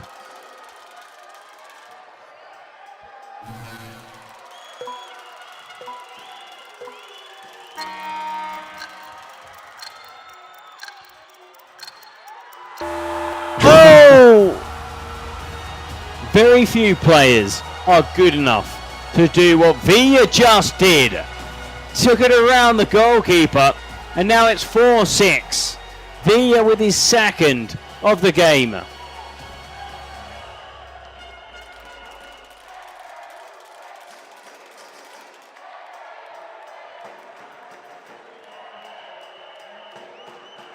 Ooh.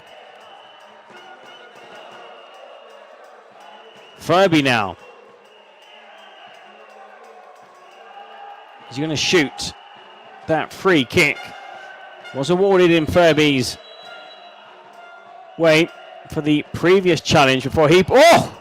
And that was so close to yet another go for Furby.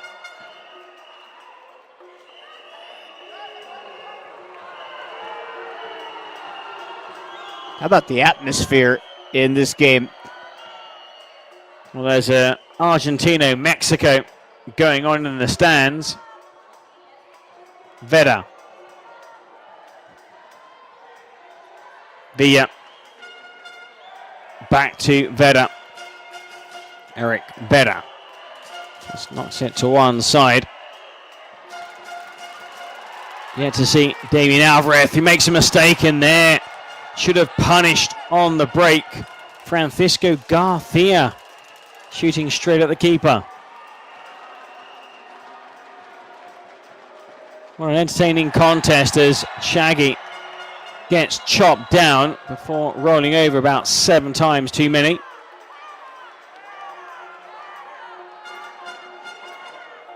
And it's going to be Yael Robillar, the striker, who's going to come off.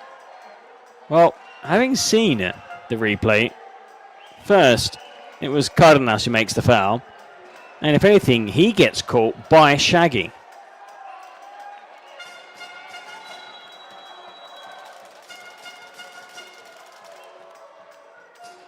Floated in, claimed by the keeper.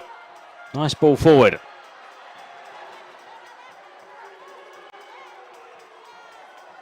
The pullback. Alert defending.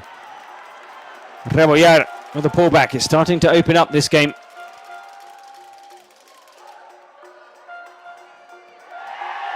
And this time Furby hits the deck after a clash with Eric Vera.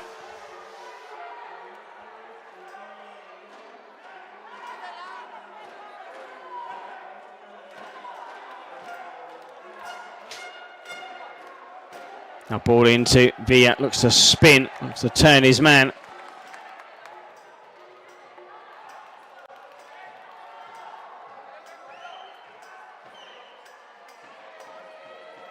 Better launches it into the box. And it's put out again by Shaggy.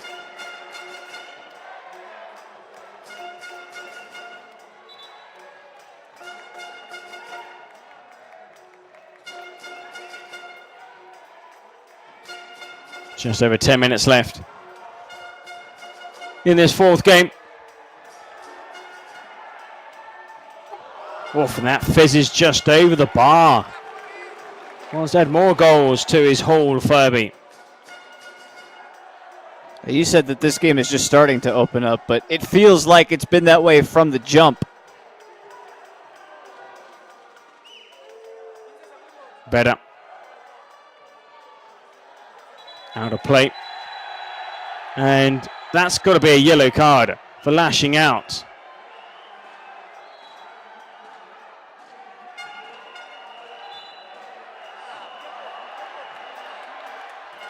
In the end, a yellow card to both players. Well, Damien Alvarez lashes out after Shaggy makes the initial contact.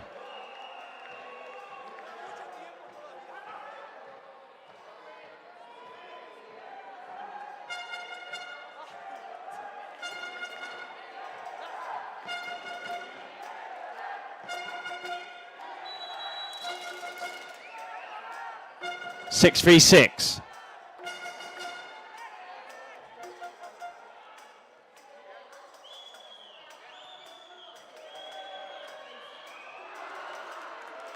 And that header over the bar from a tight angle, Villa.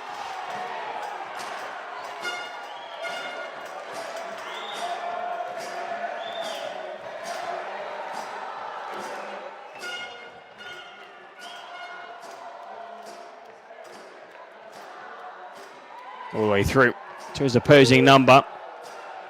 Very complaining he was fouled.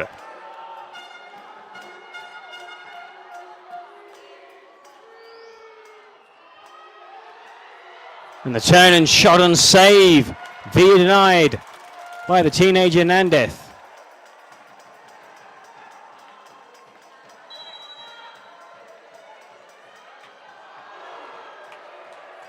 Well, he's won every single header from a corner kick, Villa.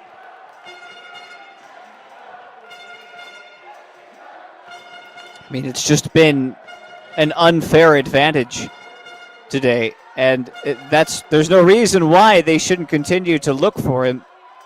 But they're going to need at least one more, depending on when this comes. They need at least one more. Well, that's 4-6. If it stays this way, the golden goal will not be on the cards, but a double goal as Vedder sees a yellow card for a late challenge on Furby. Off the ball, Vedder. Well, it's getting very physical. You can tell that both teams really need points, whether it's 3 or 2 or 1, just not 0. And the final 10 minutes or so of this game will be a large indicator of who's more prepared to take them. Muchachos, they're probably going to need 2 goals. It's still a possibility that they could use 1. Safely chested back to the keeper. Now Vedder. Their goal at this point in time, Eric, should be trying to get 1 goal in the next 6 minutes. If they can do that, then that final 2 minutes would allow them a chance, if this stays, of course, there's still much to play for, to win the game rather than go for the equalizer. Drops to the flank Villa, but unable to find his teammate who's only just come on after a 2-minute sin bin. Palmed away superbly, and a really good save again by Orozco. That curled effort headed for the top corner. Coming forward now, Muchachos. Oh, Francisco Garcia being denied for a second time by Orozco. Vedder, 40 seconds and he's back on.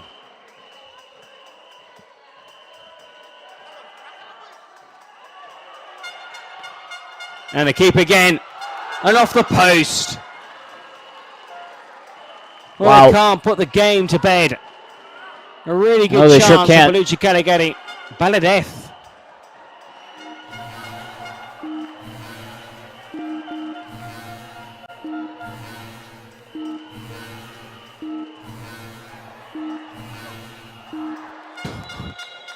Furby could have had 10 goals here.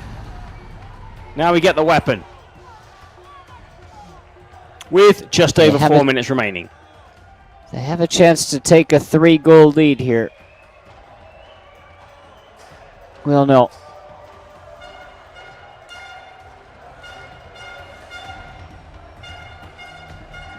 Well, they can essentially timing. put the game out of reach. Perfect timing.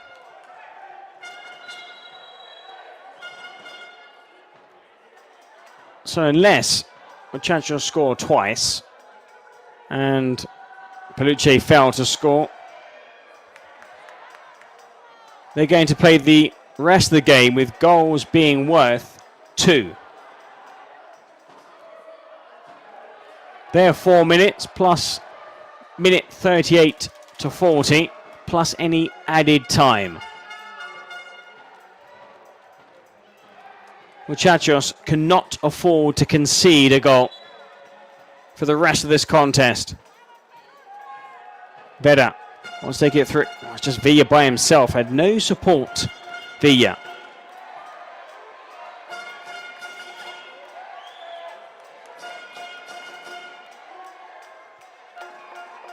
Alonso.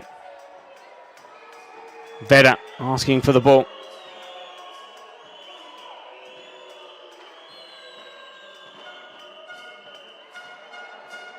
And that's easy for Hernandez. Now is the strange time, these 4 minutes between when you want time to continue to tick. And a great save. Orozco took a massive deflection.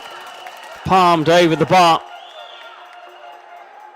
It's when you want the clock to tick, but you also know that within these 2.5 minutes, if you get a goal, the game's over. So you might as well foray forward. Oh, Furby takes it. The header straight at the keeper. No, he's got Furby in the back of his jersey, but his name is Guillen, Gustavo Guillen, for those wanting to look up Furby. Came into this game with 5 assists and 5 goals. Gustavo Guillen has added to that goal tally with his MVP performance so far here. Well, when the nicknames come flying and when they're that good, you need to back it up, and Furby certainly does that. We've seen it on a weekly basis. Well, scored on 7 minutes, 18 minutes, and grabbed his hat-trick 2 minutes into the second half.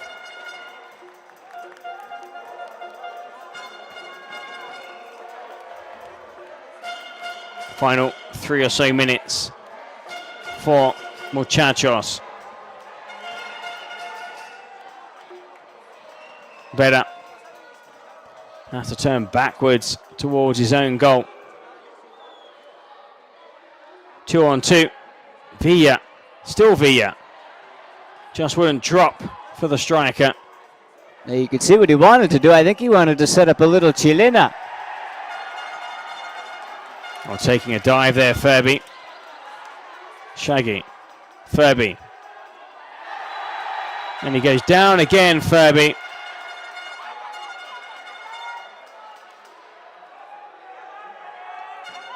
I think in this situation you can understand Peluche's frustration with that foul. It was a pretty nasty one.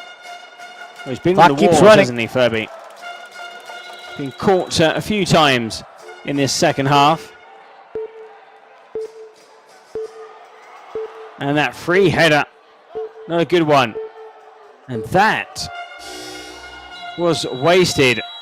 38 minutes, I suppose. The clock was ticking down, and maybe Orozco thought he could catch out Hernandez from his own goal. But it's 4-6. Now, golden goal will not be seen. We've not seen it so far this match day. But again, we see the double goal. 4-6. Peluche Caligari lead going into these final 2 minutes plus added time. And that's what Muchachos were trying to do after going down early, that early deficit that they faced. It's amazing that they're back to this point within 1 goal, essentially, at this point. 1 ball hitting the back of the net. The double goal keeps them in it. Is there enough composure, though, to maybe, we'll see if they can find the proper head in the box. Pressure is on both of these teams right now. Well, they got back into this game through that presidential penalty. Pero Freixas smacking it hard down the middle. And so they do go into these final 2 minutes plus added time in this match. Underway. And there's a full start. And it's going to be possession with Peluche Caligari. Y el rebollar, according to the referee, starting too early.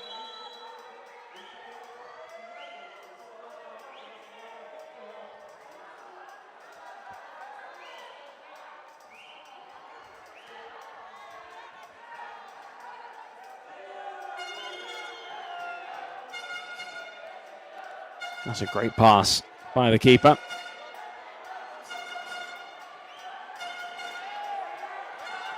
Goes down, no free kick. And that's overhit. And able to keep it in play.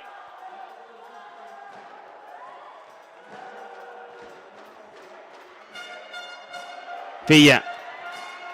Still Villa. It's a spot. There you the go. Layoff. And how can you not finish? Villa did all the hard work, but Damien Alvarez balloons his effort well wide of the target.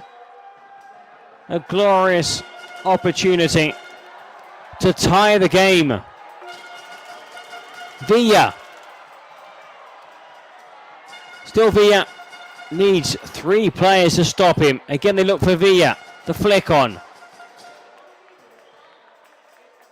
Just not composed enough now in the final third. We're seeing Muchachos throwing caution to the wind, and they're looking good. Palucci looked rattled in these final few seconds. The layoff parried by Hernandez, and a second chance for Damian Alvarez, making his debut.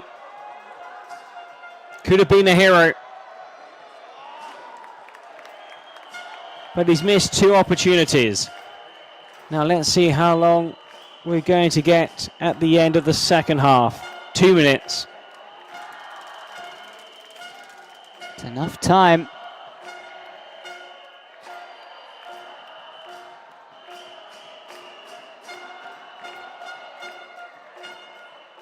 Better. Cut out by Furby. Furby still Furby through the centre, and it's pushed away. Well, Furby almost wrapping up the points. Well, he would definitely make a starting. Furby trots across to take the corner kick. Just over a minute left.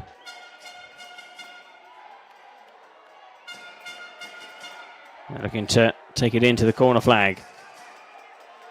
Though loses his footing. Salazar. The new signing. Can he finish at the 3rd attempt? And no. Left-footed, well wide. Well, it looked like he fancied that chance too, and even though they're getting into the opportunities, at the end of the day, you've still got to find a way to put those on target. It looks like maybe that was their last opportunity. Oh, Palucci Caligari are headed for an excellent victory. It's going to see them book a place in the playoff. Early today, Renitha secured their spot.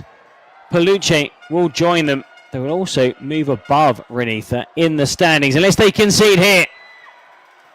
Rebollar, his 2 shots blocked. Villa's gone down, and it's over the bar. Now, the president wants a penalty. Hero Freixas wants a penalty. No complaints, and that was a chance in added time at the end of stoppage time. I mean, how many chances have they had in these final 2 minutes? A number of them. There goes the final whistle. It wasn't enough. It's over. It's over, and Muchachos have been beaten. Now, you have to feel for the side from Argentina.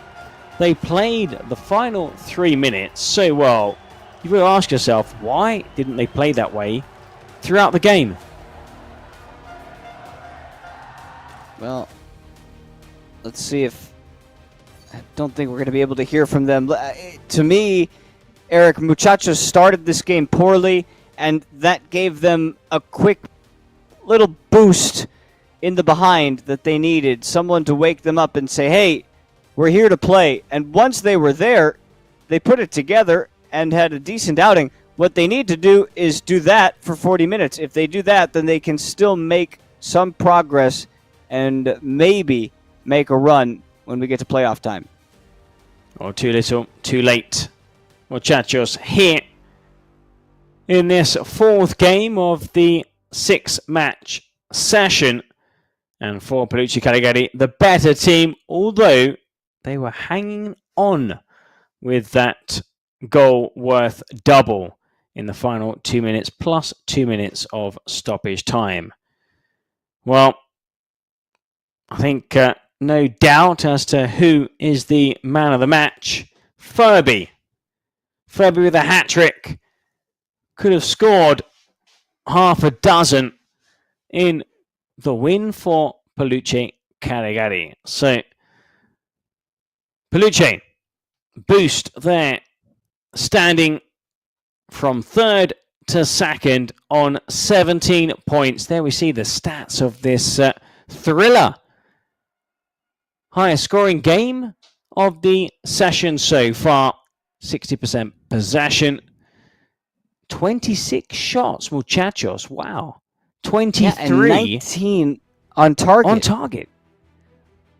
Well, if the man of the match doesn't go to Furby, it will have to be the keeper, Hernandez. The winners. Peluche Caligari improve to 5 wins, 1 more in a penalty shootout. 17 points, 4 behind. Leaders Real Titan. They have a good cushion over the teams below. Estrella para tu equipo. Pusieron ahí como que estuvieron 3 jueguitos que complicados, pero ¿cuáles fueron las sensaciones después de recuperarse y player. ser clasificados para la Final Four? No, And you've qualified for the next stage. Sabíamos que ya no teníamos que dejar ir puntos. Vimos la tabla, estaba We muy couldn't drop apretado. any more Aprendimos de los points. errores, creo que hoy lo We demostramos. learned from our Hoy ya nos mistakes. vimos un poco más sólidos, mejor parados. I think mejor we al were ataque, y solid, creo que well este es un prepared, buen punto para empezar good de cero. up front, and hopefully a turning point. Sí, la verdad que habían estado muy presionados en lo personal. También me sentía frustrado, pero creo que hoy fue We un were buen día. frustrated, hoy ya podemos annoyed. estar un poco más relajados, pero tenemos que We seguir knew we could play better, but we had to relax a little. Now we've got to work hard, continue working hard. Well, congratulations to Gustavo Guillen, or Furby. His hat-trick earning him the MVP award, or man of the match. And Peluche Caligari, well, they were favourites going into the game. They take the win. And as for muchachos, their alarming slide continues. They will end the weekend on 12 points. Now 5 behind Peluche Caligari. Well, coming up next, another entertaining contest here. Kings League Americas. We've had 4 games so far. This is match number 5. West Santos against Galácticos del Caribe.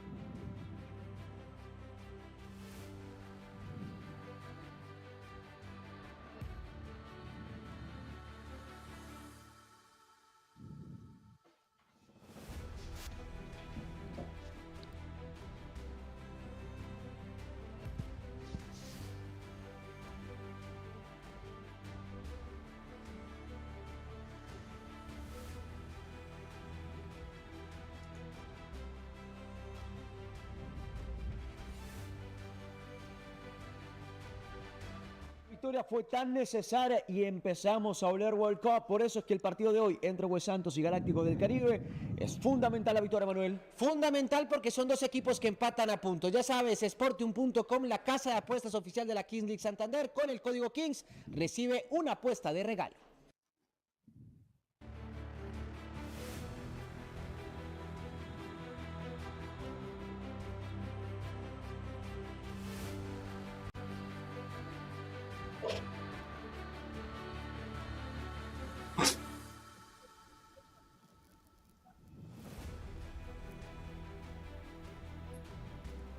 No nos encontramos obligados, la verdad, tranquilitos, relajados, siempre serenos, ustedes saben. La verdad me interesa mucho este partido, estamos con toda la serenidad del mundo, vamos a ver qué sale.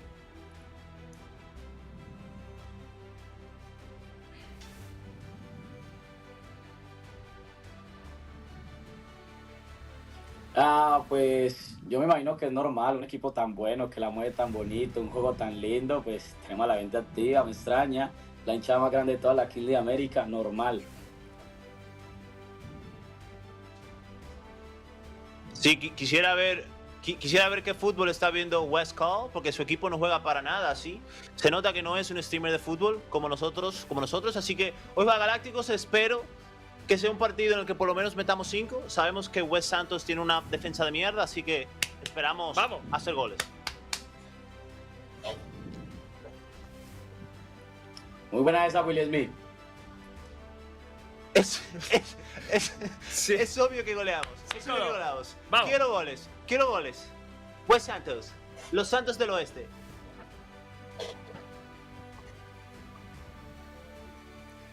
Ay, bro, a mí no me gusta hablar mucho, pero si Dios quiere 6-0 con ayuda de Dios. No le gusta hablar mucho, ¿no, No confío, ¿eh? No West habla Ham mucho, saying West. they're going to win 6-0. What the fuck? Not great. Producción, ¿quién? ¿Y este bebé, producción? What the Popular. fuck? ¿Es de Galáctico ese bebé? Yes. That's sweet.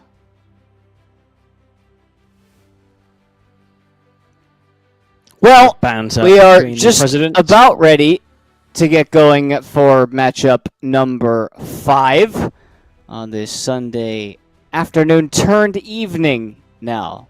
Here we are, and it is always a show in the Kings League. That we know. Well, last West week he Santos. was in a party, wasn't he, Westcott? He was surrounded by about 30 people. That is as good as it gets. And the players who are out there all Valderrama. love it, don't they? What a brilliant play he was. Valderrama. A legend. And that's why they're wearing these wonderful wigs. The Galacticos come out a little more conservative in this role.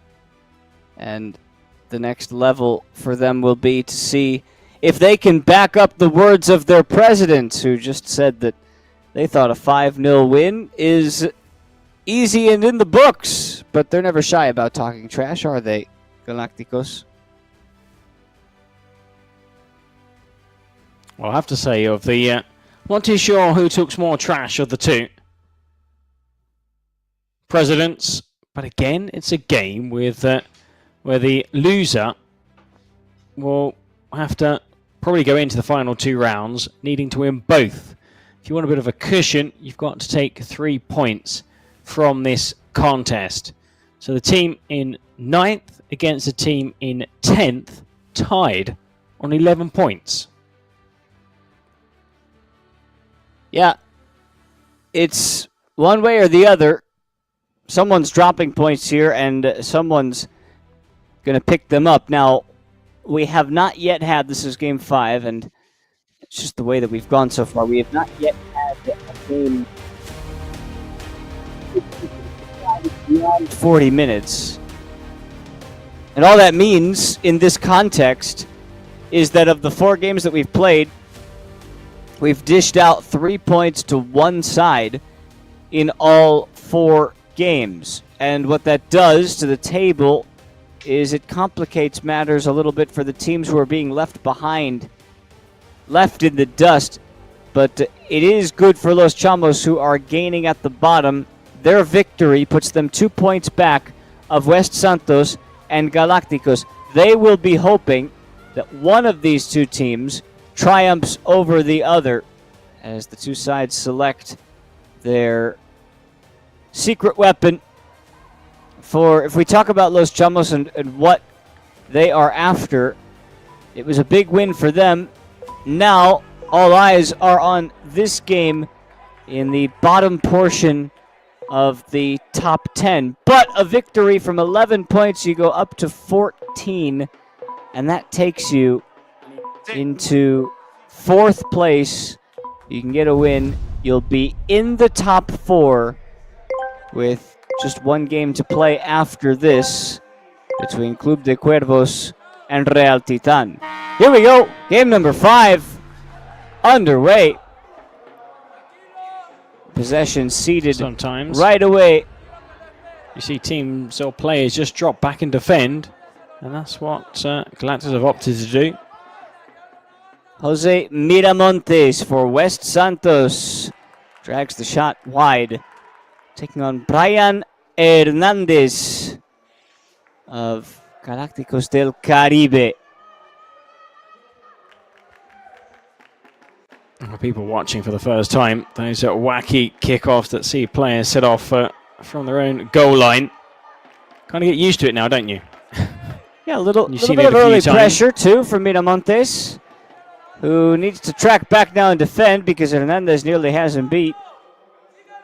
Off to the right-hand side. That's a curling effort. Not too bad from Brian Hernandez. Those are the two men who predicted 5 for their side today.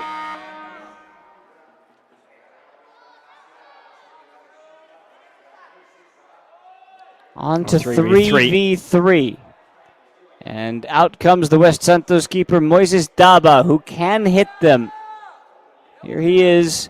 Needs to get rid of it quickly, and he manages to find his teammate. Really well done.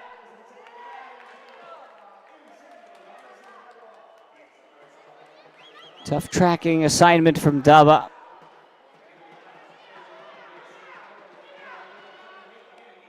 And this one, ooh, it almost snuck through. Had the keeper moving in the wrong direction. Just not enough power to see it carry over the line. So we come the other way, and this time it's left for Rafael Gonzalez. Hernandez picks it back up. They can go at it again. Hernandez with a beauty. And that's one for Galacticos. Well, the first of 5, according to the Galacticos president.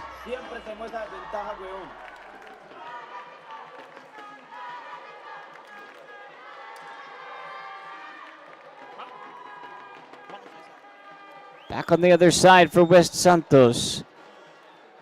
Let's see if they get Daba involved in the build-up. Miramontes flips it across for Juan Martinez. Here is Daba. Thought about it. Martinez. Right back to Miramontes. 7 seconds left before we add another pair of players.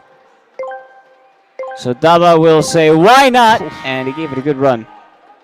He's got some strike on him, the goalkeeper.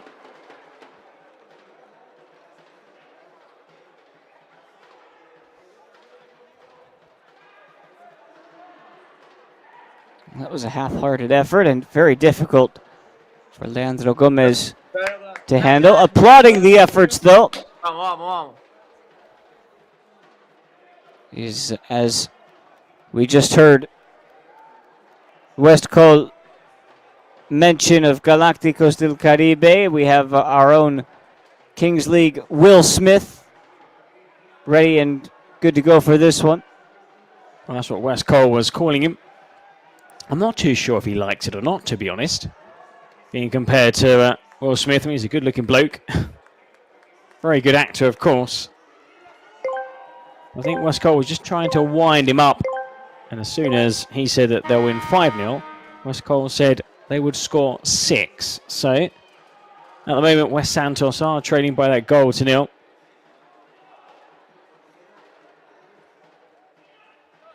Now there doesn't seem to be any getting them down at any moment. They are always up for a verbal joust, Galacticos.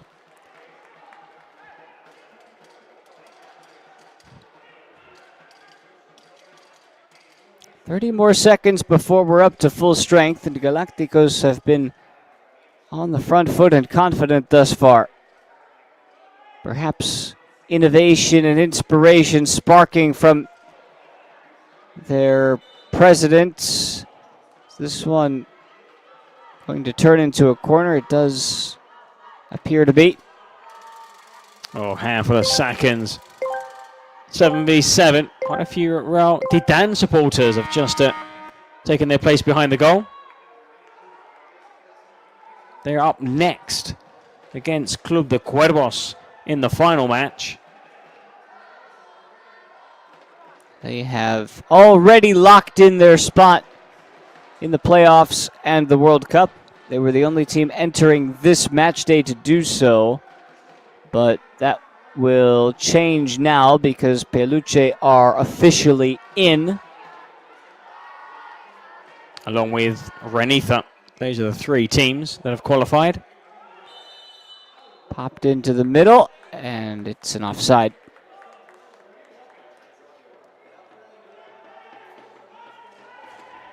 Well, good to see an early goal in this match after that thriller in the previous contest. The best game coming and ending moments earlier. Hopefully we'll see another good contest here between these two clubs, both tied.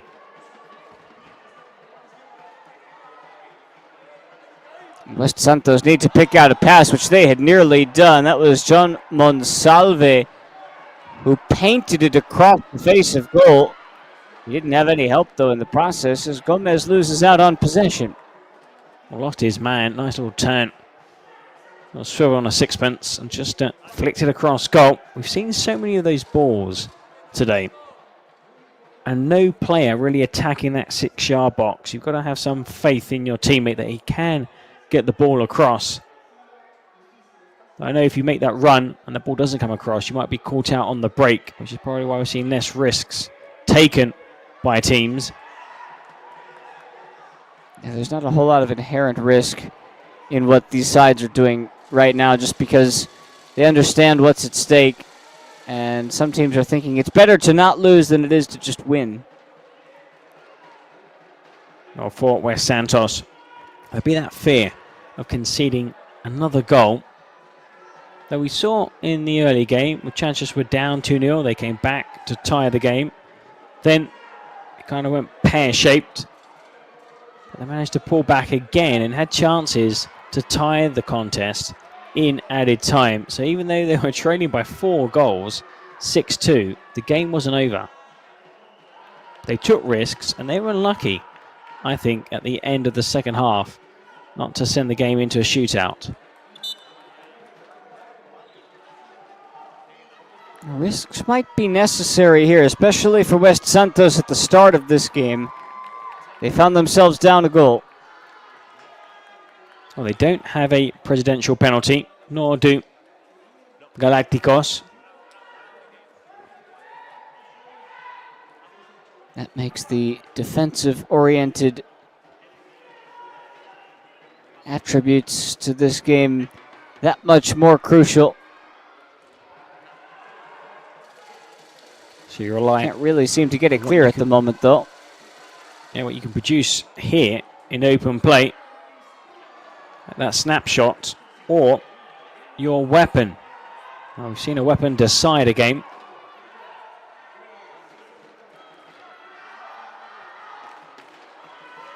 In such a tight contest, it could prove to be the decider here. There's only 1 goal in it. Back with West Santos. Ancelada.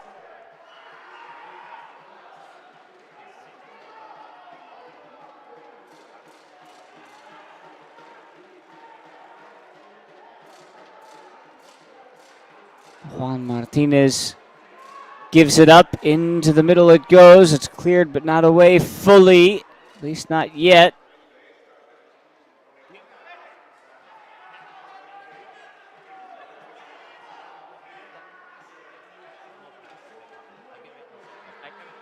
West Santos coming into this game, been looking for that spark. Spark that we've seen out of them this season. Their last 2 weeks have been spent playing against the 2 bottom-dwelling sides of the Kings League Americas. Los Aliens last weekend, Los Chamos just before that. Against Los Chamos, it was 3-3 going into the final 3 minutes. They won 6-3. Though it didn't work out their way against Los Aliens last weekend when they fell to a 4-3 loss. Be careful down there on the touch line.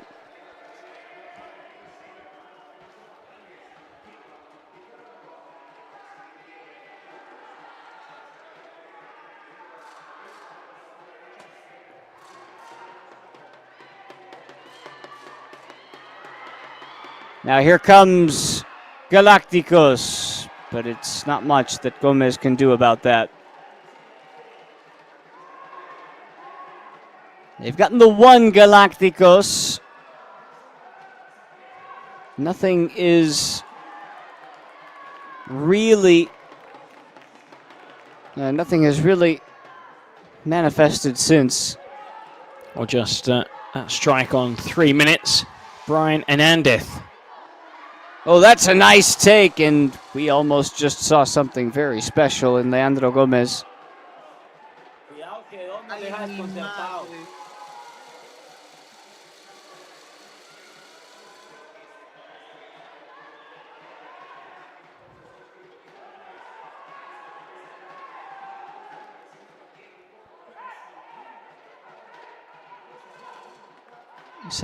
You saw that the Real Titan fans were making their way in. We have a little bit of potential history in the making in terms of points, the way Real Titan are racking them up. 7 victories in 8 games. We'll get to that game next. And well, their full outlook on this season is not yet 100% guaranteed, but likely to be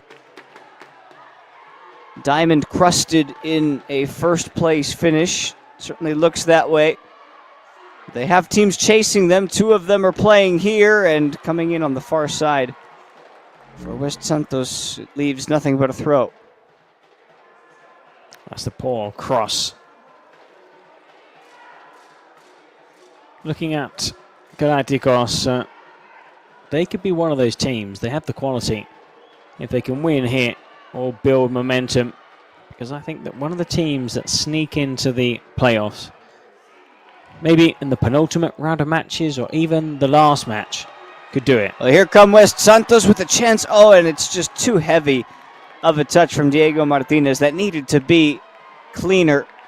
And if it was, and he could reach that first, he could have gotten with a chip or tried to work it around the Galacticos keeper. Oh, the veteran, 35-year-old, with that heavy touch, just showing too much of the ball to the keeper.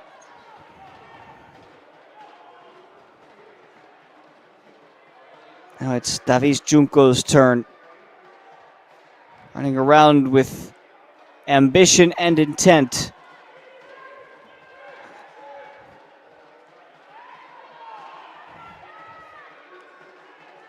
Good football. Space in the middle, a lot of space, nearly too much space. The shot from Bernal. High and wide.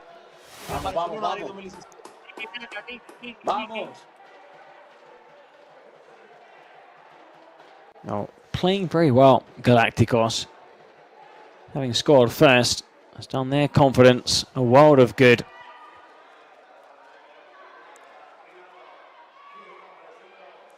Since surrendering the goal, West Santos have seen more of the opportunities. Galacticos seem a bit further away than their 5 goals that they promised us at the beginning of this game. Martinez needs assistance, recycles it back. That is Juan Martinez.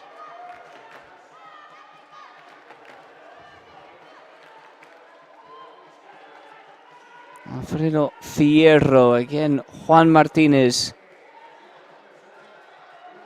Helped along this near side. Salinas put in the cross. It's good defending from Galacticos.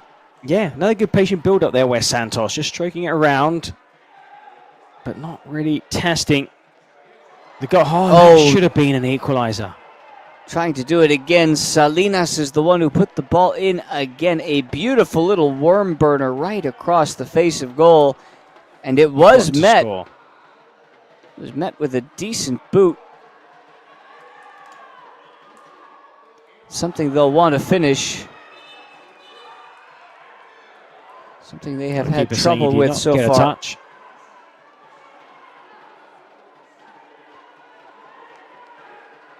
Well, 15 minutes gone, just over, and we're starting to see West Santos turn the screw. Sitting back very deep, Galacticos, defending that 1-goal lead. No way in 1.5 million years that'll get called a handball.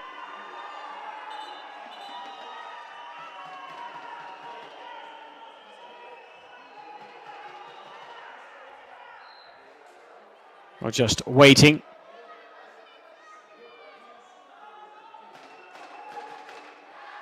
Let's see what gets decided. We've seen a couple of penalties today awarded by VAR.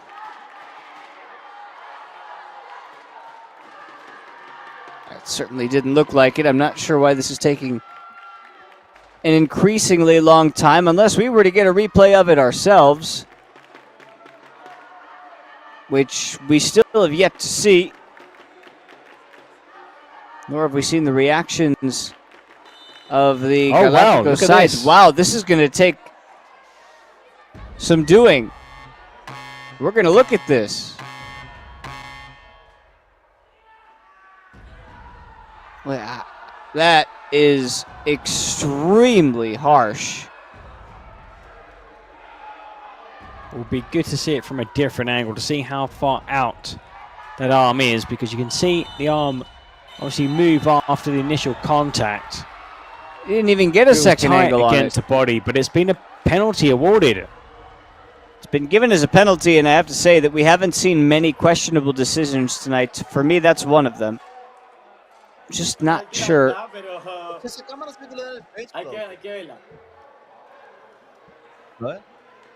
Sino que como iba al arco era peligrosa.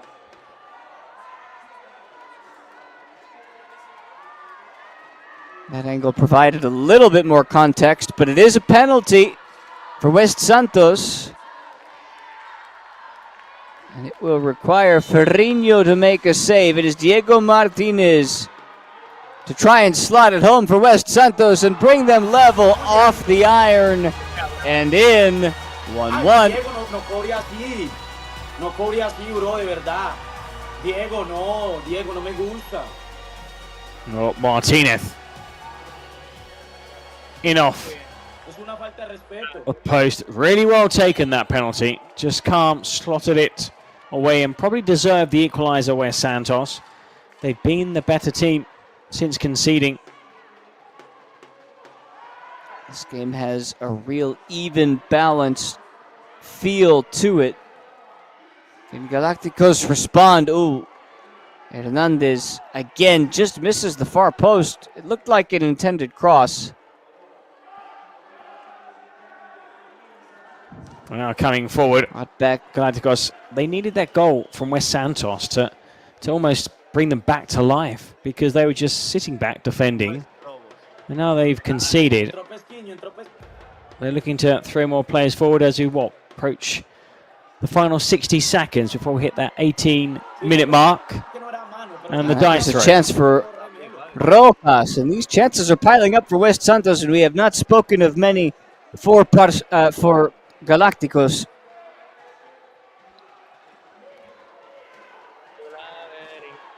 That's tough to take on the fly. Run. In fact, it's a pretty decent job done by Rojas just to get the contact on it. And now we've got a foul coming the other way.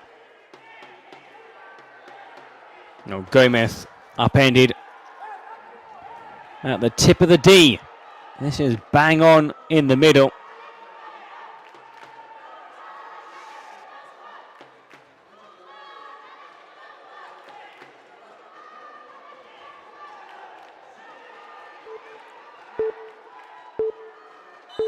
You've got to create your wall as best you can. This shot has to be taken right at the 18-minute mark, and it's a big-time save. Dava comes up with the holder to keep us at 1-1. And we will now toss the die for the 5th time.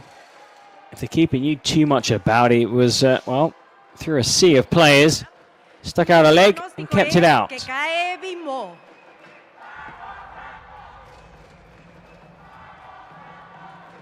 So we will play the final 2 minutes off of what was a somewhat poor roll, we have to say, but we're not going to complain. We'll take it. 2-2 it is. Well, that's a good number. 2 against 2. And hopefully we'll see more goals in this first half. West Santos have been the better team since falling behind, since equalising. And, well, I wonder who's going to be kept on for both teams. Then we'll see plenty of movement over by the benches over the next couple of minutes, plus any additional time the referee wants to add.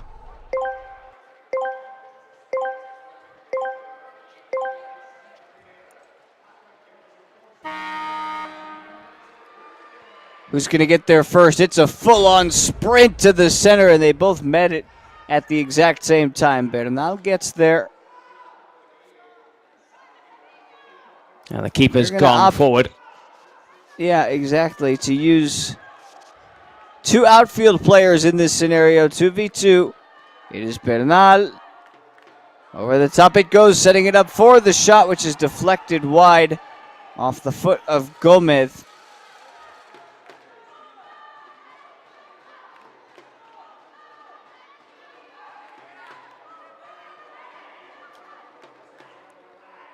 Here's a chance.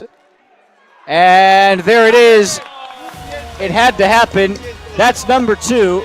Galacticos retake the lead.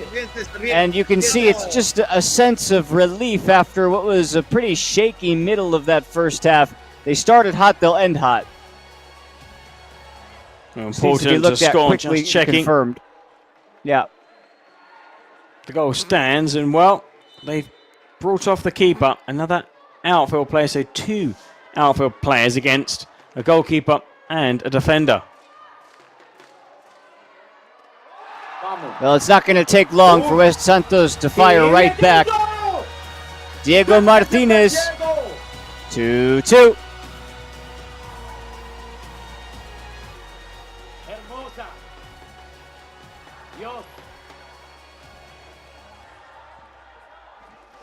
Still time. This is the beauty for at least a goalie. Another couple of goals, perhaps.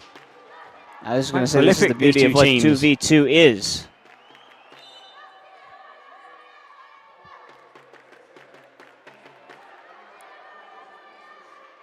So we play on and we come back to this side, and it becomes Galactico's turn to take advantage of it. You've got to take your shot when it's available. It is. It's slotted home. It is Leandro Gomez. And it is 3-2. Well, you've really got to put those chances away, and they have done again. And Galacticos again take the lead in this roller coaster first half. So West Santos, with about 40 seconds left on the clock, have one more chance to try and make it 3-3. They're going to have to take that chance. It could also turn ugly if they give up possession here, but the shot's going to come, popped up in the air, and wide of the goal. Still 30 seconds. Although it looks like Ferrinho is down. Well, Ferrinho's going to come off. They've got possession, so they would have taken the keeper off anyway. 2v2. And can they capitalize this miss, giving Galacticos a chance to take a 2-goal cushion into half-time? They should absolutely try and look for the 4th, which they will do, and that is way too easy. Gomez and Davis Junco just made mincemeat of West Santos, and that should be where the first half comes to an end.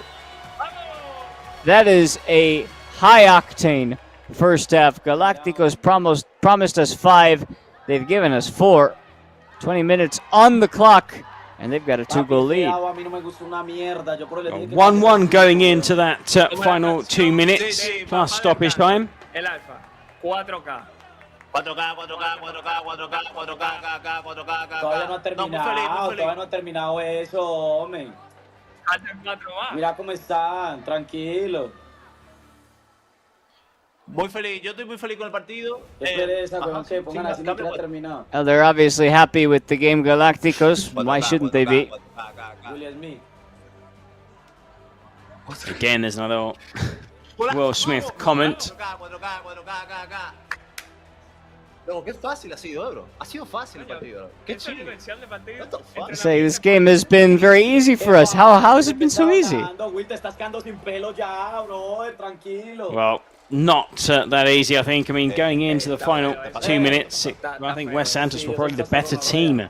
But Galacticos showing how you should play those moments when it's 2v2.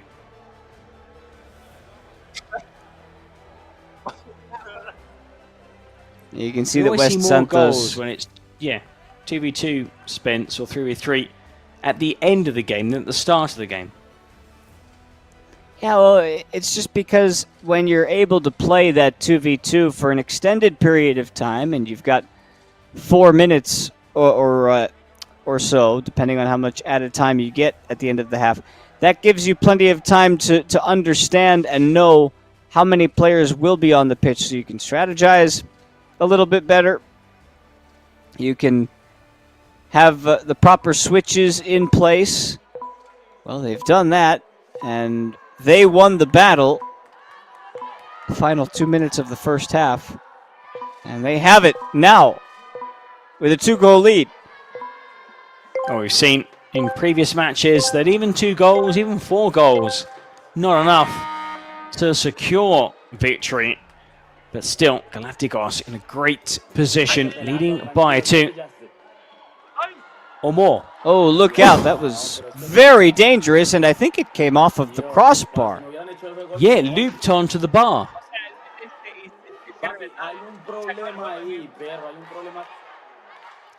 Miramontes will sit for another 100 seconds. West Santos will be down a player.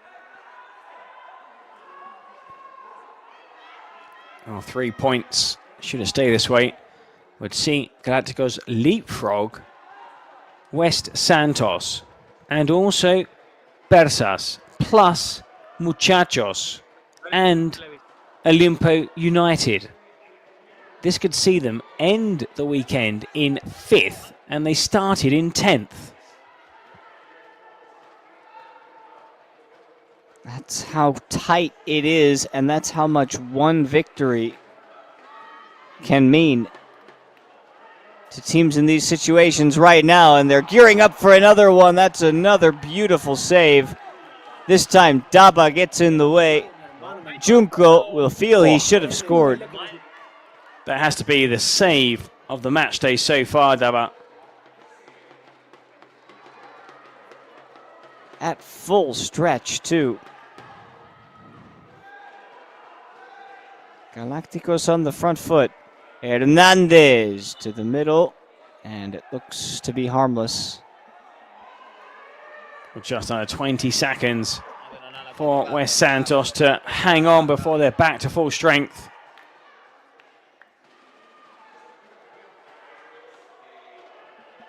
One more chance to try and take advantage of the advantage.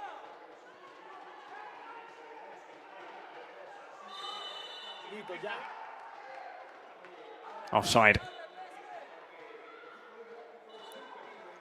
Said it at the end of the first half. Galacticos dominated proceedings at the very beginning and at the very end of that half. But in the middle, it was all Los Santos. West Santos played their best football when they were trailing because they had to take the game to their opponents. Into the corner. And it looks like the ruling will be foul, I believe.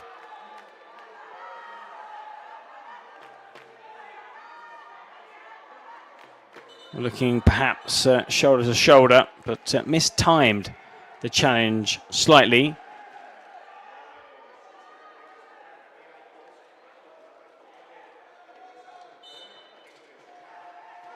West Santos' turn to try and provide some shock factor. Wasteful.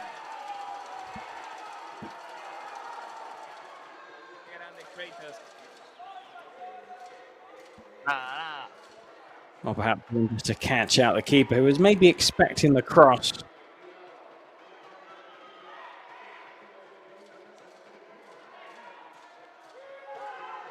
Recycled all the way back. Ferrinho gets rid of it. Tries to be the facilitator from the back. He's done a decent job to do that. The shot is blocked. Not a difficult save for Daba, but one that was necessary. Oh, Daba. As for surprised who he took, come forward. Yeah, well, there's still a lot of work to do in this game, especially with both secret weapons, as that one was seeking Juan Celado and it didn't find him in the end. He was making the right run, though. Galacticos playing quite well now at the back. And knowing that Daba is a decent keeper with his feet, I'm surprised he hasn't come out of goal. The chance is there for Eric Cerda. He too drags it wide.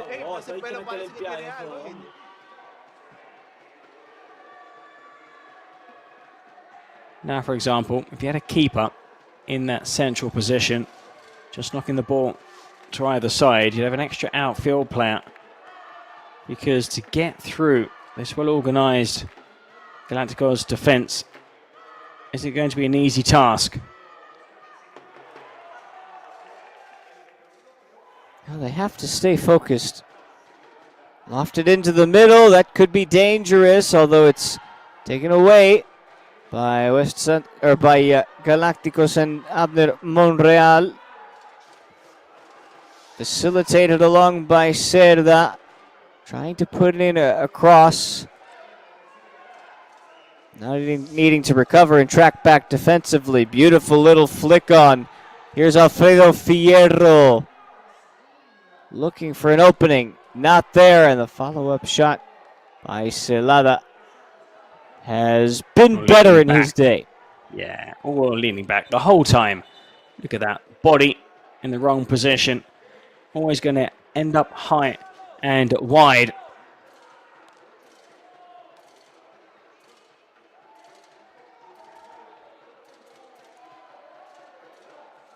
Now we still have the matter of the secret weapons, which will come into play at some point in the next 12 minutes. We've seen a couple of jokers in the last two matches. Don't see those too often. Two of them this match day so far. On the turn, half decent effort from Celada. He wins his side a corner.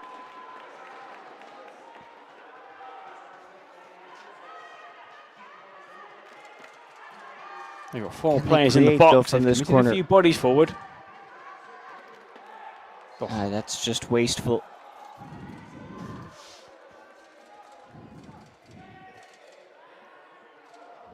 Calma, telling his players there's no rush, there's still plenty of time, and there is still plenty of time. What they can't really afford to do is to concede another goal. Wes Santos. Especially with the 2-goal advantage of Galacticos. They can't afford to go down 3-2. At least keeps you in the game at the end of the game.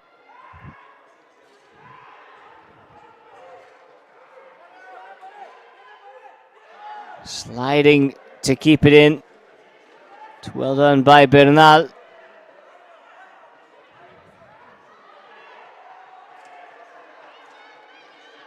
A little more organized from Galacticos.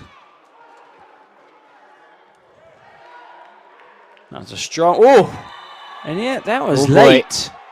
Look out, very late. What color is the card? It's going to be yellow. It's going to be a sin bin type of challenge. Now, Salinas is claiming he didn't see the player.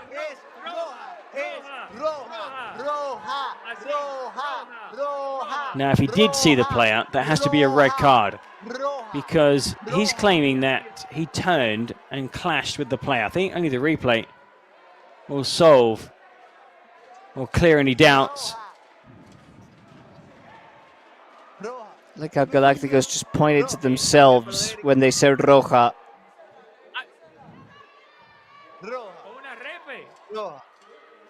Wants a replay. So do we. It hasn't shown up here so much today when we have these 50-50 decisions, when we don't know exactly how it is. We wait for it, but it does not look like there's anything more necessary. Salinas takes to the bench.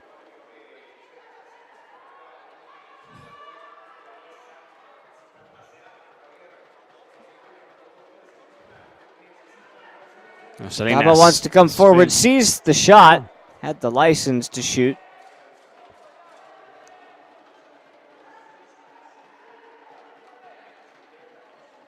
Surely Galacticos will throw a few bodies forward.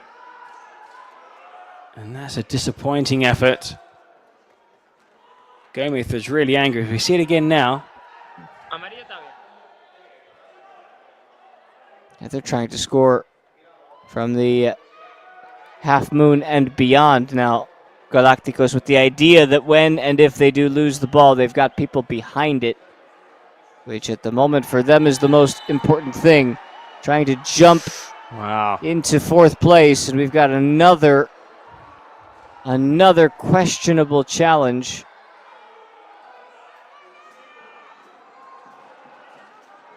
Oh, some players starting to lose a bit of self-control.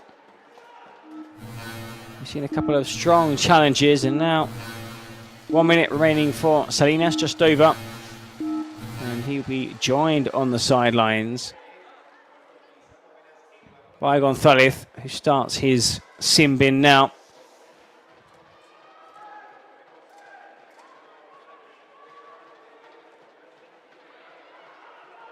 Two different sanctions being put into place at the same time, which opens up the pitch, and it opens it up for Galacticos del Caribe. Still moving with it. Gomez. The best he can do is force a corner. There we see that challenge again. 4-2. Weapon. What's it going to be? Desperate times call for desperate measures. We didn't have a look at it initially, although I see 4 minutes, and I think, yeah, not a bad idea to try and use it now, because you're going to have a man advantage, and then you're going to have a 2-man advantage for a minute, or just a minute, excuse me. So you have a man advantage. And let's see. I want it taken quickly.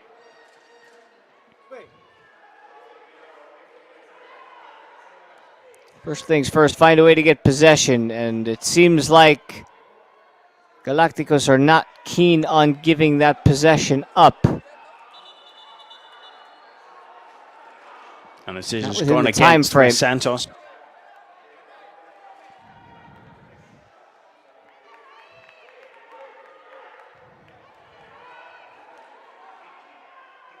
In the first half, it was 1-1. Going into the final 2 minutes, all the goals, the majority coming after the 18th minute.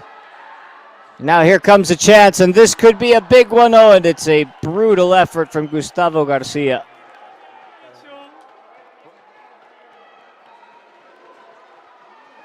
A big miss. It should have been and could have been a whole lot better. The shot from West Santos. Martinez has it deflected away. Here's that sin bin, that extra player out you're talking about with Bernal sitting on the bench. You get to choose your best opponent. Often, 99% of the time, if they've pulled the weapon card, where a player who scores his goal is worth double, he's the player that normally gets benched, but that's not the case. They've just looked at who they think is the most influential key player or having the best game, and that's the player they've opted to sim bin, but not much has happened, and almost 2 minutes have elapsed. Man, the clock's ticking, and Galacticos are not really in any rush.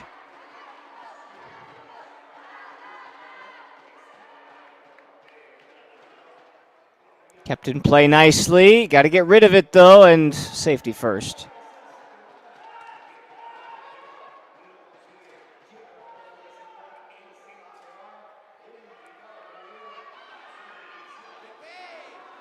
The Galacticos have some kind of response in them to extend this lead now. Junko feeds it forward. That's a foul. Really well done. No yellow card.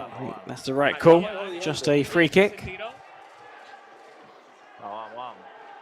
Estamos jodiendo ya.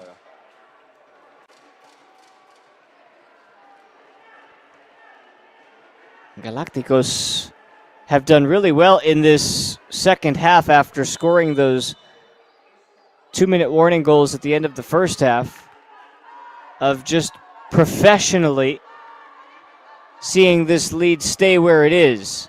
They're going for more. That was always ambitious.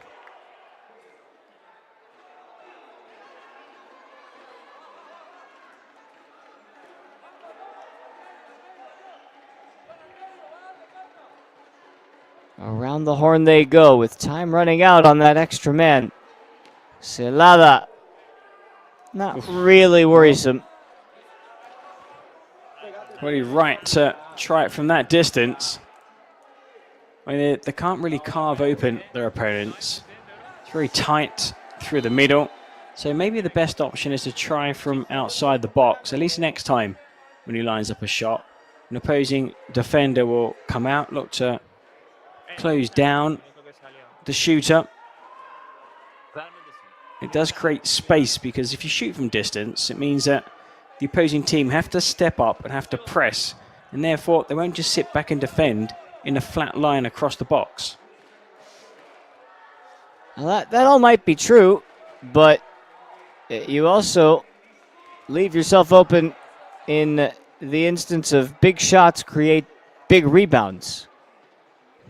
Well, there's another shot, and that one's wide, but you can see that they're clearly looking to shoot on sight. Just like that, the effort from Gomez. There's a follow-up. Good defending, good keeping from Moises Taba.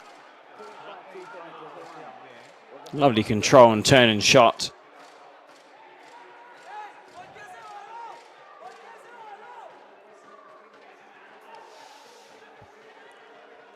West Santos beginning to run out of time, and that would really put them behind the 8 ball with just 2 games left to go in this season split. A very eventful first half. And here, no goals yet in this second period. But of course, looks like we're headed to that goal worth 2. But will it still be 2-4 as we're seeing the weapon now, Galacticos? Goal worth 2, but there could be a lot more for Galacticos. They have said that 5 goals is their objective. First things first, they've got to defend against the counterattack of West Santos. There's a chance. Ferrinho makes himself big, comes up with a massive save. Chaos all around, and Galacticos come out the other way with possession. Now can they create? Finally, the ball goes out of play and will halt play to hear what Galacticos have to say and want to do. Oh, crazy end-to-end. Why? Because players got committed out of position, and then you get that space, you get that end-to-end game. Shootout. Big card. Well, this is the chance. This is the opening. And this is also the potential predictor. Are starting to pray, it seems, as they know that they can suddenly turn this into a 2-score game as we move into the goal that's worth double. If they miss, West Santos need to score just once to equalize and send this game perhaps to another shootout. It will be Davis Junco to make it happen. 6 goals already on the season. Averaging just under 1 a game. This would be his moment. The timer started, I think, unbeknownst to Davids and everybody else. Wasn't ready, so we'll was try he? it again. Here we go. 5 seconds to put them in the lead by 3. No, It's not happening. Daba keeps his side in it, and that is the last action of the game prior to the final 2-minute warning. We have 2 minutes left plus stoppage time, and Galacticos have the 2-goal lead. Well, 2-goal lead. They've been defending since late on in the first half when it was 1-1 going into those final 2 minutes when that dice was thrown. And that's been the difference between these two teams. How they played that final 2 minutes plus added time. Yeah, and I'll add an idea that has been brewing in my head since we've started doing the Kings League, and how these 2-on-2s or 3-on-3s or just fewer people on fewer people, not 7-on-7, has worked. We've said that at the beginning of the game, when you start with 1-on-1 and you get it up to 6v6, and after 5 minutes you're at full strength, that you can't win games in those situations, but you can lose them. I will go to the contrary and say that in the final 2 minutes of the first half, depending on how the die falls, you can win games at the end of the first half. It seems like this could be one of those games. That's a crunching challenge to start with.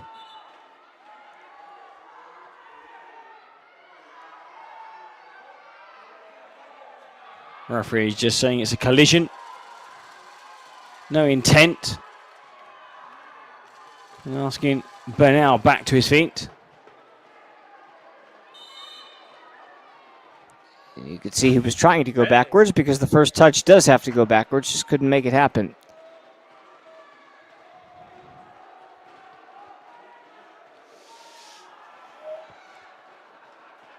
Miramontes.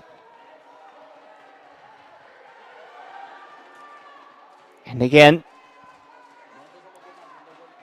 looking at the point of West Santos' setup, where they're running out of time. Goal counts double. It would level the game at 4 apiece. Well, they've had the ball since the clock was stopped on 38 minutes. But they've not been able to do anything with it. It's now over 60 seconds of possession. Well done to filter it in. They're asking for a corner, West Santos, but I don't think it's going to be given. And that's a problem for them. Trying to get to the byline. What an intervention from Ferrinho.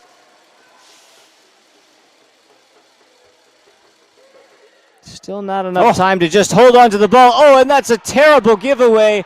Galacticos trying to come up with the answer, and they've kept West Santos out of the net somehow. Was that a foul by Ferrinho inside the box? Is it a penalty? Well, it was his turnover. That we know for sure. We took a massive risk after gifting the opponents the ball. What a stake that would have been. 3 minutes. Oh. That's so much hard work has gone into this, and West Santos have been given their lifeline. Zelada scores. Fantasma com caos e puta gol aí, homem. Bien, Zelada.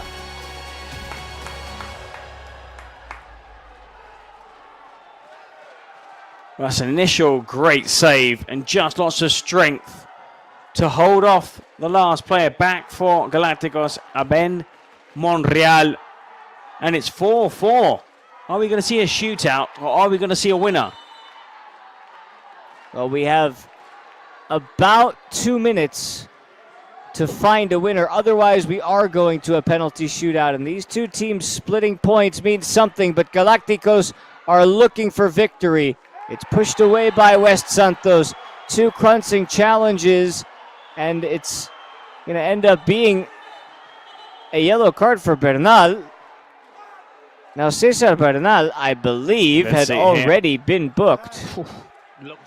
That was through the back of his opponent, and they will play the final 2 minutes, and there are exactly 2 minutes. 3 minutes of added time, 1.9. We have a few additional seconds after this challenge.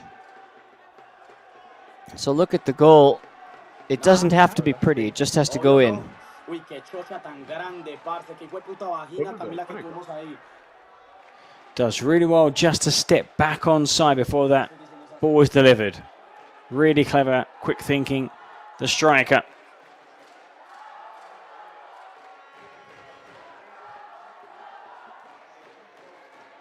All of that hard work, all of that defending in this second half for Galacticos. And their hopes of collecting 3 points may have just gone down the drain. And we have to wait and see whether or not they can still win this match. They've got to defend this free kick. Which is taken beautifully and saved even more beautifully so. Ferrinho to the rescue. Back with Miramontes. A bouncer. And Galacticos are saying, let's pump the brakes.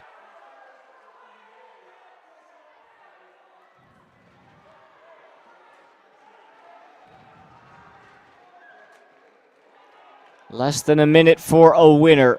Who's got it in their blood? West Santos seem the more likely side.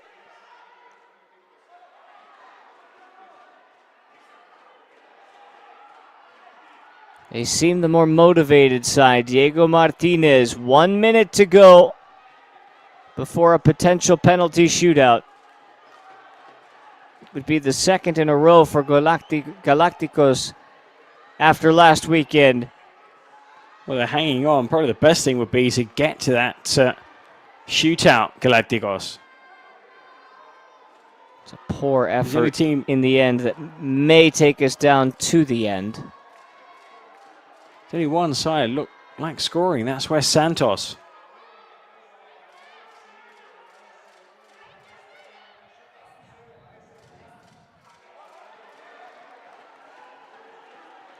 Final effort. Final push for West Santos. John Monsalve! And it's saved by Ferrinho. And he had to cover it up too. Wow, what a scramble to the finish line. Gather at the second attempt. We might have a few seconds of added time for that foul. And Benau's going to be back on in a few seconds. And it looks like we are going to go to our first shootout of the night. Well, we had been waiting for it. And here it comes. Estos shoutouts, ¿no? Es merecido los shoutouts, claro. Well, the shootout is deserved. Eso pensaba. ¿Qué es lo que tú hablas? Si hemos superado el partido entero y viniste a meter un gol ahí a Chepa, a suel. Well, now they're starting to argue.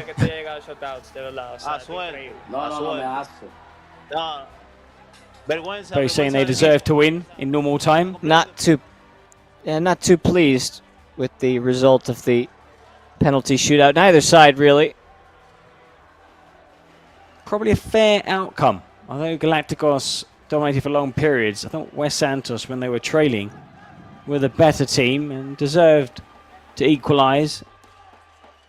Not pretty, but effective. And now we go to a shootout. And, well, of course, you lose the option of taking all 3 points.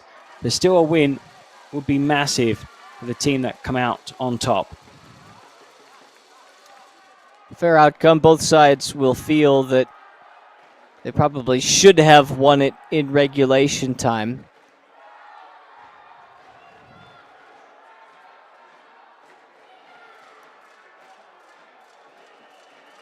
So if you're unfamiliar, let's just quickly recap penalty shootout format from the center circle. 5 seconds to slot it into the back of the net, or over the line, as it were. And with what's at the line, both teams have now guaranteed themselves 1 point, and they can turn that 1 point into 2 with a victory in this circumstance. Now, very often, just 2 successful penalties could be enough to win you a shootout. And what that 1 point does with each side getting it is it puts the pressure on Los Chamos and Los Aliens, who really wanted to see at least one of these teams walk away without any points. It's not going to happen that way now. Well, going into this shootout, well, Thalada's going up first. It's always good if you go first and score.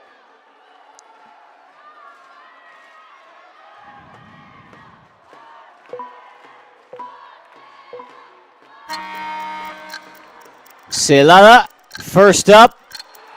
Oh, that's calm. That's cool. It's one. Or just buries it into the corner. Left-footed. Nothing the keeper would do. Now the pressure on Galácticos. Rafael González.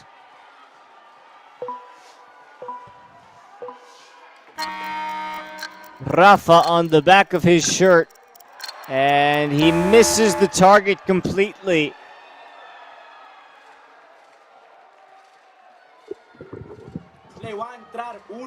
Tried to curl it into the top corner. It did not come off. Wow. And, well, we mentioned that Moises Daba knows how to shoot them, and why not? He takes the penalty shootouts as well. Here's the keeper for West Santos. Oh, and he hits the post. It should have gone in.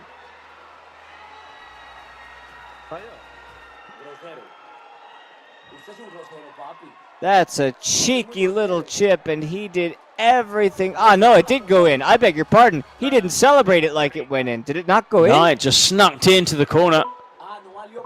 But it was after the 5 seconds. Okay. So it does not count, and Galácticos get denied their second as well. Daba comes back and scores. They've just changed it. They've just reviewed it, and they've just given the goal. And that's what Westcott was saying. Originally they said no, and now they've given it, so it's 2-0.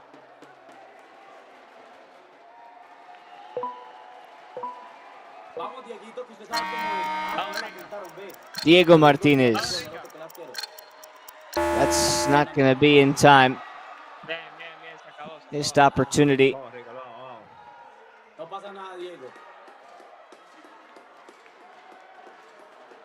Oh, very heavy touch, Yeah. Too much from Martinez, and a chance to get back into it for Galácticos.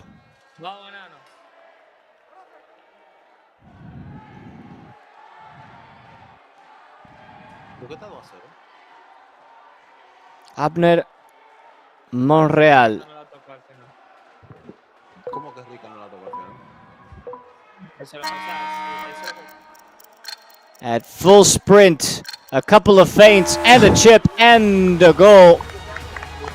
There's a lifeline.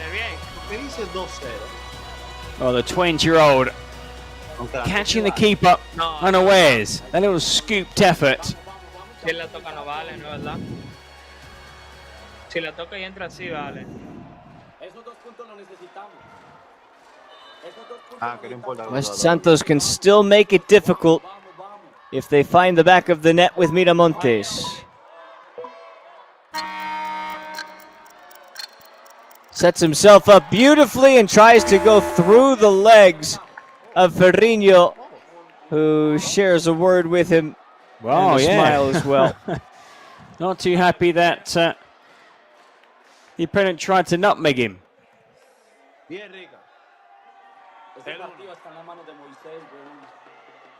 And just get a warning there from the referee for that bit of gamesmanship. Penultimate opportunity for Galácticos. Pablo Samano. You can see he has not missed one yet. It needs to stay that way, and he beats Daba. It's 2-2. Well, that shot in the end, down the middle, but Daba going down early. Well, now the pressure switched back onto the shoulders of West Santos. Well, we've played 4 rounds, and everybody has scored the same number of goals, which means from this point forward, it's sudden death. Johncito first for West Santos to give them the advantage. No, sir. Denied, and Ferrinho is a fan.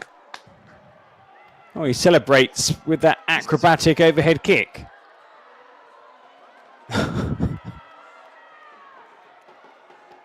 So this is to win it for Galacticos.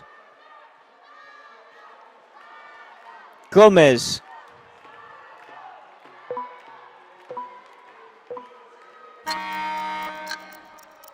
For the extra point. He got it. Galacticos and Gomez. Well, West Santos scored their first 2 penalties. Galacticos missed their first 2, leading 2-0, and they just went wrong from there. And Galacticos scoring their last 3 to clinch the additional point. Well, they take the point. That gives them 2 on the day. It pushes them up to 13, tied with Atlético Parceros and Olimpo United, all tied for 4th, 5th, and 6th, respectively. Just 1 point for West Santos takes them from 11 to 12, and that will keep them down in the 9-10 spots. A tough result for them, a well-earned result for Galacticos, who thought that they could come away with a victory here tonight, and in some ways they have. Oh, an important extra point, perhaps. We'll have to wait and see come the end of the season, but that could be the difference between missing out and qualifying. We did not play well today. They deserved the win today.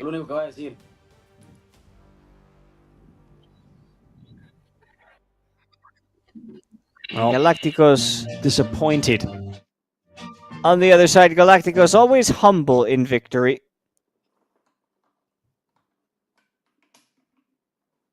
I've got this image of somebody almost crying up against the wall to celebrate. Well, no problems for Galacticos in the end. They took a little longer to get there, but they got the job done. 18 shots on target, 30 shots in total. A lot of shots on target in this game. 17 on target for Los Santos. And that takes us to our final game. Before we get there, though, we need to hear from an MVP. Somebody who's worthy of the moment. Well, scored the winning penalty. El partido, Pablo Gómez, ¿qué sientes después de que le diste la victoria a tu equipo y que aún la tabla está muy How do you feel igualada, pero pueden about the win and where you're at in the table? Un partido bien controlado. Nos ha pasado mucho They que al controlled the último game nos dan la well. vuelta o nos empatan. Entonces son errores que hay They que aprender. Drew with us in the end, La tabla and está cerrada porque todos we had to fix some tienen muy grandes mistakes. equipos, entonces esperemos poder llegar a los playoffs y al mundial. ¿Ves a tu equipo en el mundial? In the end, we want to arrive to the World Cup as well as participating in the playoffs. Mañana inicia los boletos a la venta. And that leaves us with one game to play. It's coming up next. It's our nightcap. Club de Cuervos. League leaders Real Titan. Let's do it. We'll be back in a few minutes.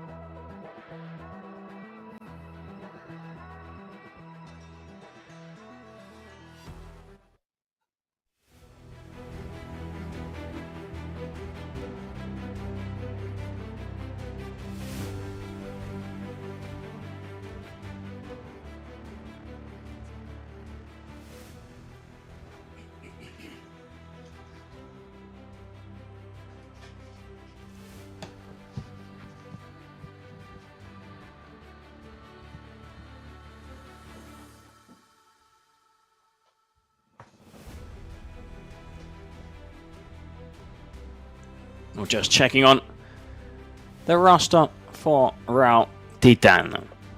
This team flying high at the top of the standings. They have 21 points.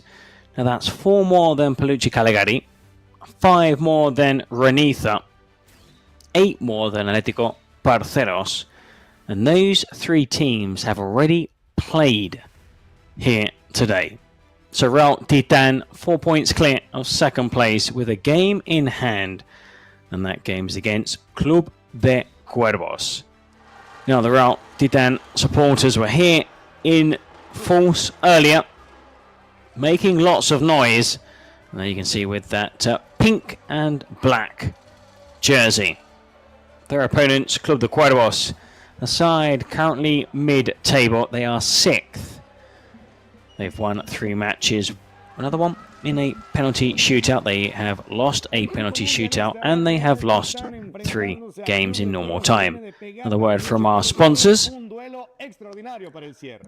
derrotarlos de Mercedes Roa al Real Titán? Pues atrévete a apostar en Sporten.com, nuestra casa de apuestas oficial, y con el código KINGS tienes una apuesta gratis. Well, Club de Cuervos, one of the most popular clubs here in this tournament, and a team from Mexico.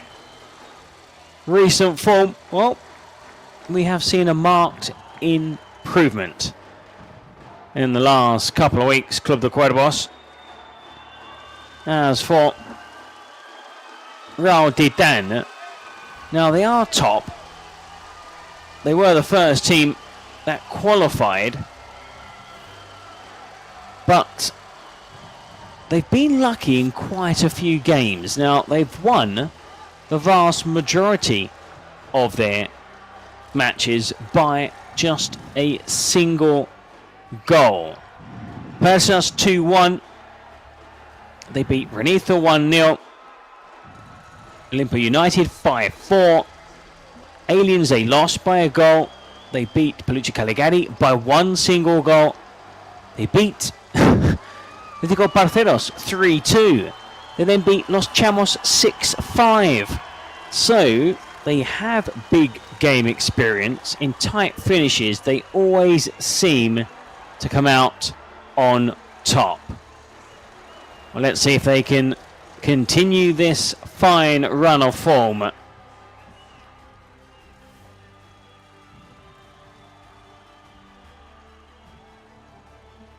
There is the president of Club de Cuervos, who takes quite a good penalty. Mercedes Roa, very popular in this part of the world. As for Real Titan, it's Germán Garmendia. I wonder if he's wearing a pink woolly hat today.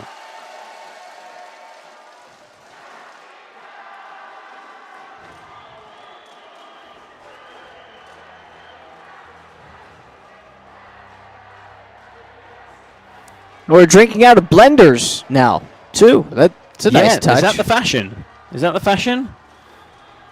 Well, typically the fashion that I'm noticing lately is that you just drink out of a very, very, very large cup-oriented, cup-shaped thing.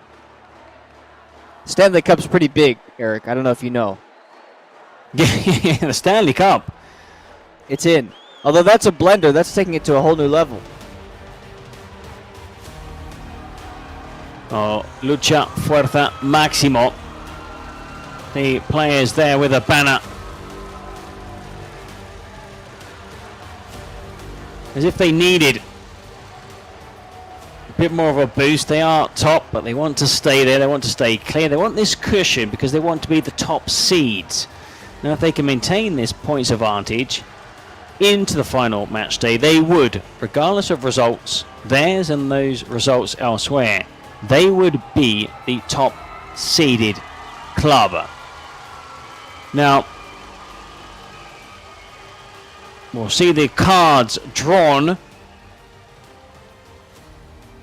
They will be revealed at the start of the second half, or during the second half, or towards the end of the second period. All depends on the card that has been drawn.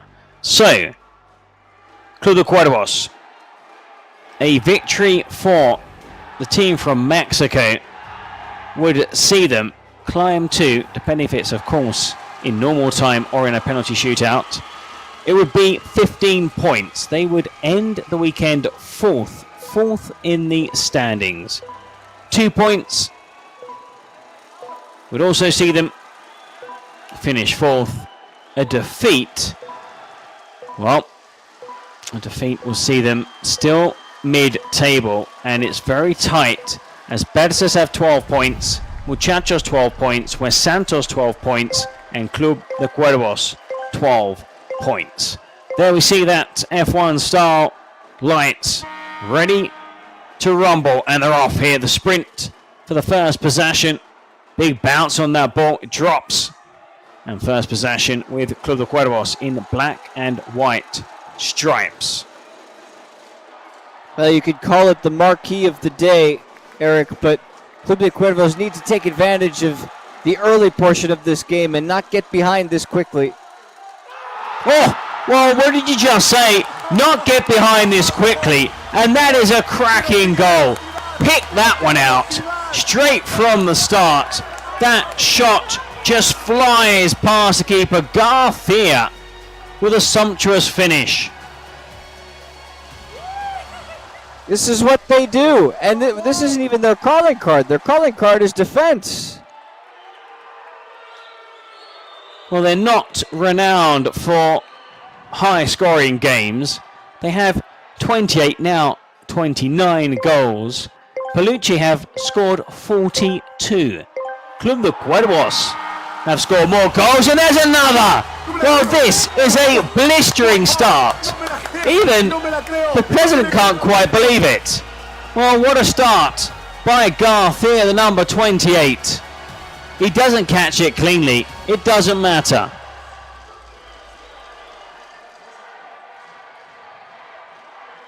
Well, shell-shocked. Club de Cuervos, Trejo, and Trejo drags his shot well wide.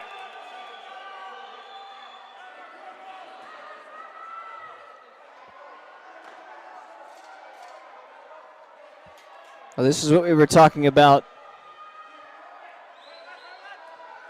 If you've only given up 20 goals throughout the entire season, throughout 8 games, as that one is sailed just wide, you know that the first 5 minutes of this game are crucial because they're the points in the game when the margins are so thin in terms of can you score against a lesser number of players out there, and can you make sure you don't concede.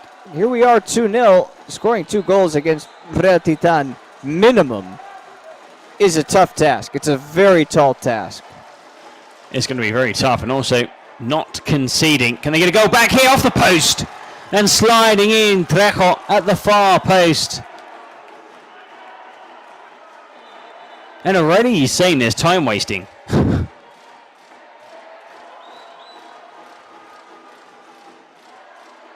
Our friend Hernandez, who was a star playing in the Kings League in Spain, and then wanted to experience it here in Mexico. Oh, and that drifted closer and closer to goal.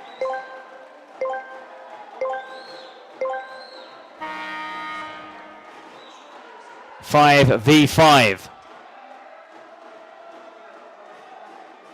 Or can Club de Cuervos recover from this early setback? Not just one, but 2 setbacks, and also hitting the post themselves. Nothing going right in this opening 3.5 minutes. The keeper comes forward. It's Millado starting in goal. Sadia on the bench. Trejo. And offside.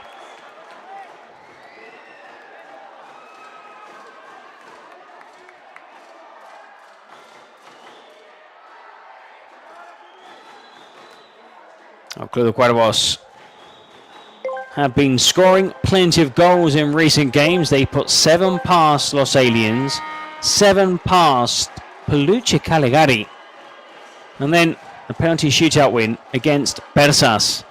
after it ended 4-4 at the end of normal time. But as Spence pointed out, Real Titan don't concede many goals. Here they come forward. And Garcia on a hat-trick. Doesn't really get much power behind the shot. I've got to point out something as well. I'm wondering, Eric, did Real Titan take those goggles from you? Because don't you have a pair just like that? Similar. But that pink hat, I have to say, is loud. Also, has he got... What's behind that pink hat? Oh, it's the chair. Thought it was like attached. But yeah, those goggles are special. They're good for skiing. Or looking like a mosquito.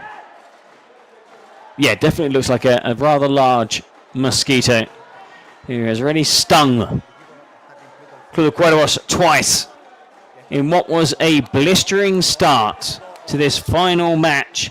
Well, last weekend, Spencer Knight had so many games go to that shootout, so many tight finishes, lots of goals, very different match days so far, tighter matches, slow starts, but in the last two games we've seen more goals, and in this one, I think is really, for the neutral, the perfect start, because Club de Cuervos are attacking team. They've got to come forward and can't speculate as they are trailing 2-0.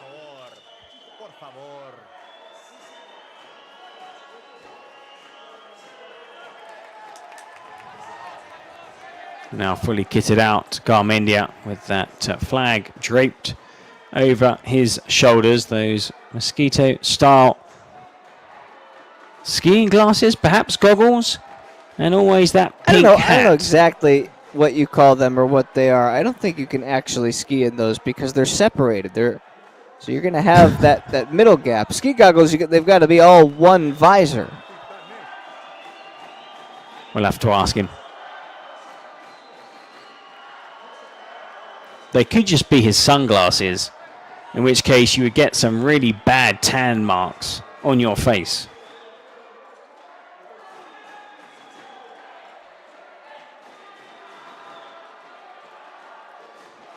Defending a 2-goal lead. They just look so organized, Real Titan. Rodriguez. And his strike bouncing off Eder Lopez.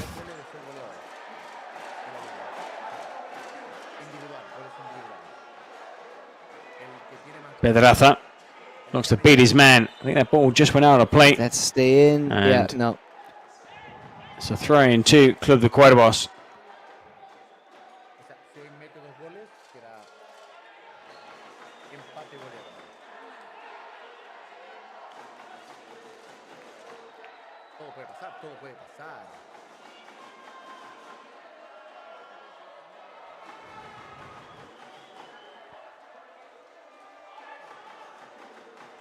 Got to be thinking now, Club de Cuervos, with the remaining 15 minutes or so, 13, 14 minutes of this first half, do they have one in them? Oh, the answer was almost yes. That was almost answered your question straight away. Well, they've had as many chances as their opponents. The difference is Titan have been lethal in front of goal. It's just part of what I'm saying when I say they're so organized, both defensively and in attack. But you see what they're doing, how they set up defensively. It's all about putting pressure on the ball. And it's ensuing defenders. That should be a foul. Little nudge. Bravo. And Rodriguez. Well, he got an elbow to the back, didn't he? It's not just a nudge. Bravo made sure that the contact was not just his forearm, but his elbow.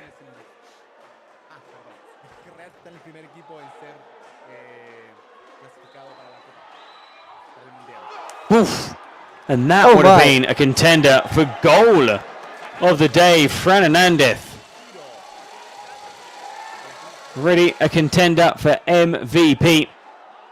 Oof, it's almost nonchalant the way Real Titan are doing this. They're just sort of out there going through the motions, including Cuervos are having trouble catching up. That's another late challenge again. Bravo on Rodriguez. I think spark's going to fly between these two players, and also Trejo. There is Trejo. Nice little turn. Loses possession. The shot from distance. Oh, again so close. When you have a 2-goal lead, sure, might as well. You cannot turn away from this game. It's end to end. Both teams attacking.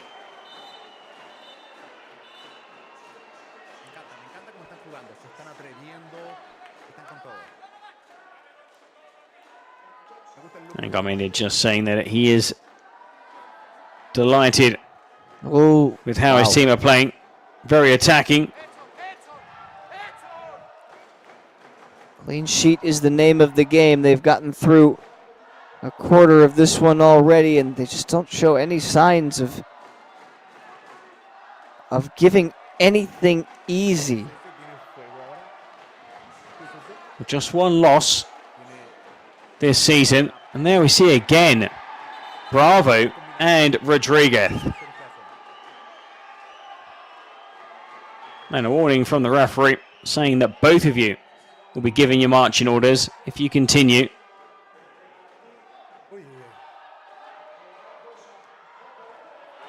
Kept out brilliantly. I think the offside was, offside, following the initial save. And Lopez with the shot.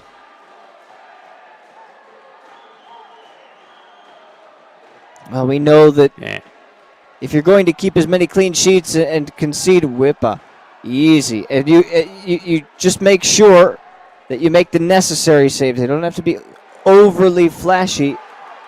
So far, so good for them. Fernandez, still Fernandez. And he just gets a nudge as he gets pushed out wide.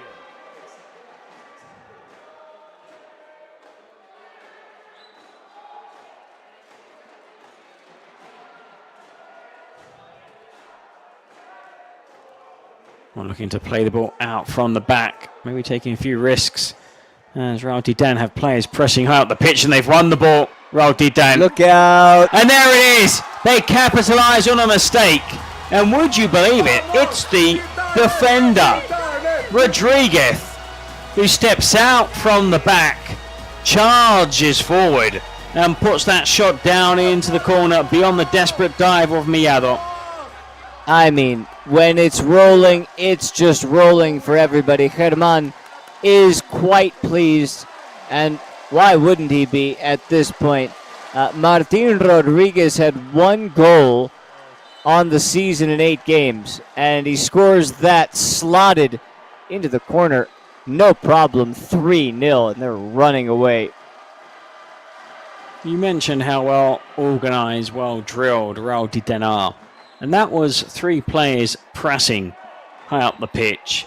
And a slightly risky pass. That was another. And anticipate, and that's again Bravo. Again challenging Rodriguez. I don't think both these players are going to end this game on the pitch.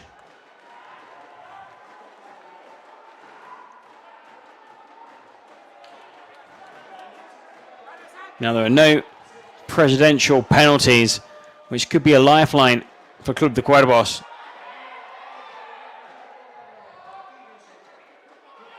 Oof. And there's a blow to the face. You just That's said got to it. be a booking. If he's striking an opponent in the face. Oh, and it's not in the face. I don't It's know. in the chest. Yeah, I think the player then makes the most of it. Had me fooled. But there are already a few sparks starting to fly here.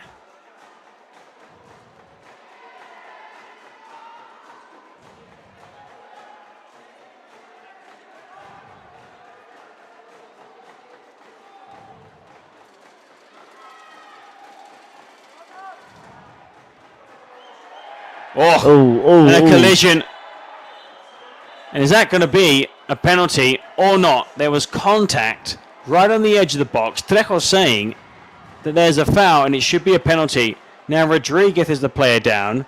He heard Trejo saying it's a penalty and told him basically to shut up. And Trejo still telling him to get up. Now see here. Well, that foot was very high. I think that could be a penalty. That's so it is Mercedes Roa. what Mercedes is asking for.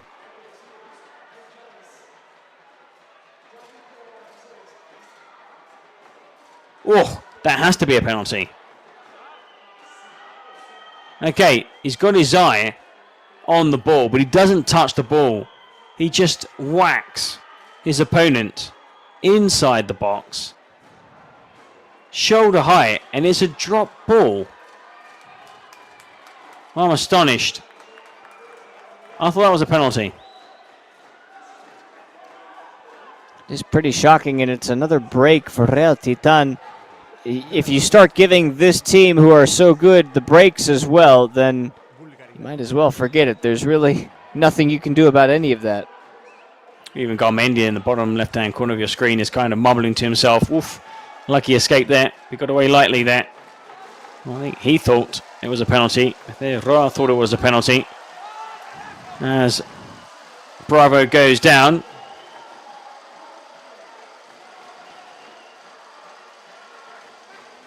And then acting very well, Rodriguez, as if he'd been shot in the air. There's nothing wrong with him.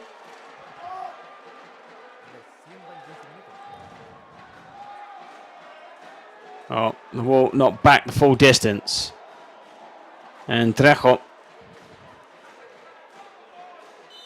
who has a short fuse at the best of times, is very wound up. I'll take this.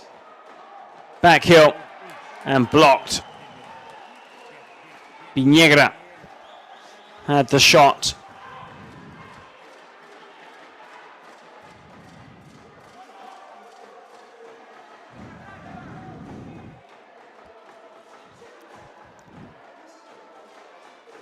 Eventful first half. Under 5 minutes left. Just over 2 minutes until we hit that 18-minute mark. Vinegra being hustled. Wins a free kick, which he takes quickly. Eder Lopez.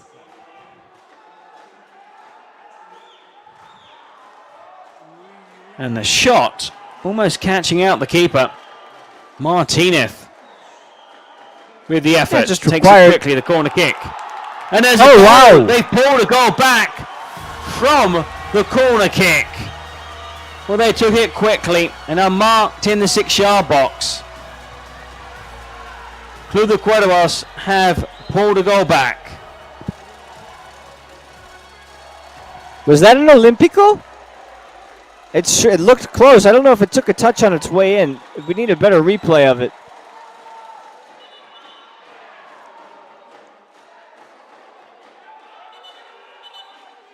If it was straight from the corner, well, that makes it even better goal. Let's see. No, just poked in by Bravo. Well, they deserve to have at least one goal for their efforts, Club de Cuervos, and they almost still possession. Had 2 players forward, Club de Cuervos. Now, of all the teams in the division, I think Club de Cuervos are probably the most physical. They like to play at a high tempo.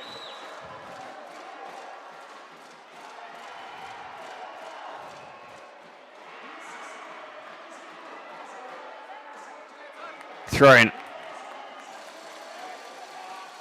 They have 15 seconds to get a shot away, Club de Cuervos, before the whistle goes to mark the 18th minute. And that flies across the face of goal, and it's, well, a throw-in, which will be taken after the clock will be stopped on 18 minutes.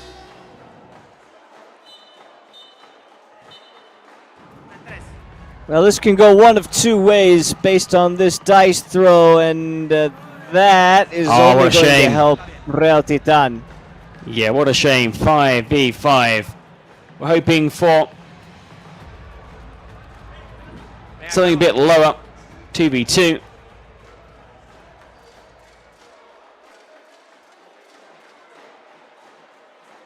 Or just nicking in ahead of Trejo. Now there are two Trejos, if you're wondering. One that plays for Club de Cuervos, the other that plays for Real Titan, with number 11 for Real Titan. It's a midfielder who likes to get forward. Doesn't play as many minutes as Edson Trejo. 3 goals in 8 appearances. Whereas the Trejo that plays for Club de Cuervos is probably their best player. By a long way. Urbin Trejo, 6 goals, 13 assists in 8 appearances.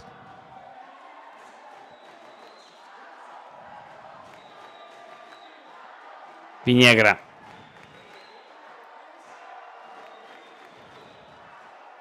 Seeing most of the ball in this first half, Club de Cuervos. And able to find the target with that effort, Lopez. And again, Trejo telling the referee that he needs to add more time at the end of the first half. Lovely back heel. And they've got players over. This is the perfect counter-attack. The perfect counter-attack. They were on the back foot. But Martinez applies the finish to a slick break. I almost thought that he took too long on the ball here to get this away, but he knew exactly what he was doing. 1 touch to set it up. Nobody around him. Pass might have been just slightly behind him, but yeah, just slot it home. And that is exactly what Club de Cuervos needed to avoid at the end of the half. And they've got a chance here to put one back. And unfortunately, the shot is wide. Oh, again, they have another glorious opportunity. Lopez with the miss. One back by Trejo, though. Doesn't fall to a teammate. They've got to be careful here, Club de Cuervos.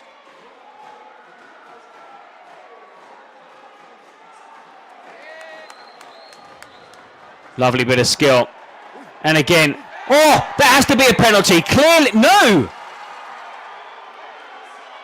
There was a lot of contact, but it might have been shoulder to shoulder upon further review. Shoulder to shoulder. I have my doubts. We'll see. And the volley. And again, just lifts it over the bar. Now,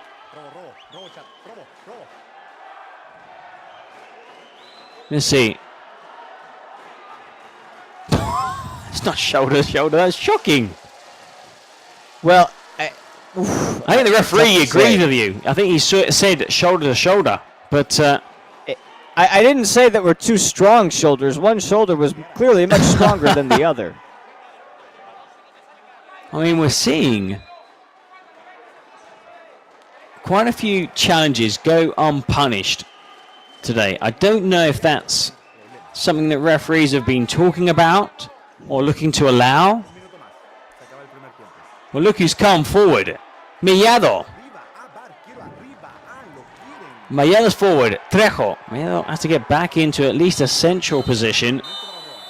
And there goes the whistle. Well, businesslike, professional, well executed first half. That's, I mean, look at this. Seeing it again. And the referee not awarding a penalty for that challenge on Rodriguez. But even so, Real Titan have been excellent. I'm happy. I'm losing my voice.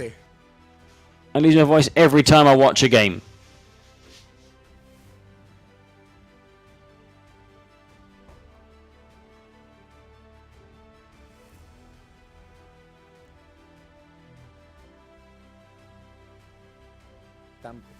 Well, the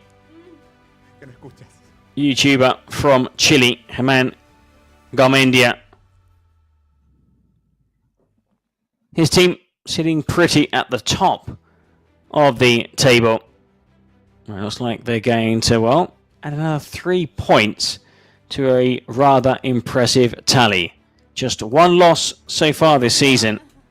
Looks like it could stay that way. Ya está.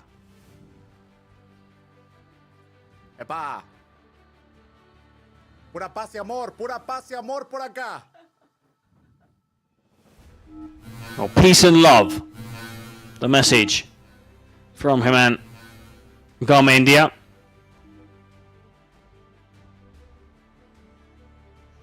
Well, we've played 6 games today, Eric. I'm impressed that this appears to be the first time that a secret weapon has come out at the beginning of the second half for a star player. That's one of the more common secret weapons that we see. It hasn't happened yet in 10, now 12 tries, but it looks like that may change. Well, it wouldn't surprise me as well if it's going to be Trejo who's going to... Well, I suppose Bravo is another option, the number 10. But of the 2 players, I think Trejo is the younger, the fitter, who will probably take that armband. So goals he scores will be worth double, if that's the case. So yet to use their weapon, Real Didan, and they don't need to, as they will be defending a handsome lead at the start of the second half. This the final 20-minute period of this match day. Kings League Americas, the team at the top. Real Didan lead Club de Cuervos 4-1. And handball, Bravo. Well, it is Bravo, in fact, who gets the nod. It was between Bravo or Trejo.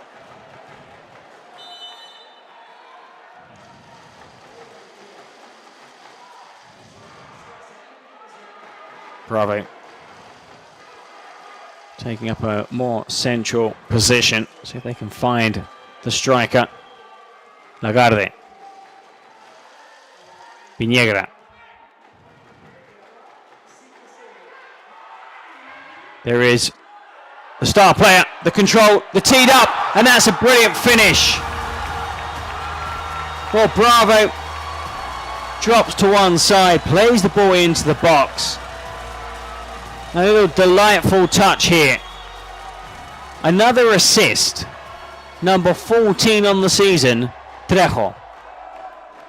Well, I was just about to say, a 3-goal lead in this competition is certainly a good lead to have, but it does leave you thinking perhaps you're only 1-goal concession away from it being eventually, at some point, a 1-score game.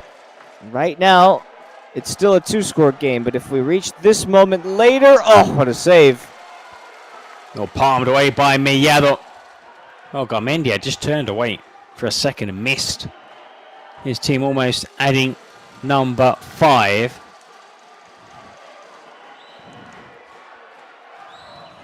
Important for Club de Cuervos to pull a goal back so soon after the restart. Taken short, and that's not a well executed corner kick. So tracks back brilliantly to make amends. 2 goals against Real Titan is a pretty decent accomplishment. It's difficult to do. And they've had chances to add more, Club de Cuervos. This scoreline not really doing their efforts justice. How good is that? When you've got a keeper so good in possession. Really takes the pressure off some players, and also means that when opposing teams press, their job is much harder. Medath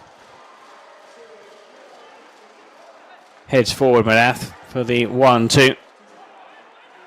Garcia loses possession down by the touchline. Trejo hangs on to possession just. Trejo, still Trejo. Can't quite pick out Bravo.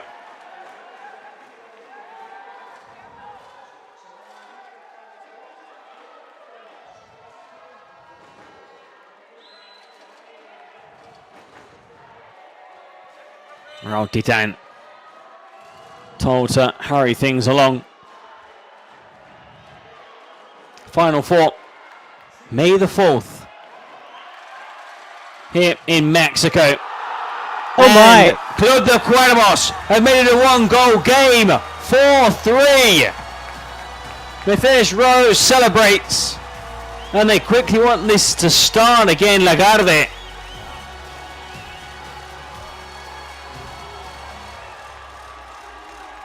Well. We thought for a moment that this was a runaway, and I'll tell you now that if this stands, which there's no reason yet to believe that it wouldn't, Club de Cuervos are right back in the mixer. Well, Akanatsi started getting back to his feet. They're hoping that the whistle would go for a possible foul. But there is no whistle, no free kick. And it does look like the goal will stand. And 2 goals in the space of 3 minutes. And it's 4-3.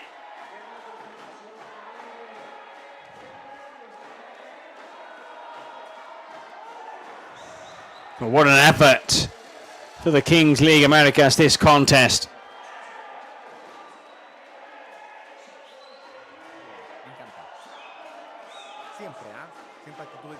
It's a big finish. It's a strong finish.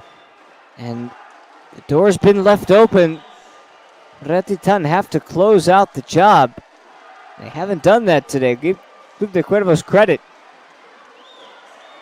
Coming forward again, the team in black and white. Off the post, and Trejo. So close to tying the game. Garmendia doesn't want to look. Lagarde in the corner. Tries to work his way into the box.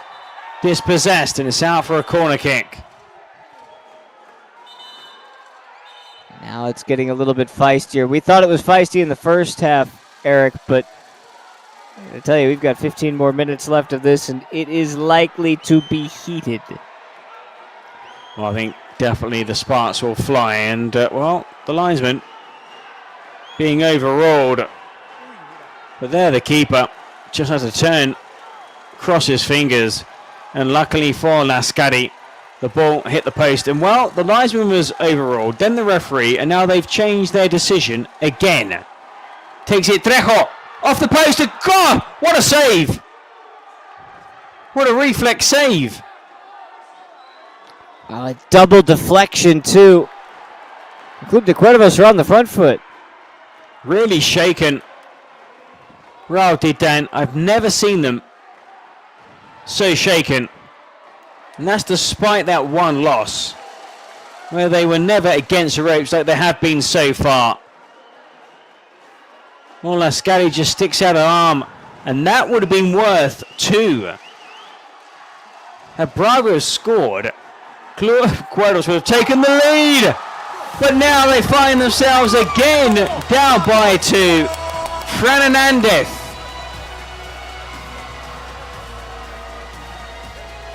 It only seemed like a matter of time, and it's a little confetti celebration. Tiny trash being thrown all around. That's such What a nice, cool finish. Look at this.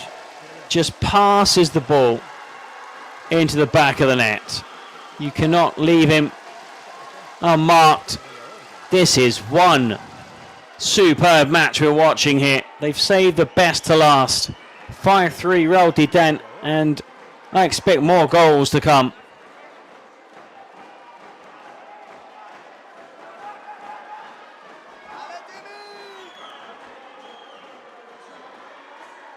I want to get a good view. Garmendia has taken off those glasses and also goes for a free kick.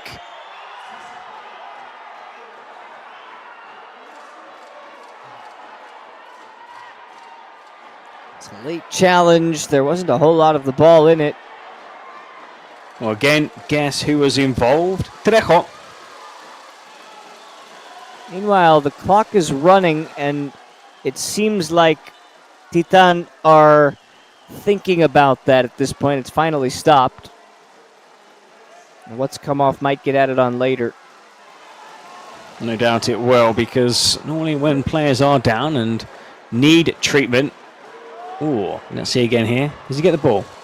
No, he doesn't. He just takes a whack at the defender. Yeah. Yeah, it's pretty nasty. That's a real awful challenge, and I think the referees have to be careful, because if they're going to stop penalising those kind of challenges, we're going to see more, and we might see a serious injury.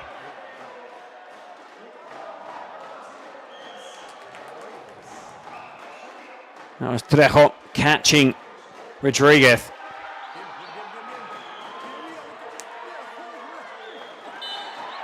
And another trip. Well, the previous matches haven't been as feisty as this one here. That's a cheeky little trip, well, isn't it? We've been waiting for these teams to get into playoff mode. I mean, the World Cup appearances are on the line, the playoffs are on the line, and seeding is on the line. And after this game, every team only has 2 remaining games in the regular season. So it's all to play for. There's no reason to hold back at this point.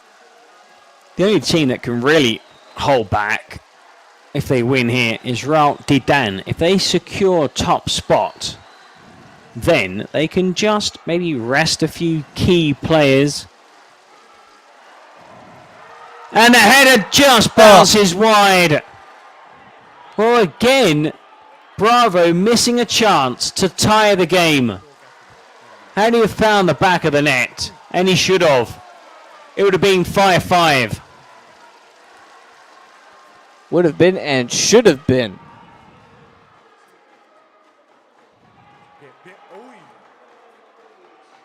Again, important challenge to win the possession back. And the shot! And that is how to finish. 6-3. Well, Guzman guides it into the corner. The 29-year-old with a striker's finish. Showing Bravo how to score. And now the weapon, Real Titan.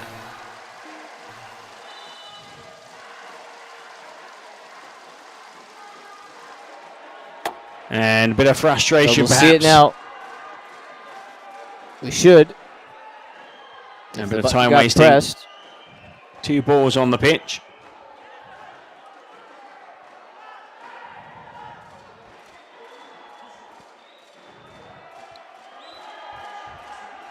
I thought we were in for the secret weapon.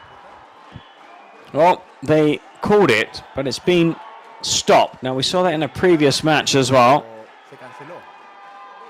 Yep, they're just saying, yep, se canceló. So they cancelled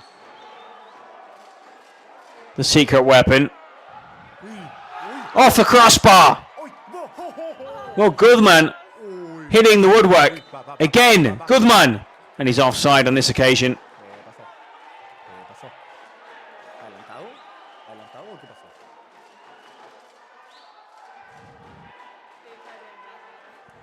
Hay un infiltrado en el chat. Hay un infiltrado en el chat. Dice Cuervo si se puede. Infiltrado en el chat. Infiltrado en el chat. Puso Cuervo si se puede. Look, Armenia just saying that he's having a private conversation and somebody has hacked his chat saying, come on, Cuervos.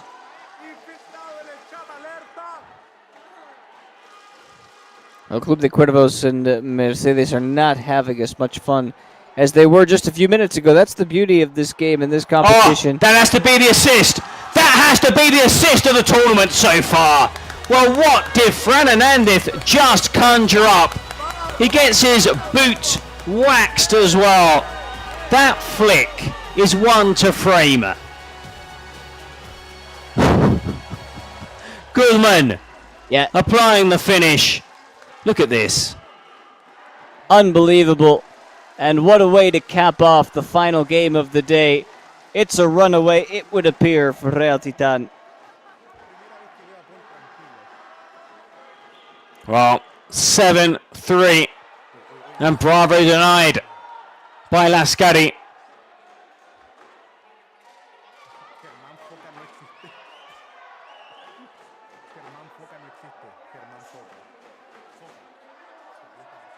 Raul Titan on course for a big win. 7-3. And that team effort, no good. And well, the keeper has gone down and he's been told to hurry up by the referee, and rightly so.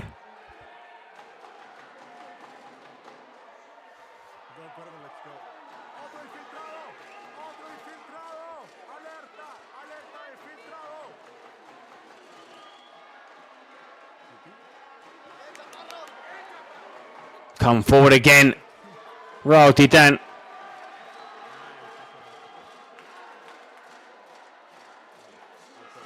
Final few minutes of this final match. I think they played well.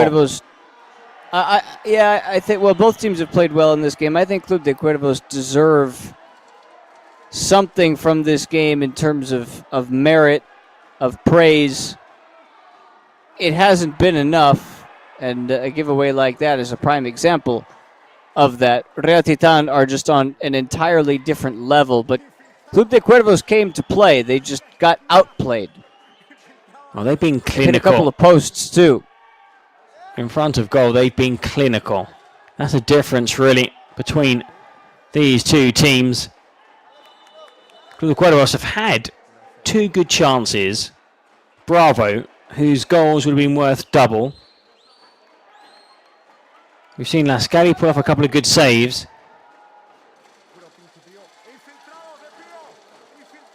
Trejo.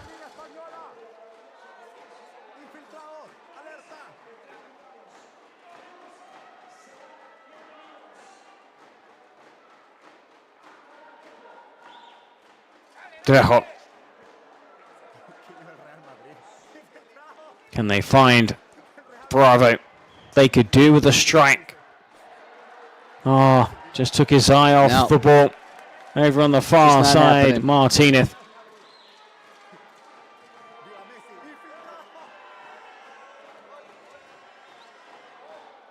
So this will be 9 games, 8 victories for Real Titan. And my question to you, Eric, at this point, with the 2 games left that they have, who stops them? Well, they could decide quite a lot between now and the end of the regular season, because they take on Muchachos, who need the win, and Galácticos de Caribe, who could also enter the final match day with a chance to qualify for the playoff. Now, if you've won the league, do you want to maintain that winning run, or you don't mind if you want to rest players, as Bravo collides with Lascari? It was a 50-50 ball. I didn't think there was much in that challenge. And just quickly getting across to check on the keeper. The idea of resting players is not something that, unless you're playing on back-to-back days, back-to-back match days, then maybe you can begin to have that conversation. And the Kings League Americas did have to do that on 1 or 2 occasions this season. But now we're back on track, and I just don't see any reason to give anybody rest. You just want these guys playing. You want them playing well, and that's what they're doing right now. Well, they're playing superbly.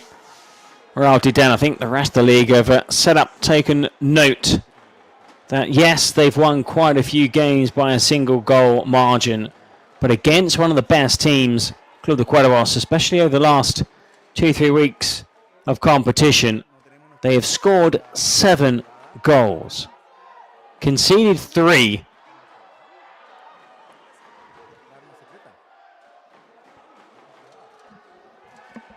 I think there are some positives that perhaps Club de Cuervos can draw from this defeat, should it finish in a loss. They have created so many chances, and there's another. And on another day, they could easily have taken something positive from the match, because that start, when they found themselves 2 goals down in the opening 3 minutes, kind of set the tonic for the game, and they were always playing catch-up.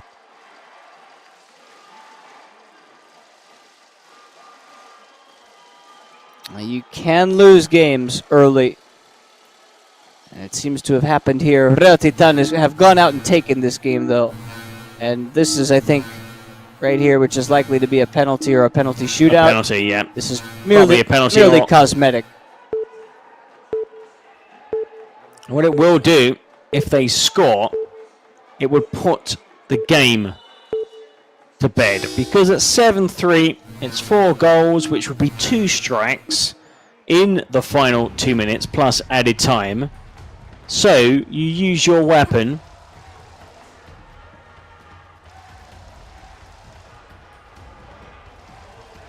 Well, what they're going to go for?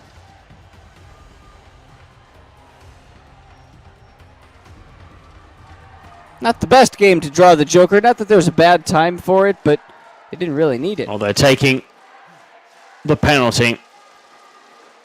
I think the options were the penalty, or perhaps remove a player and play with an extra man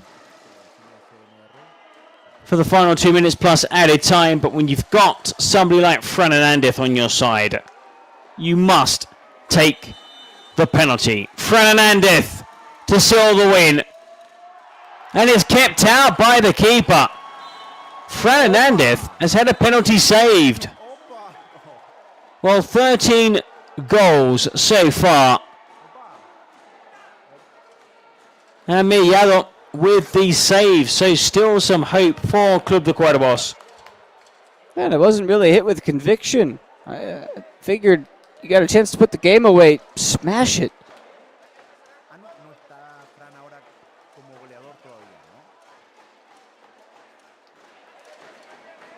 Oh, Club de Cuervos. If they can start these, 2 minutes plus added time, the way they started the second half, then we could be in for some finish in this last game. It's got to happen now for Club de Cuervos, and it's not looking too promising.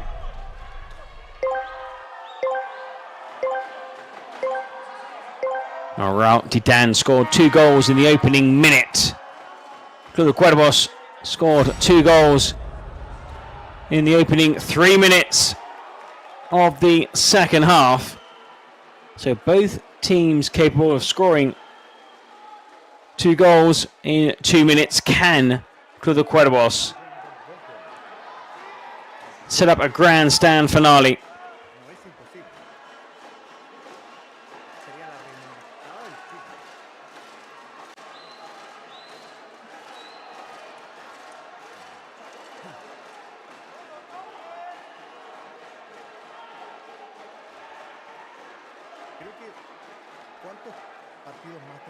Just looking to hang on to the ball.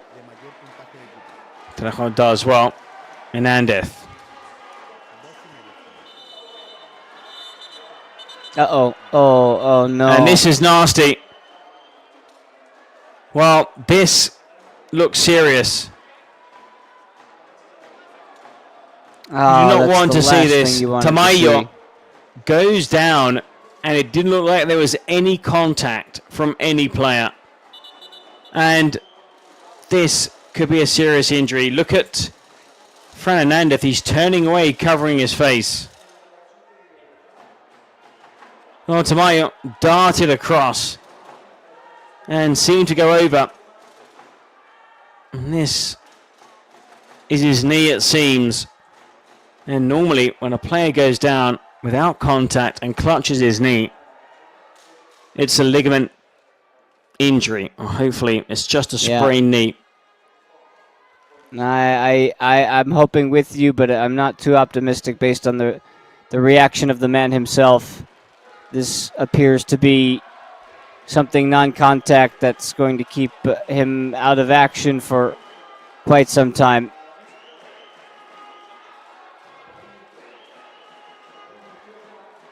No contact whatsoever. For Tamayo. Well, all we can hope for is that the Club de Cuervos defender, who's only 21 years old, has not suffered a serious injury.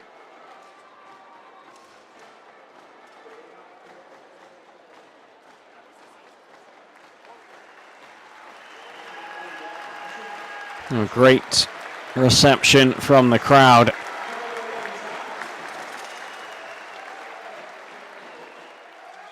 Oh, David Tamayo,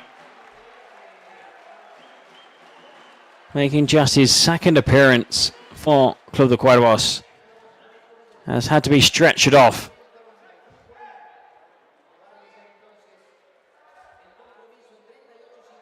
A somber way to close out the night, and certainly not the way that anybody wanted to see it.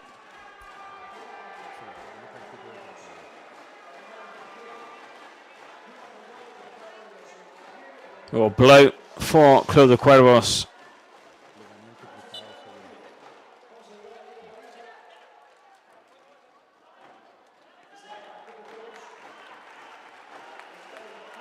Well,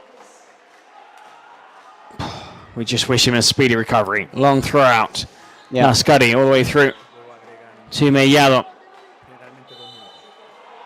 And a free kick has been won by Bravo just outside the box. Now we're going to see at least 3 minutes of added time for that injury to Tamayo, plus other stoppages in the second half. Now, can they score here?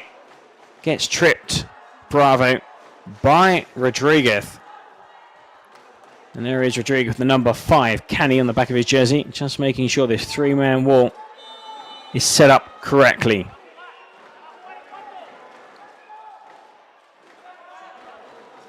Trejo. And that chip, not the best.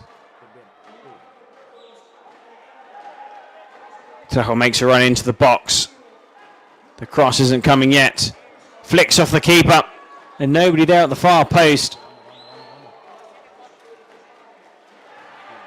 Bravo, kept out. Well, I'm not too sure if Lescani knew too much about that shot.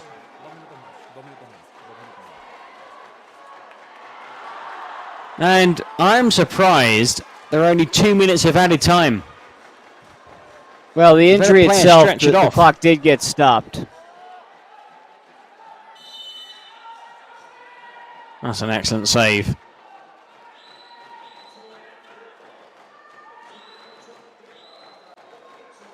Running down now these final few seconds. Raul Titan on course for a magnificent victory. They will cement their place at the top of the table with just 2 games remaining. Raul Titan will have 24 points. No team will be able to catch Real Titan. With this win, they will be top, regardless of how they do over the next 2 matches. And that's a tied effort.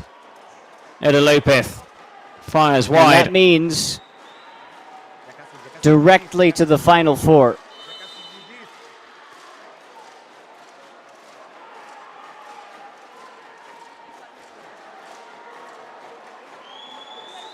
Oh, just realizing Garmendia that his team not only booked a place last weekend, the only team to do so in the postseason, they've gone one better, and now they are short of top spot and a place in the Final Four, May the 4th. And the players starting to celebrate. And here they are, the final whistle goes. Congratulations, Real Titan. The players are celebrating. Garmendia is celebrating. They are through to the Final Four, and deservedly so. One of the best performances of the season so far, with some cracking goals too. And celebrating with the travelling supporters. Real Titan, near perfect regular season. They've played 9, won 8, just one defeat.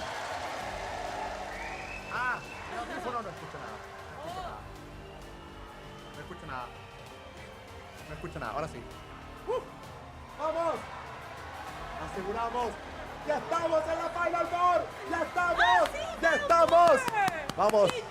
¡Vamos, Titanes! Mira, no había visto a Paul tan tranquilo. Well, I've never seen the manager so relaxed. Paul Font, the manager, and let's see, group interview. Gracias, gracias. Esto es de todos. Somos campeones del primer split de aquí en América. And the first league winners. Mañana a las 5. Mañana a las 5. Compren los boletos para Final Four. Vamos a dar muchos Well, just telling fans to buy tickets. Make sure you purchase tickets to watch us in the Final Four. Real Titan are there. Seguirle metiendo.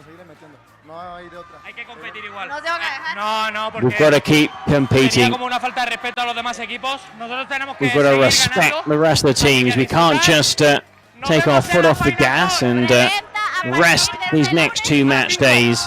A las 5 de la tarde, vamos, nos vemos en la Final Four. Compren todas sus entradas. At 5 o'clock, on sale tickets. So Paul Font, the manager, celebrating. Paul Cruz, the goalkeeper.